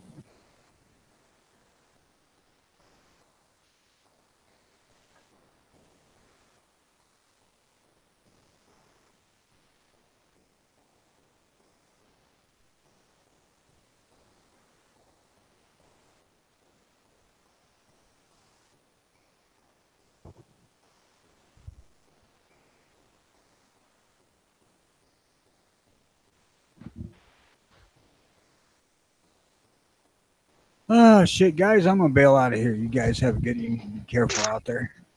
Take it easy, Tony. All right, later.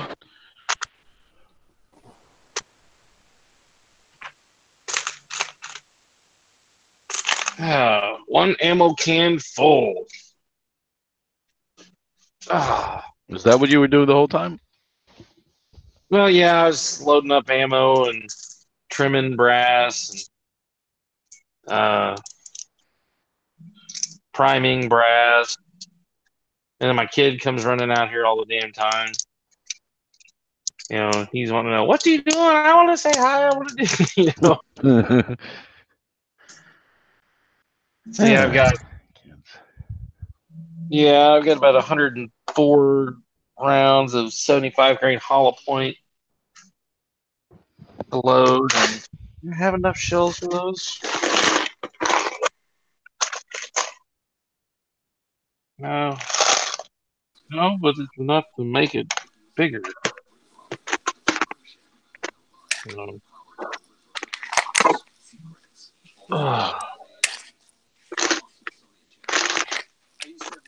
need more bullets. We're gonna need more powder and more primers. I already have primers.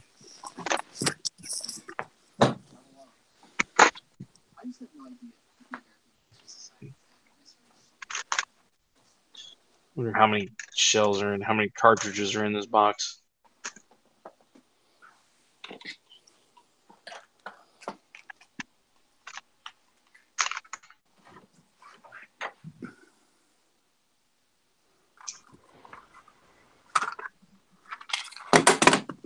Damn.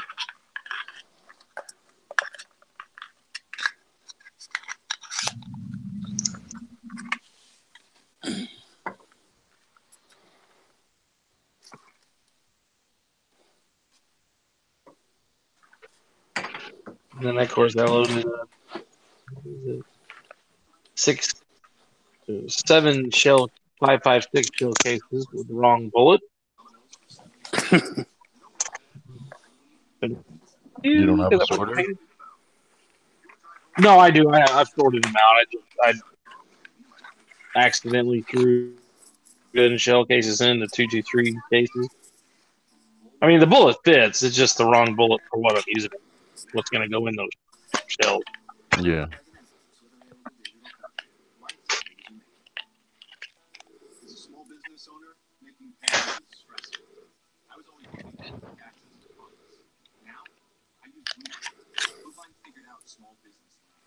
It's weird to hear you talk and you don't have all the machinery noise in the background.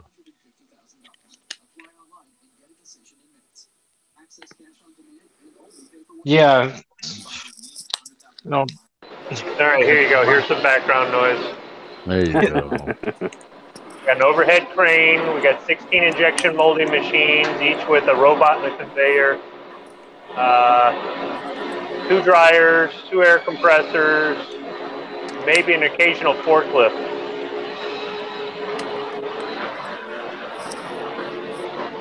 not two dry. I mean, 2 chillers. We got like 13 dryers, something like that.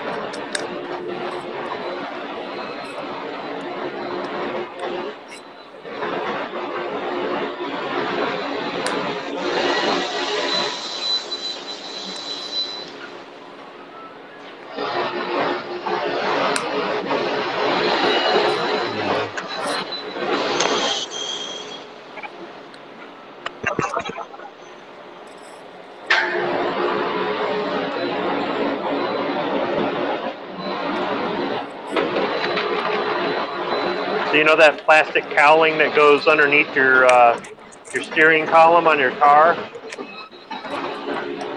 Yeah. Yeah, a little plastic wraparound piece, just like trim piece. Yeah, the machine I was standing next to, that's what it was making. Mm.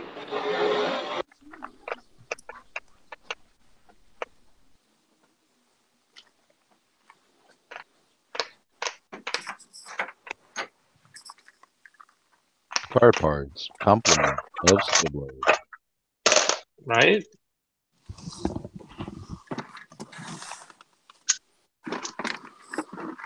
Yeah, car parts. Pays the bills. Yes, it does. Pays That's all the that bills. really matters. I wouldn't be opposed to being in another field as long as the pay was okay and the job was something I like doing, I guess. Well, as long as it pays the bills, that's what counts most. Well, yeah, it does, but there's something to be said about having some job satisfaction too. Right. No argument there, sir.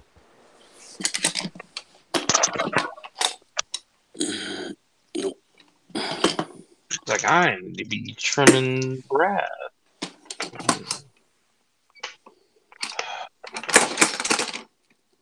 Damn.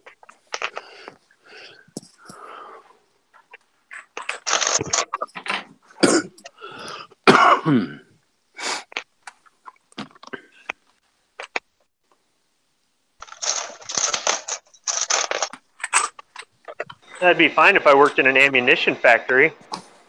Dream job, that's for sure. I found out yesterday that EOTech is right here in Michigan. Which means what? Well, it means they got a factory making gun sights. I mean, I knew Trijicon was in Farmington Hills. That's not very far away, but I didn't know EOTech was here. So that's 2 companies making optics, both with government contracts that are within driving distance of home. Are you going to send them your resume? I don't know. I mean, I'm not really an optics guy, but it would be making gun parts. So the traffic in Farmington Hills is bad, and Ann Arbor's a little bit far of a drive, but yeah, but maybe Squib they'll have you like testing out the optics, torture testing it. You know? yeah, they might look at my resume and go, "Hey, you're a Marine. You can break anything. Here." Exactly.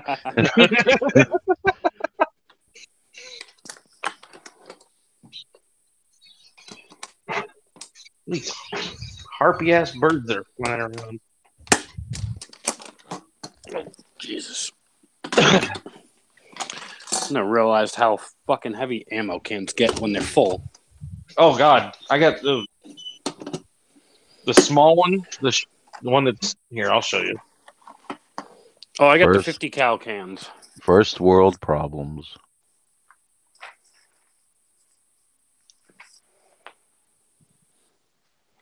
Yeah, that one. I got one of those full. Nice. That's my hollow point. Ah.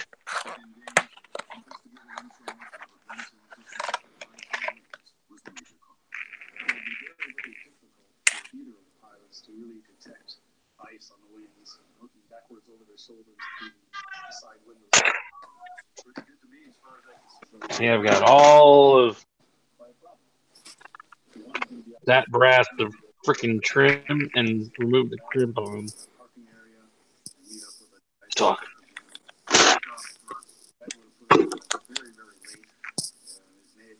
This guy. Oh, ah. You okay there, Sparky? Me? Yeah, making like pirate noises. Yeah. Yeah. The red tips are for my 18-inch. The hollow points are for my 14.5. How many different ammo cans are you opening? Oh, 2. Okay. Because it's not very loud. One of the first hangouts I ever got into, I was opening up ammo cans in the background, and I had no idea, how any of the stuff worked as far as how the mic will pick up background noise before it'll pick up your voice or any of that. Or, people have their volumes turned up to different levels or whatever, and they muted me. One of my very first hangouts, they muted me, like, you're too loud. And for me, it didn't. I mean, they don't sound that bad, but that's something that ends up happening with other stuff too. Is all you hear is the noise in the background. Like somebody just had a phone ring, and it wasn't ear piercing loud, but it was louder than voices over this. Oh, that's right. I remember it. You were talking, and when the noise got so loud in the back, we couldn't hear you at all, just the noise. Yeah, I mean, it was, I don't know, last year sometime is when I finally got the balls to jump into a hangout, and I was in my ammo stash, and I got can after can after can, and just taking loose those latches doesn't sound that loud, but over the mic it sure did. That was back when I had that Wi-Fi headset hooked to my my desktop, and I had to run a USB cord with a dongle into my stairwell and tape it into my stairwell to get it to work everywhere in my house, because I'd walk into certain areas of the house and it would go out, and if it went out it would make this screeching noise, and HVS would about lose it too, because he'd be like, do something about your headset. So I found the sweet spot in the house where the headset worked everywhere, but I haven't had a wireless headset since. I should probably get off my duff and get another one. Sometimes using the phone is really limiting. Yeah. Well, mine were the plastic cans. That may have something to do with it. Some of these that I was opening were plastic ones too, but for some reason or another, they were just ear-splitting loud. I went back later and listened to it, and I'm like, dang, that was loud, but on my end, it wasn't. The good old days. Yeah, the good old days. I remember you sitting there, and when you had your camera on, you could see your wife walking back and forth to the door and whatnot. And I was always waving to her through the camera, and then I realized you can't see me.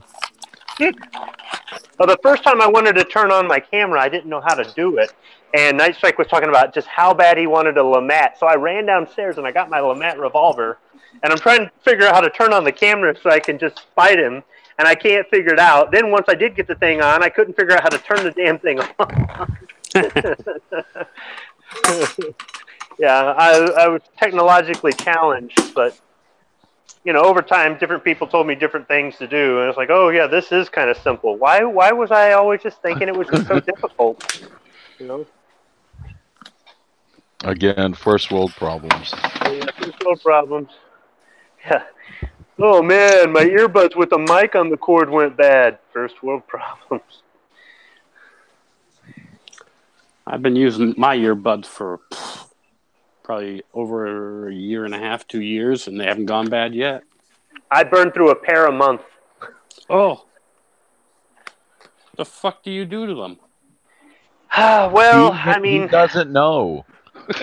I'll just put it this way. In 36 years, one of my earbuds is going to come back and say that I did something, but it's not going to remember when or where, or if it was really me. But Listen, we know you did something, we just don't know what. yeah. Believe all earbuds.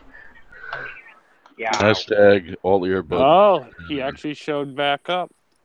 Who is that? Sean. What's up, Sean?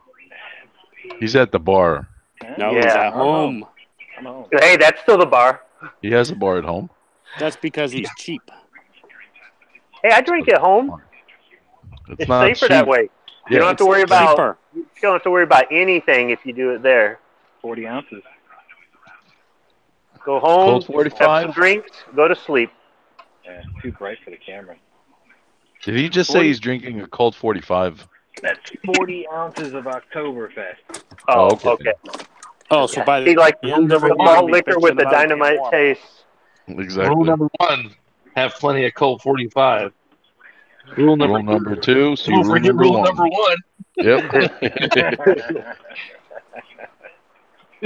Shit, I haven't drank Colt 45 since I was about 15. Billy D. That's Williams. because Yeah, I was you about to got say common Billy D. sense. Williams. Yeah, That's what because you how got gonna common betray sense. Billy D. This is Lando Calrissian. I'm here to sell you some beer. You will regret drinking in the morning.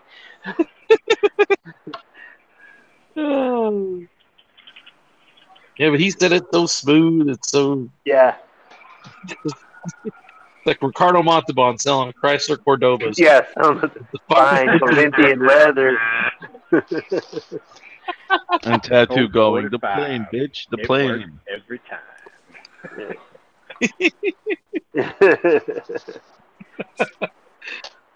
Or Mark Harmon with Coors beer. Coors is the one. I haven't seen that one. Back in the 80s. I have to look that up. I may have forgotten it. That's back in the day when actors had common sense. Well, some of them, not all of them.